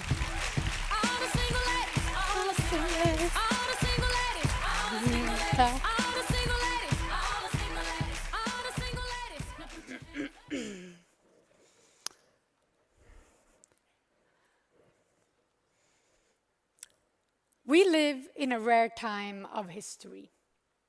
AI is increasingly powering personalization of our everyday lives. From self-driving cars and recommendation engines to natural language processing and voice recognition. AI is constantly present to make our lives easier and richer. So why is learning the last industry to be touched by AI? We think that it should be the first. Research tells us that personalized learning doubles learning outcomes. So imagine if every learner would learn twice as much for every session spent in training or learning. What if the workforce could be kept compliant in half the time, and if reskilling and upskilling was made fast and engaging? And imagine if we applied these effects on a global scale. Imagine the impact that it would have on society at large, as well as for every single learner in reaching his or her full potential. At Sana Labs, we have created the engine that will catalyze this change. By applying the most recent breakthroughs within machine learning, we have made it possible to personalize learning at scale. And at Sana Labs, we are a team of data scientists, engineers, and mathematicians with backgrounds ranging from Google AI to Spotify, Boston Consulting Group, and Imperial College. And all of us have previously worked on applying AI to other industries, like how we drive our cars, how we listen to music, or how we find cures to diseases. And what all of us have seen is how AI dramatically impacts personalization of user experiences, bringing high-quality personalization to scale. So when we founded Sana Labs, we asked ourselves, how can we bring the benefits of AI to the learning industry, making it easy for corporate learning, corporate training, reskilling, upskilling, and compliance training to implement AI, and driving a much more personalized and efficient learning experience far beyond what has ever been seen before. So what we did is that we developed our technology into an intelligent learning platform, a platform that continuously personalizes learning after every employee's learning style and knowledge level, and a platform that continuously measures what are the skills that your workforce needs. So from training nurses in CPR practice, making sure that the pharma industry is compliant in GLP, to reskilling and upskilling accountants and engineers, as well as compliance training. We help every employee learn the same content in half the time and remember it 3 times longer. What I wanted to do next is to share with you a case study where we provided personalized learning at scale for a leading corporation. The objective being to leverage personalized learning to increase learning efficiency and improve learning outcomes.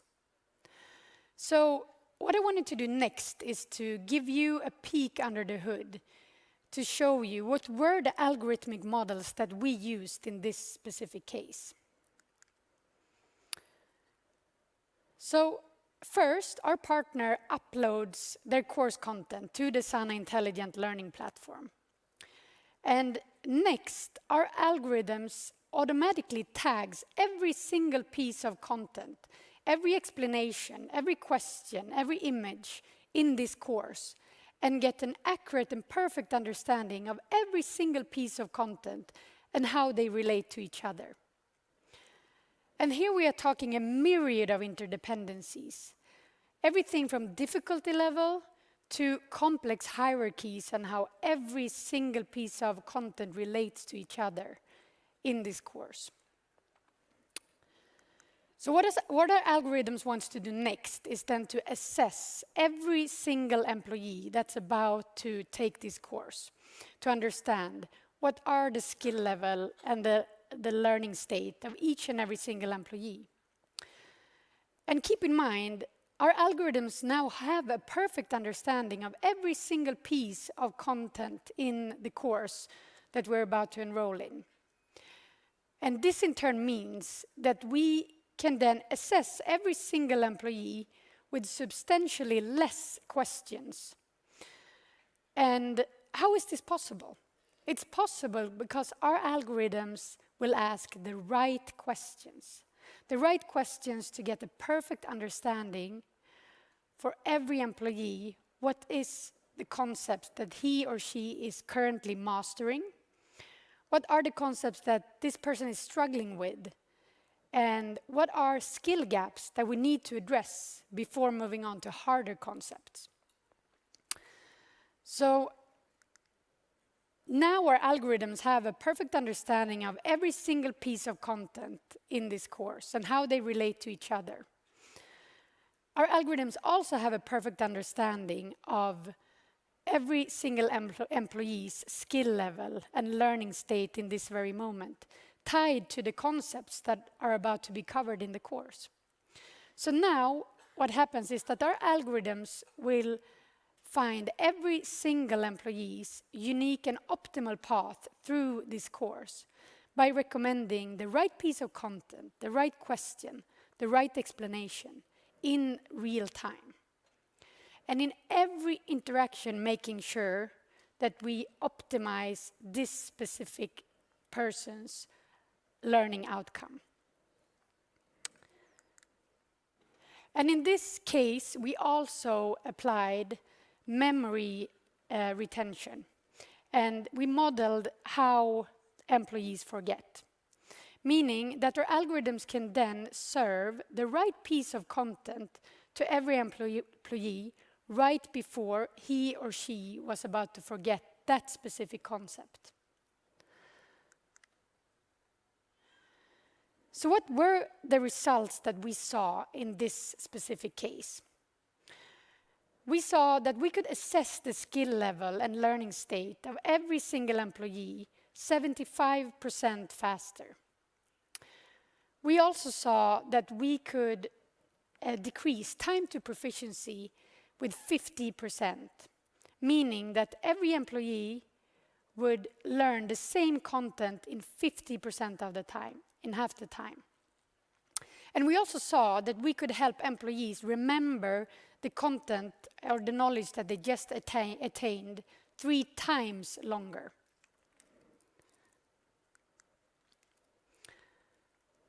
At Sana Labs, we use the power of AI to personalize learning at scale.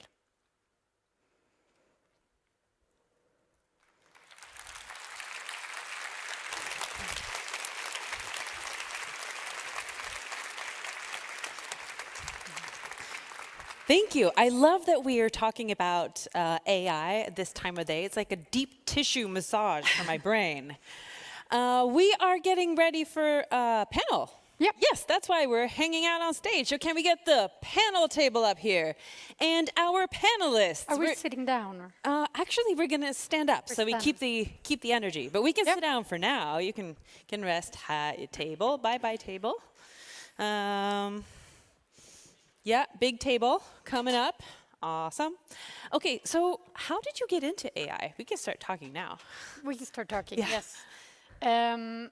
Yes, so this was actually, I think my big aha moment was about 3 years ago, Ooh, 3.5 years ago, when I realized the impact that the latest breakthroughs within deep learning would have when you apply them on the immense data sets that we all create when we engage in online learning. So that is, those two components are the key components that actually make it possible to personalize learning at scale. So this wasn't possible a couple of years ago. Yeah. So I guess around 3 years ago, that was when it started to become possible. And that was the big aha moment for me, and also when I got deeply engaged in the possibilities with AI. So cool. Okay, so we are going to get joined on stage by Irem, who was speaking before, and also Linda Leopold, who is the head of AI policy at H&M Group. Welcome up on stage.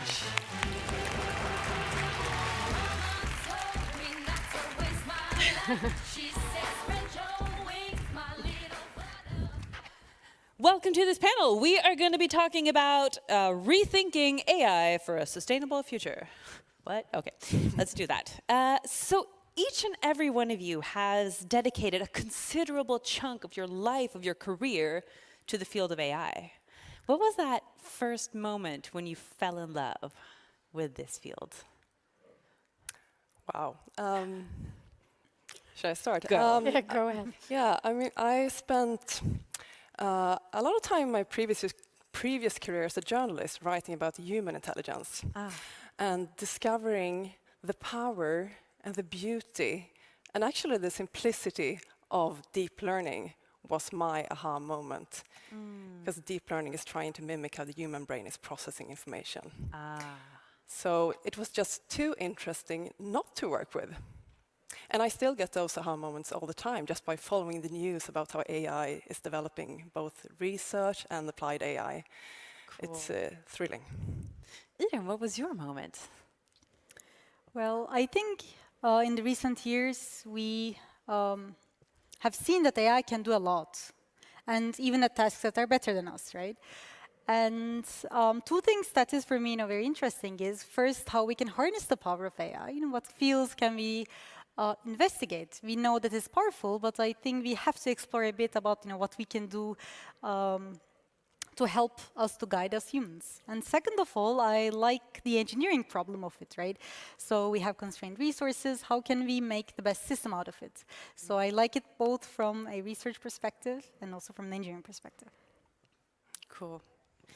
Yeah, I answered the question a bit before, but also in terms of, I'm thinking to build on that, when you add the most recent breakthroughs within machine learning and deep learning and apply them on the data that we all generate when we engage in online learning, to be able to personalize learning at scale is something that I think is just a paradigm shift of learning, and the way we've been thinking about learning as one size fits all for the past hundreds of years is now something that we can actively change, which I think is, for me, also extremely, it's an extreme drive, and I'm super passionate about what we really can accomplish. But it's like the difference of having, watching a video on YouTube or having a tutor talk to you personally. It's like, oh, this is where it is. Yeah, exactly. And it's, I think, a lot about, I mean, it's impossible to have one teacher per student, but now we can actually do it. And we could also have one teacher helping us learn all throughout life and then actively engage in learning our whole life, which I think is something that we should and need to do. Cool. So it's late in the day and AI is a heavy topic. Should we help the audience out with a little refresher course? Like, what does machine learning actually mean? You know, can you? Sure.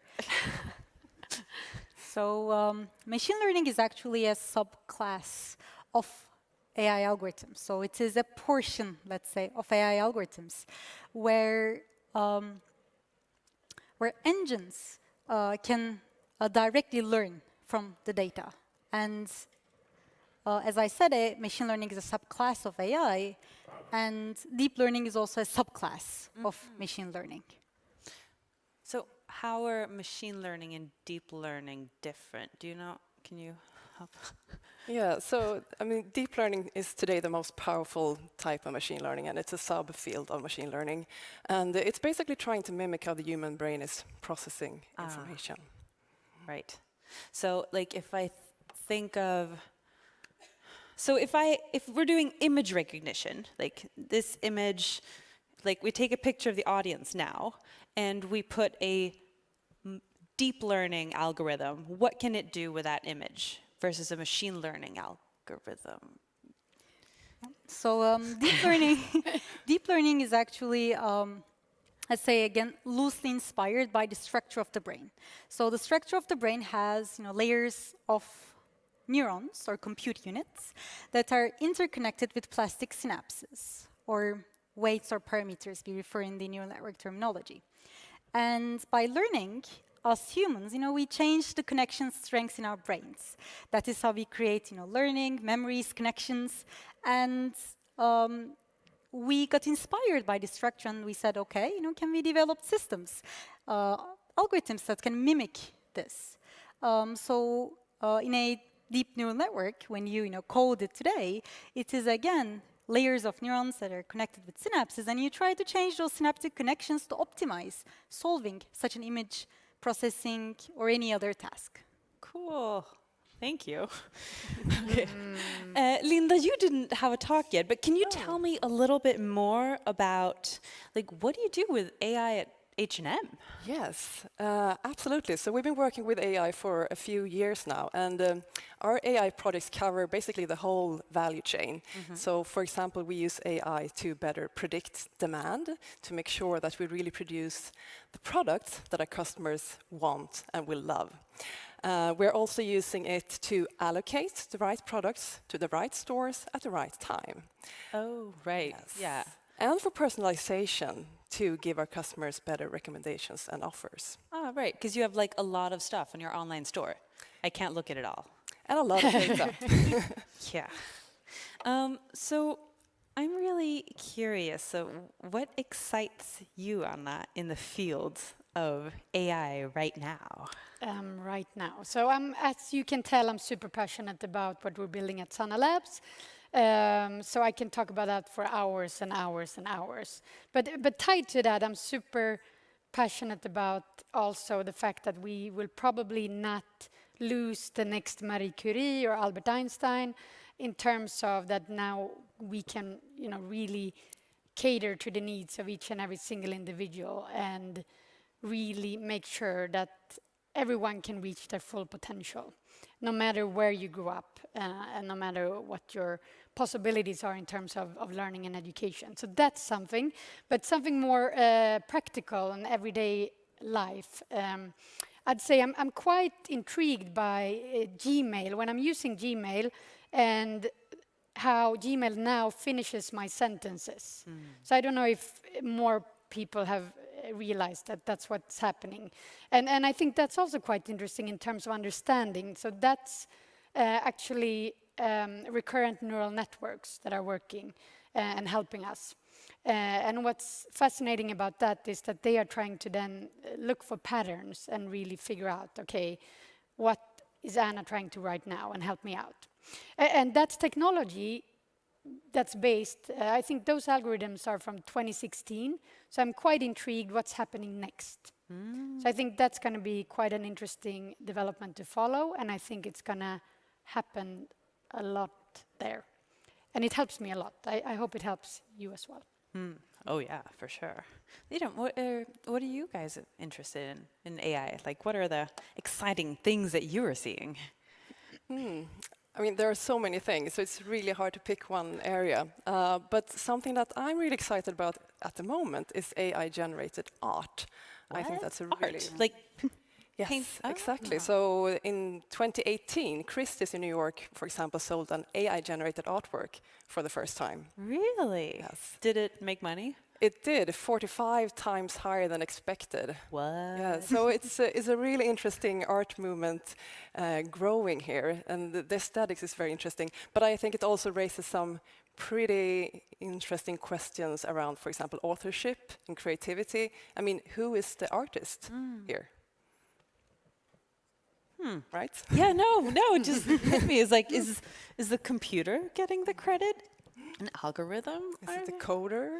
Is it the painters of the artworks that these AI-generated artworks were trained? Oh yeah, because then it would like train on lots of art, and then it's like make new art out of Exactly, create something similar. Oh. It is very intriguing. So what have you seen that's interesting? For AI, for me, there are two again things interesting. First is, to what extent can we take AI to? What kind of domains that we already haven't explored can AI help us? And also the topic of the panel is sustainability. So what can AI do for us humans to make our lives easier, to make our future easier and have a more sustainable future? And second, for me, it's very interesting. Also, it is an advantage for me also to work in IBM. We are coming up with these big systems, such as the Project Debater, IBM Watson. And it is usually very interesting to see how, equipped with tools of AI, it can really resemble sometimes our sentence, our way of talking, our way of referring. And also, they have proved to be very, very successful. Like, for example, Watson was beating, unfortunately, the human opponents in Jeopardy. What? And it was really interesting to see how it interacts with the host, how it understands and answers. The same with Project Debater. So these more complex AI systems are also very interesting. Is that on YouTube? Yes. Oh, I'm gonna watch it. So the name of this panel is Rethinking AI. Do you think AI needs rethinking? No, I don't. I think my way of looking at it is probably that we need to rethink sustainability, because AI can really help, and used in the right way, we can really multiply the effects and the path towards a more sustainable future. So I think that's probably the interesting part. Like, how can we actively use AI in the right way to reach a sustainable future? And there's lots of ways. And I'm sure you are working on very interesting things in that field, both of you. And I think also what we are doing in terms of education, that's also really, I mean, education is the foundation of and learning of every society, and it trickles down the effects, the positive effects, to education or to economy or to ecology and to every aspect of life. And we're also hoping to really, leverage our technology to create a more sustainable future. But I think it's more about how you use it. Yeah. Yeah, I don't think we need to rethink AI, but I think we really need to make sure that we take advantage of all the amazing possibilities with AI and to really use it for good purposes. And also to make people more aware of the possible negative implications of AI. Right. So why do you think some people may find AI scary? I mean, it is a very powerful technology. And like all technology can be used for good or for bad. I mean, the exact same type of algorithm can be used to improve healthcare or to produce fake news videos. Ah, right. And that can, of course, be frightening. I also think there's a lot of misconceptions around AI. Like what? I mean, if you do an image search on AI, you end up with lots of pictures of these scary sci-fi killer robots. Oh, yes. No, thank you. And I mean, that's not really what AI looks like in reality today. It's more about recommender systems, finishing your sentences in Gmail, etc. It's such a natural part of our lives today that we might not even think of it as AI. Not true. It's all the useful stuff. Yeah.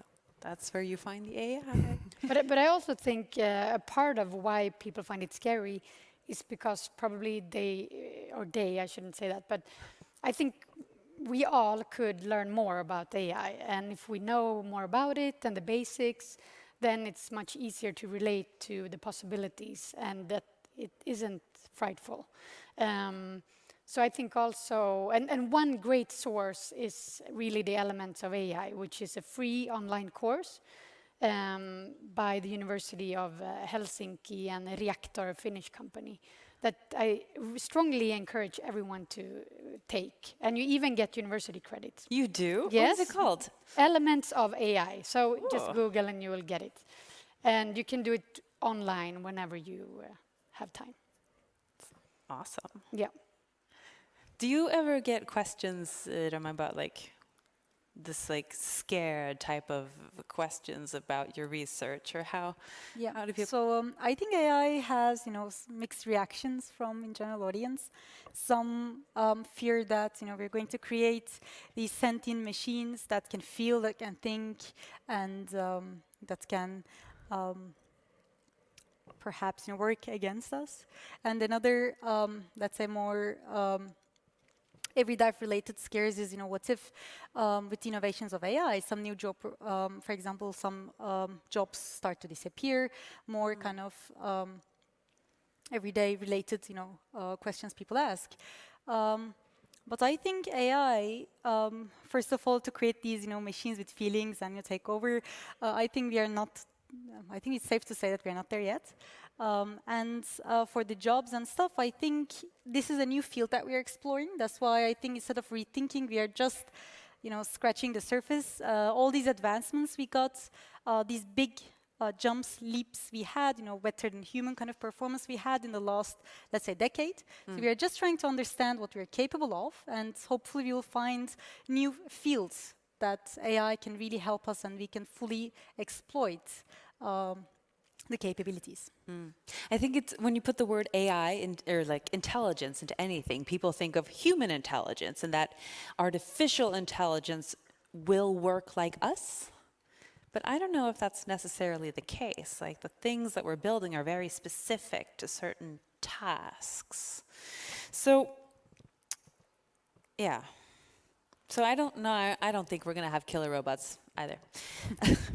No, but and I think also we have a Sana Labs AI alphabet where we try to AI alphabet. So you can brush up on these terms. But there I actually looked at it last night because I thought, okay, this might be something that come up in the discussion, and I think I really liked. I haven't written this. It's somebody much more genius than I in our company, but it's stated then that artificial intelligence is the study on how we can help computers do things that we as humans currently do better. So I thought that was quite nice and actually very brilliant, but it's not me, somebody else. Study. Yeah, I like that. Yeah. I can mention that at H&M Group we talk a lot about amplified intelligence because we really see AI as a tool that enhances our human intelligence. It's a collaboration between AI and human intelligence. So what can that be? Like, it just makes us much more sharper in our decision making. do you have an example? Like what? I've never heard of amplified. Say it again. Amplified intelligence. Amplified intelligence. I like it. So like how could we use that? Like do you have any? Where can we put that into? Where can I get it? I mean, everywhere. If you look at how AI is used today, it's not a force of its own. I mean, today it is the collaboration between humans and AI.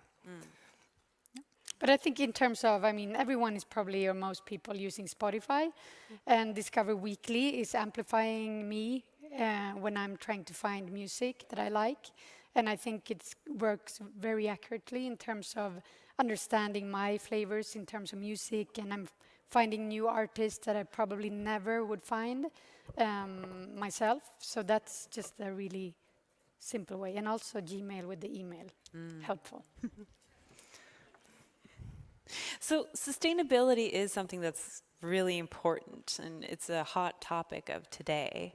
So, I mean, we need to keep our planet feeling A-okay. And like, can sustainability and AI go together? I was a bit worried after your talk. Yes. So I agree with my panelists in the sense that we can use AI to support us in general with decisions. So IBM has a lot of projects that we have done so far in terms of Watson, or we have a program called Science for Social Good. Just examples of how it can be achieved with AI systems, also for sustainability, is, for example, we can support oncologists with decisions. We can help identify carriers for Zika virus to help the environment. AI also can help us create smart buildings. For example, some of IBM campuses have been equipped with such smart buildings that helped save millions of dollars. So I think we can use the power of AI. So wait, how do they save the millions of dollars? Like, in what way? They're smart buildings, so they try to cut down the energy They try to cut down the energy as much as possible, and this actually has. Wait, so like a building that can learn how it's supposed to be used, or you use AI, let's say, to shut down the power and stuff like that, so that. With these projects, as I said, I think IBM replaced, if I'm not mistaken, 25 campuses and managed to save millions of dollars with such smart buildings. So I think AI can really help us improve our systems, help us make better decisions, so that AI goes hand in hand with human decisions as well. Cool. Just want to say, if you have any questions, feel free to put them into Slido, and we can talk about it. Okay, so yeah, how do you see sustainability and AI going? Can they go hand in hand? I think so, definitely. I think it will actually become one of the most important tools to reach our sustainability goals. And for example, when it comes to reducing CO2 emissions, because we are getting so much sharper in aligning supply and demand with the help of AI to really produce the things that people want and need and will love. Right, because like I'm thinking, if you make a lot of things and that those stuff need to be in the store at the right time, and how do we get them there? It's a lot of that kind of calculations. Yeah, transports, warehousing. Yeah, you don't want stuff to travel all around the world and be in the wrong place. That would be terrible. So it's awesome.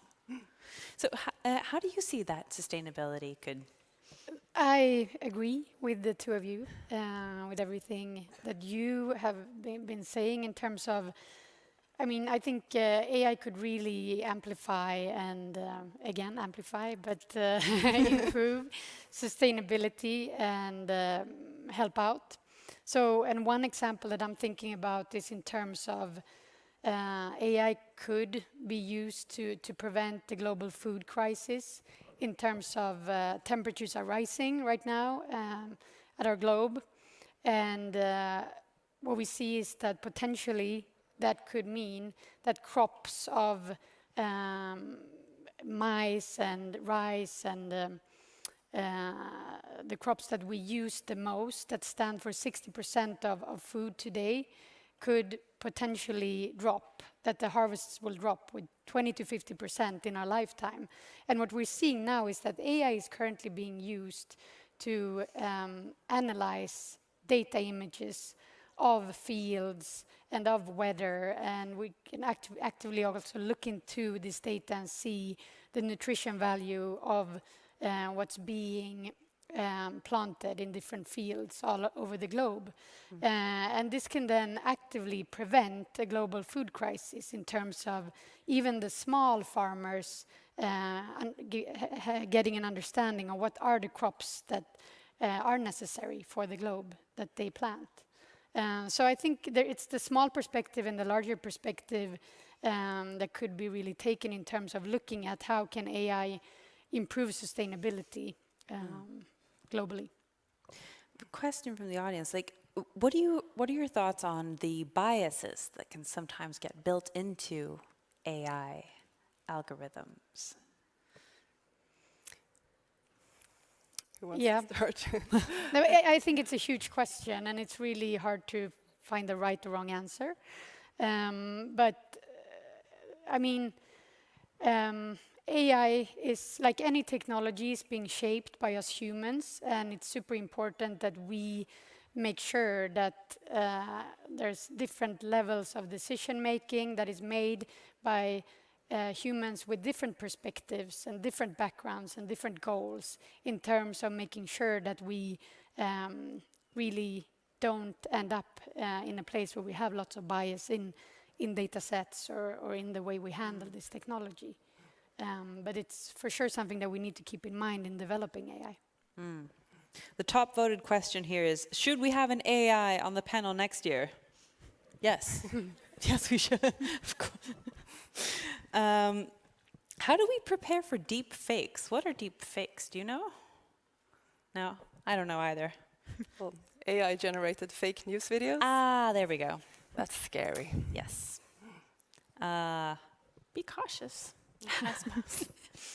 So what is like a problem that each of you look forward to seeing an AI solution for? Like something we could apply AI to that will...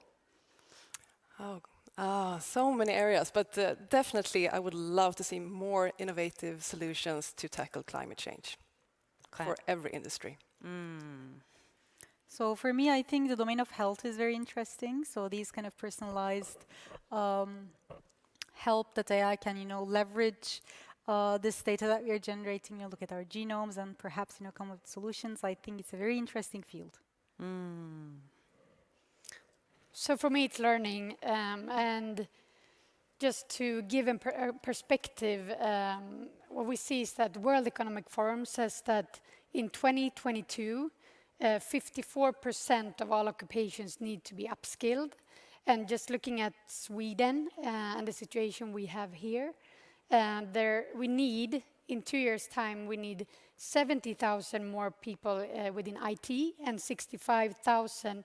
Yes, 70,000 and 65,000 additional teachers. So there's a huge skill gap and a huge challenge in terms of that, both globally and here in Sweden. So I'm very much looking forward to applying our deep learning algorithms at Sana Labs to this problem and solve that. Thank you all three for being here for this conversation. Let's give them a warm round of applause. Thank you. We are going to move on in this packed schedule, so we are now moving to the next speaker.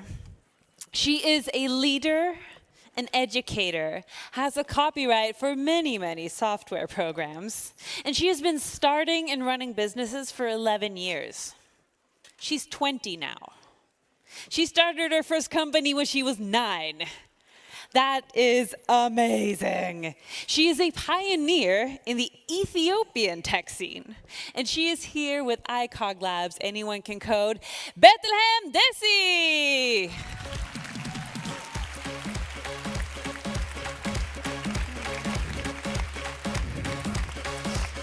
Thank you for my stage is yours.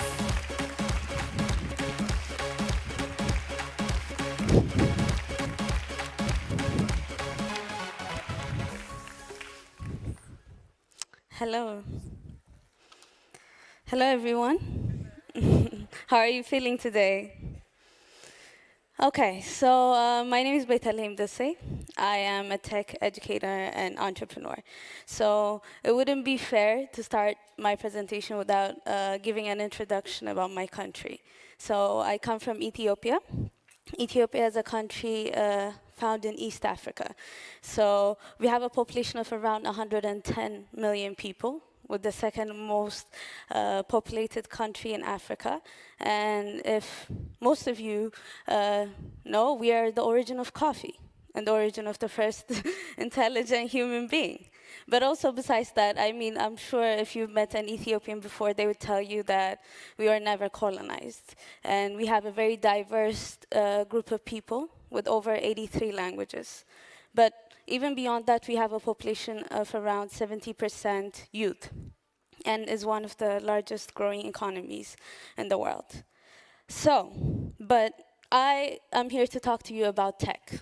So, just to give you a brief introduction about the Ethiopian tech scene, as you can see from here, there are different challenges and opportunities, starting from education, policy reforms, even a payment platform. So, for example, I came today to Stockholm, right?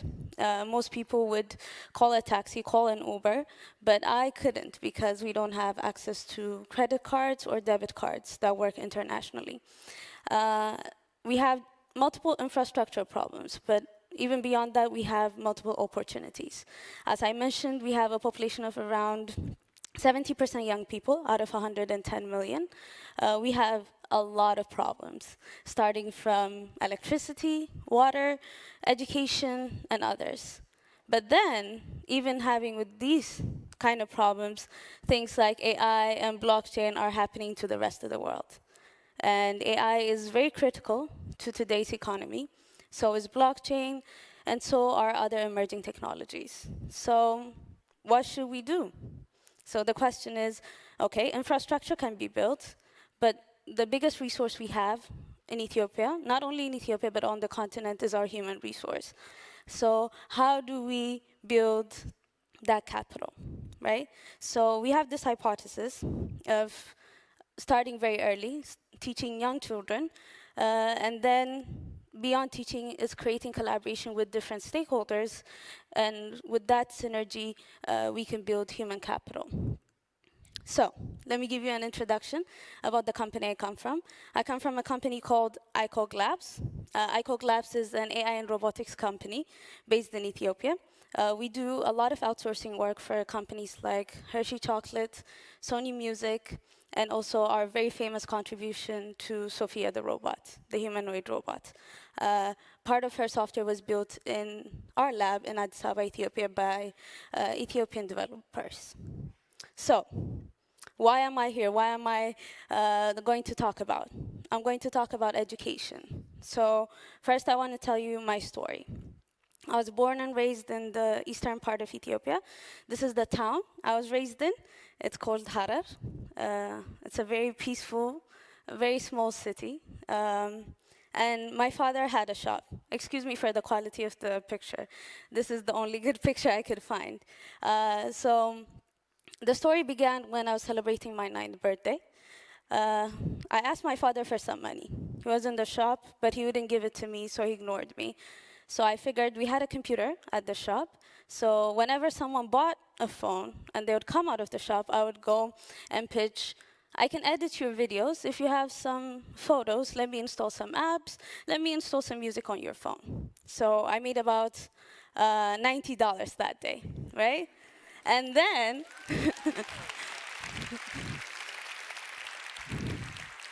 and then my passion for tech started. I mean, I have tried to do music, I've tried to do sports, I've tried to do a lot of things when I was very young, but then computers stuck with me. But even beyond computers, what stuck with me was my passion for teaching. And after doing business and after getting that $90, I figured, how do I expand my business? Because I was a child of a merchant, right? So we didn't have much, but we had a TV and we had satellite TV. So I watched Power Rangers, right? So after Power Rangers, there would be an ad, a toy ad that would come up, and then they put their website. So I was very curious what that website did. I had dial-up internet, so I figured, okay, in order to expand my business, I need to build a website. But I didn't even host it, but I first learned my first programming languages, Visual Basics, and then HTML. So after that, I started working on my own startups, traveling around the country, trying to sell software, etc. But then I had an aha moment when I first started teaching on a program called Girls Can Code. So Girls Can Code was launched by the US Embassy in Ethiopia, and it involved around 40 girls from 10 public schools. And what I saw was, what I remembered was actually my passion for teaching. So bringing that my passion of teaching and my love for tech, I wanted to do more on tech education. So these are pictures from some of our Girls Can Code program where we teach Scratch, very simple. We have multiple levels where we go from level 0 to AI and machine learning. So that's how iCog Anyone Can Code was born. In partnership with iCog Labs, we teach kids from as young as 8 years old till 18 on the basics of coding and robotics. We also do robo-soccer competitions within universities and a lot of focus on emerging tech. But not only emerging tech and technology, but we involve soft skill trainings and life skill trainings. But the thing is, you can't really address the coding or technology education issue as the same way you could in other countries. Most schools don't have resources. Most parents can't afford to buy laptops for their children. So one of the projects that we're actually launching this year is called the School Bus Project, where we re-innovate the bus, remove the seats out of the bus, we put computers in, we put a center in, and we would go around the country teaching 100 hours of coding. So,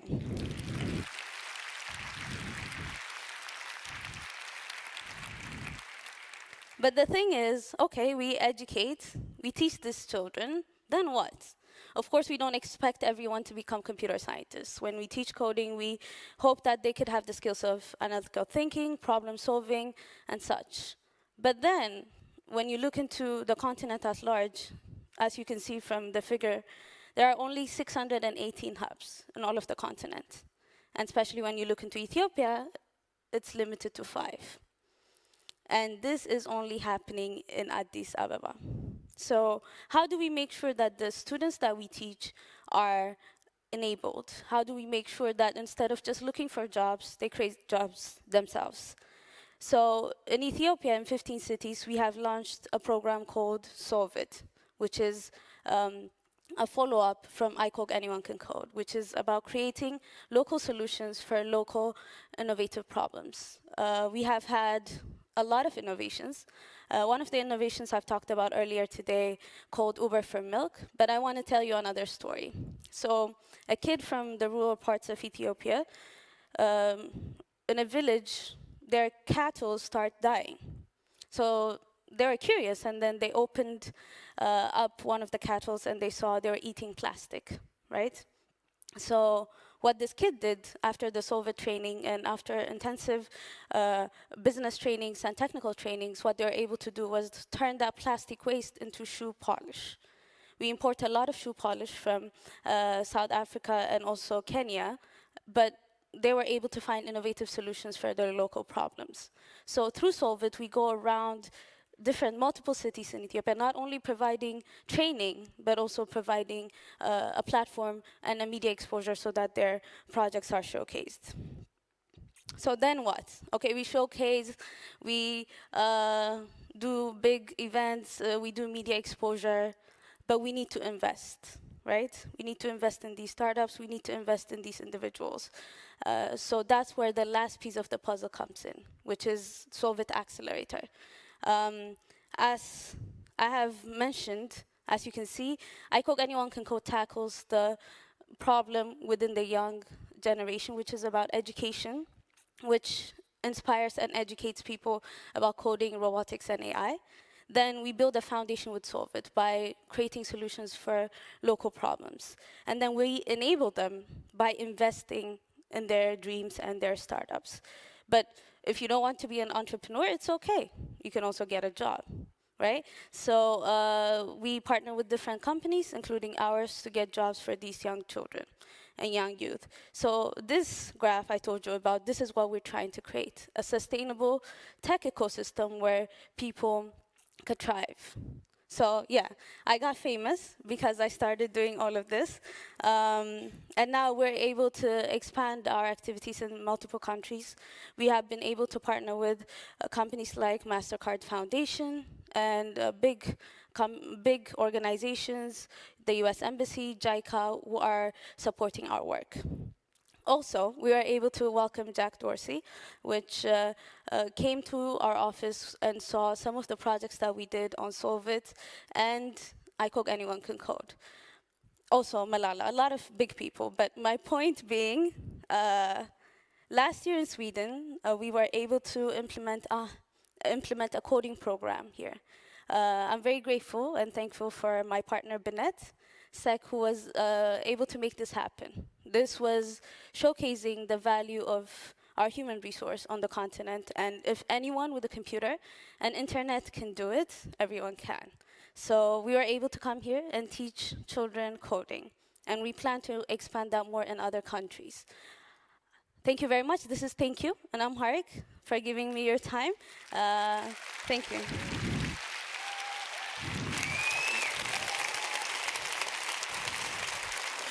Thank you so much. Wow.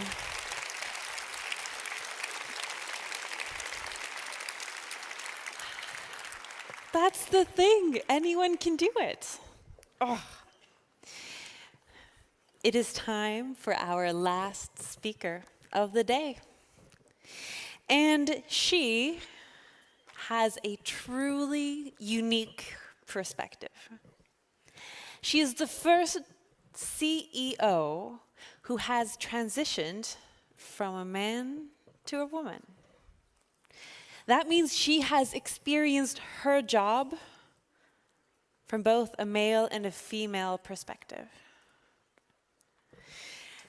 She is the CEO of ICA Försäkring. I'm so very happy that she is here with us today. Please welcome to the stage the fantastic Caroline Farberger!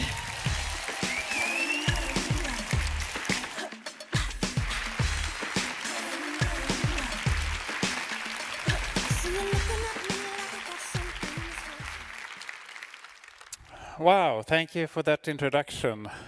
And it's an amazing experience being here with you all. And I realized that 1.5 years ago, I would not have been relevant standing on this stage. Why? Because up until that time, I lived as a man. I was one of those white, middle-aged male managers in business. And there are 13 on the dozen, aren't there? But I would, however, have accepted an invitation to stand here and talked about the subject of equality and the position and the situation for women in business. Because I considered myself at that time both understanding and knowledgeable about the matter. And I would have talked about it with great confidence. But a lot have happened since I transitioned to live as a woman 1.5 years ago. It took me less than 2 months to realize that I hadn't really understood equality. In fact, I had gotten it all wrong. The more time has passed, the more I've come to develop my perspective on the situation for women in business and on equality in business as a whole. Now here you see 2 portraits of the CEO of ICA Försäkring. The only difference is timing. Is 3 years between these 2 pictures. It's the same person It's me. A year and a half ago, I went home in a suit from my work as a man for the last time in my life. Later that evening, I made a small social media update. Dear world, I'm changing my name from Carl to Caroline, and actually my gender from male to female. Some of you may have changed names over the years, and you know there's some personal data fields in Facebook profile for name, etc. There's also one for gender, and it's quite a scary thing to change that. You typically only do it once, if you ever do it. I was trembling at that time, reminding myself that I was happy that I've actually already done my nails for the evening. The day after, I went to work in a smart dress. And before I go deeper into this topic, I want to state that I'm very humbled to the fact that I've not progressed through my career as a woman. I have progressed through my career in a well-oiled track as a man with all the associated privileges. And after having progressed as a man to a position as CEO, I made a small step to make my role as a female CEO. And I realized that we still have a long journey ahead of us to make a truly equal and inclusive business in Sweden. A journey that we have to make together, regardless of gender. And I never cease to be reminded of the importance of this work. Last fall, a half a year ago, Dagens Industri made a big article commemorating that I have lived 1 year as a woman. It was a large article, and shortly thereafter, a woman that I worked with several years ago as a man sent me a text message. It reads as follows. Hi Caroline, I'm quite frank now and I hope that you take it in the right way. I appreciate your courage. However, since you started to live as a woman and advance important issues about equality, I have had some conflicting feelings. It is based upon the fact that I'm one of very few women that have worked with you on senior management level as a man. I have been part of several management teams led by men, but it was in your management team that I felt that the voices of the men were appreciated the most. It was clear that all communication was on the male's terms, and that it was the most difficult place for a woman to be listened to and feel included in the conversations. I stared at this text message for a long time and let it sink in. Why was that a shock? Well, I truly believed I had supported her along the way. My view of myself as a male manager was that I was a truly supporter to those females around me. So it was really a blow in my face. Very tough. And I felt both shame and guilt. And today I'm very happy for that reality check, because it has increased my motivation. My work must continue, both for the sake of my conscience, but also for the sake of all women in business. And most importantly, my children and their generation. And since my transition, many women that came forward, not telling me the polished story about their situation, which I heard as a man, but the full story. For example, in the text message that they actually didn't felt that they got heard in meetings, in the mutually confirming male jargon. So I asked them, why didn't you tell me beforehand about this? And I got answers like, but don't you see, you lived as a man. How could you have understood? It would have been a waste of energy. And I realized that many women don't want to be part of the problem, which they feel that they risk to be if they raise every situation that they feel uncomfortable in. That they fear to be disregarded, excluded, or even removed. That many women today accept situations they shouldn't have to accept. And slowly I realized that I had actually been part of a bigger problem. One of the men that women talked about. Maybe not personally, but at least part of a collective as a passive supporter. But soon an even more frightening insight came upon me. When I read the text message, I realized that I personally had been part of the problem. Part of the excluding culture. Well, I'm not new to equality. As a man, I read about it a lot, and I followed it in media, and many women, including my wife, talked to me about it a lot. But somehow I didn't let it truly sink in when I lived as a man. Maybe I felt a bit threatened about it, realizing that my safe environment might be somehow compromised, because everything was so good as it was. Yes, I have proclaimed myself as a supporter to equality. Most men actually do. But I didn't really take it seriously, I realize. I was arguing like, but everything is really going well. We are just about equal. All relevant legislation is equal, right? And we've talked about it for so long now. Aren't there more important topics out there in business after all? That was my reasoning for many years. And each time I was confronted with facts, for example, that women make less money than men, I always found explanations. Well, it's an open market and people make rational choices, right? Women make rational choices about choosing professions with lower pay and make rational choices about staying at home more. So, I mean, it's an open market. What's the problem? And then being at home with kids, and I realized that when my wife and I got our twins, we ended up in the very normative thinking that, I mean, she had a professional career. She had also a master in science and was an advanced programmer.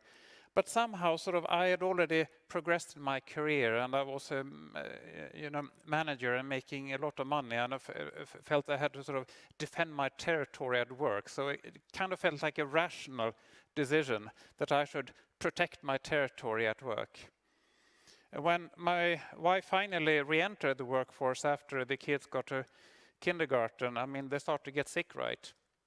You know, this children's sickness is staying 2 weeks at home with Bub and having twins. That happens straight after one another, 4 weeks. And my wife was a programmer at a big software house with customers demanding deliveries. It was really a problem staying at home suddenly for 4 weeks. I really didn't understand what a problem that was. I was stuck in the normative thinking. So I feel guilty, very guilty, for having been part of that normative culture and preserving traditional norms in business. So what made me see things differently? Well, I really started to listen, truly listen to all women around me, listen to what they had to say.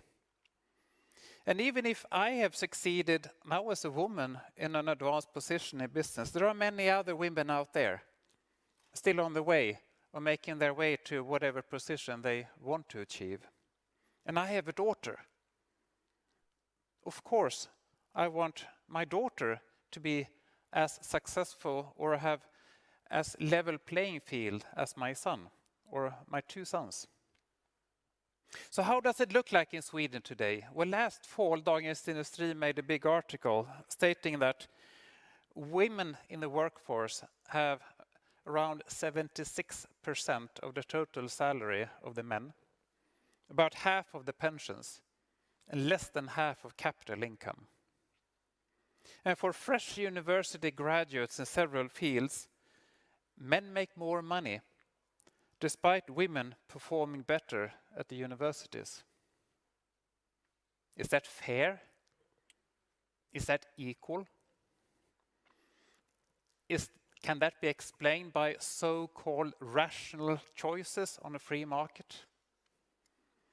It has taken me 50 years to come to the conclusion that that is too easy an explanation. So why hasn't all of this already happened? Let's talk obstacles. Let's talk male privileges. Privileges are hard to see if you live inside the bubble. Because if you belong to the majority, everything feels just normal, the way things have already or always been. And in business, it's all about male privileges. So how does that come to effect in daily life? Well, as a man on the picture, I could truly be myself every day. The morning routine I could do almost asleep. A quick shave, a quick shower, quick comb through the hair, pick up a random shirt and a random suit, off to work in any mood I prefer to be in. I did not need to spend 1 second thinking about what I needed to do that day, or what people I need to meet, or how I would need to tune into my environment. I could just simply be myself in any mood I wanted. And I think that's the situation for many other men. Men just are. And I postulate that men in business have a wider corridor of acceptable behaviors in business. And that female, sadly enough, feel that they need to walk in a more narrow corridor of behaviors. For example, as a man, I could quite easily be decisive when I wanted to postulate my thinking, my decisions in a strong voice. Whereas as a woman, I kind of feel the environment telling me that, well, you also need to be like a woman also. Why is that the case? And also many women out in business have to, or are hearing comments about their appearance and clothing in situations where they rather will be appreciated for their competences. And meeting dynamics also play an important role in business today. For example, the text message. I read to you a female colleague experiencing a male mutually confirming atmosphere. I remember how I could behave as a man when someone else in the meeting, for example a woman, voiced a different opinion that didn't sort of fall in line with the thinking I had accustomed myself to. It felt to me like she was breaking the harmony, not sort of fitting the norm with the nice and packaged solution all the other of us have sort of got ourselves acquainted to. So I could maybe raise my voice, lower my pitch, and then, if that didn't help, quickly add some numbers or some complicated factors to try to move the discussion to another field, just to sort of, dribbla a bit. And have you ever reflected how decisions are being made in meetings? I've often seen that usually there are 1 or 2 usual suspects that generously share their opinions on the matter at hand, often the same usual suspects regardless of topic. And the louder the voice and the deeper the pitch, the more difficult it actually becomes to after that voice a different opinion. And if this male trick is combined with another male trick to express a firm belief on a topic without having the facts, killgissa, you can quickly end up with a decision-making process that only takes into account a small portion of the combined knowledge in the room. And that is sad. So this is an easy trap to fall into for regular meeting dynamics. The team might appear equal based on the gender of participants, but it's definitely not inclusive. And it's the inclusiveness that is the benefit from the combined knowledge of all participants that drives business value. And the only way to become more inclusive is if the majority, in this case the men, are actively engaged. Not engaged to make women behave like men, but to create a new and common inclusive culture where we can benefit from everyone's competences. And remember, it is the act, not the thought, that counts. And being inclusive is a deliberate action. If you're not actively inclusive, chances are you're unconsciously exclusive. So what can we do about this? Well, norms is something that we start to build already as children, and when we enter the workforce, we carry along with us a number of norms. Some are conscious and some are unconscious. The least we can do is at least transform the unconscious norms to conscious so we can work on them. For men, my message is quite simple. Be aware of your privileges and share them. Many of the processes in today's business work in your favor. Everything from how you behave and how you can feel and blend in. And there are many male role models in business today that you can mirror yourself in. One option could be to just carry on with life and use those privileges to your benefit. Alternatively, you could share your privileges to the benefit of both yourself and the business as a whole. What does that mean in practice, sharing privileges? It means being inclusive to others that are not part of your own category. Listen to them and include them in your thinking. And you will find that you make better decisions, and the business will prosper, and you will be successful. But the majority of all you here are actually women, and many of you are still at an early stage in your careers. And you probably find yourself in good company, you know, many female co-workers, and look around here, you're in very good company. And maybe you even start to adhere to the unwritten rules at work, at your workplace, like clothing, behaviors, and other norms. But sometimes you might reflect that there are not as many female role models higher up in the organization. If you work for a listed company on the Stockholm Stock Exchange, there's only 1 in 10 chance that the CEO is a woman. And maybe women in senior positions sit more in supporting roles as opposed to P&L roles. But you probably all dig in and work hard. The system has got to be fair, you think. And one day you might find that some of your male co-workers have actually suddenly started to progress and reach managerial positions. And what happens then? Well, you enter female networks and maybe even get a sponsor, and you get helpful hints along the way on what you should do, like don't talk so much, be more to the point, don't show too much emotions, keep a cool facade, learn how to take up physical space in meetings, and try to lower your pitch when speaking. And you might listen to and mimic these behaviors because you want to progress in your career. But it is here I want you all to make a full stop. Because what did you just hear? It was helpful hints on how to behave like a man. Maybe you shouldn't be surprised. The men have indeed been successful. But you need to think bigger.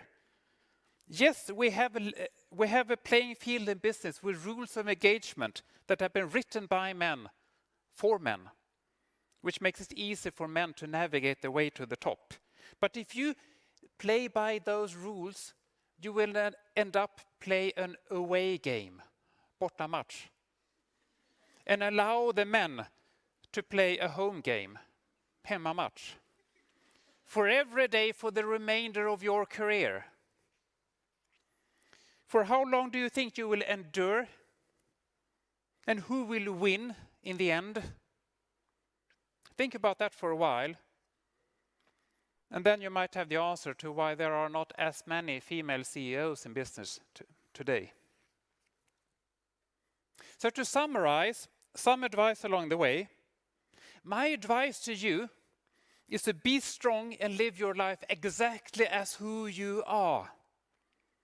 You were born as a unique individual, and you must resist the temptation to fit in and mimic male behaviors. Find female role models that are strong enough to show their personalities.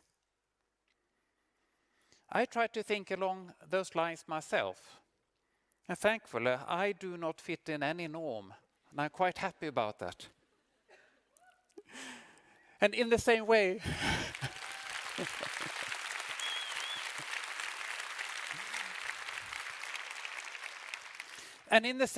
I want you all to be proud of the unique individual that you are. And if you by chance find yourself in a place which does not allow you to be yourself, be strong and walk away without feeling guilt. But if you find yourself in a place where you feel included, make sure to make the best of the situation and show everything you can.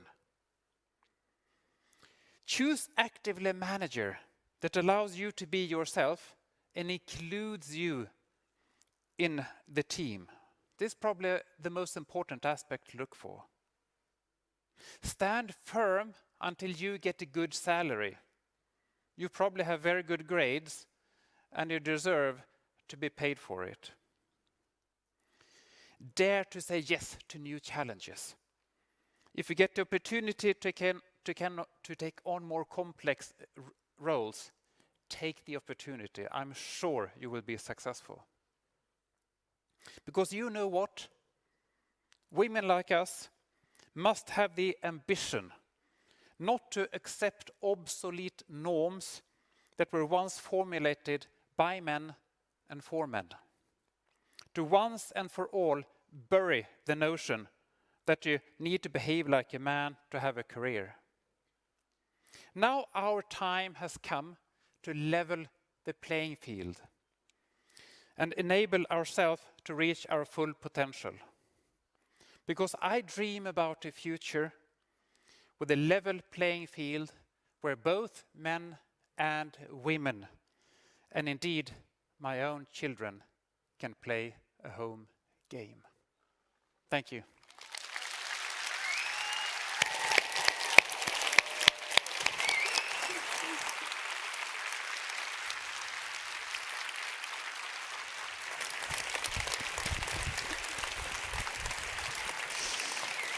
Wow. Tack. Tack. Tack Ska så jag göra någonting? jättemycket.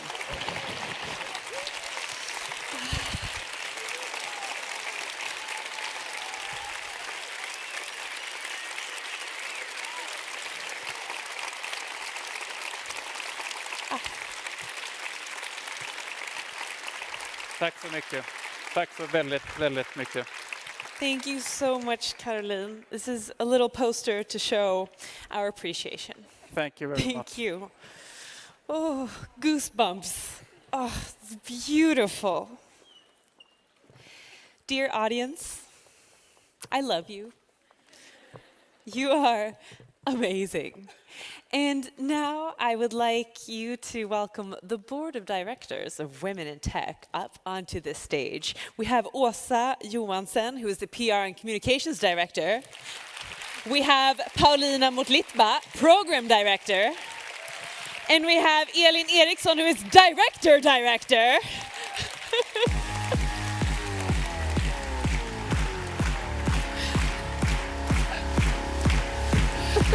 I got this feeling on the summer day when you were gone. I crashed my car into the bridge. Woohoo! Oh my God. Thank you, Un. We're going to thank you so much. We're going to thank you so much. In a while. Yeah. Yes. Oh my God. I can't believe we did it. Thank you for coming. I mean, we are on a mission here. What we try to do from Women in Tech is to make sure that we get more women into tech. And also to sort of help you who are already in the industry to stay. Because, I mean, we've talked about how it's tough to get ladies into tech, but it's also a problem that quite a few of you are thinking about leaving. And we don't want that. We want you all to stay. And what we do is we try to provide networks and role models, and I hope that you can feel that you got some of that today. I think you did. I know I did, anyway. Paulina, let's talk a bit about the program, because Yes. that's what you've been working with since this fall. Yep. I'm not supposed to cry now. I feel so emotional. Yeah, you can. Yes. It's okay. Yeah. I've been crying backstage for a while now. Hi, everyone. I think I said on the storytelling stage when we first opened up the program this morning that the sort of empty schedule agenda that I start with when we first start planning Women in Tech is actually never empty. And even though I'm so happy that so many of you have approached me today and given me so much love for the program, I definitely haven't done the whole job myself. I do a lot of research, I work hard, but most of all, I receive so many recommendations from you. And I want to, please don't stop recommend amazing women to me. I have a long list, and I wish we could have a Women in Tech conference every day. Well, I sort of do, without the corona thingy happening. Without that, I would love to do this every day, and we could fill so many stages with amazing content.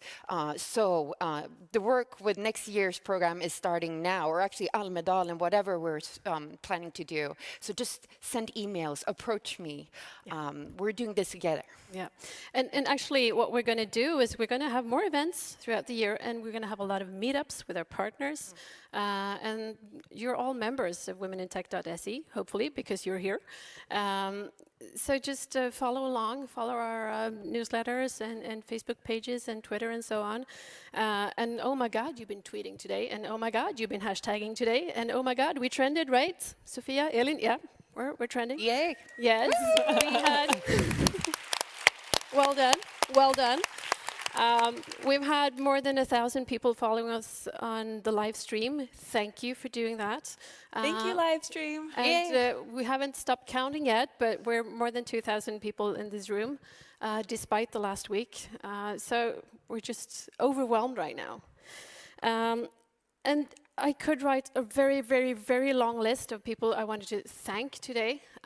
But the only ones I want to mention right now, because I will probably forget someone, is Initio. And Initio are the ladies who's helping out by organizing our volunteers. So I just want to give a lot of love to Initio and Konstantina and her team. Just help me to thank them. They have been fantastic. And speaking about saying thanks, the ones who make this possible, that's our partners. I want your help to welcome them up on stage, to let you see the faces, and I wish you could see their brains, because, oh my God. It's such a teamwork. There are so many hours of labor and love put in this project. So please welcome up on stage some of our brilliant partners. Come up, ladies.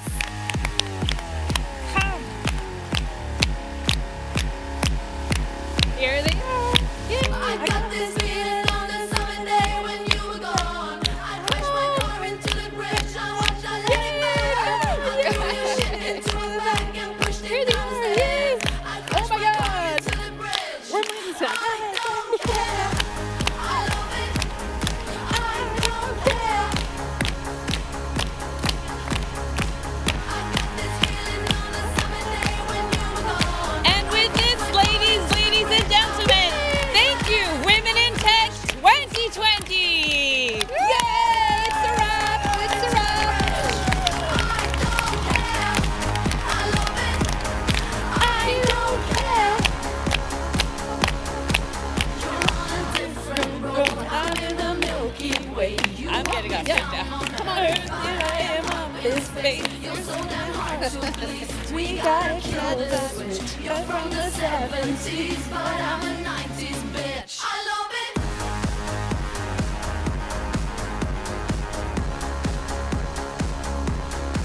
I love it.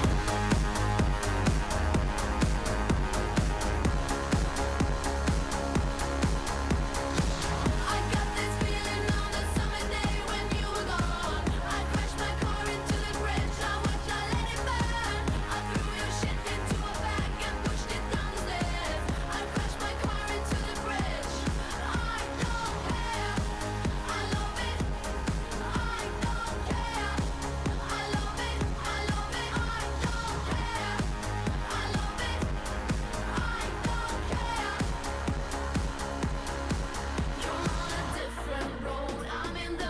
Milky Way. You want me down on Earth, but I am up in space. You're so damn hard to please. We gotta kill this switch. You're from the 70s, but I'm a 90s bitch.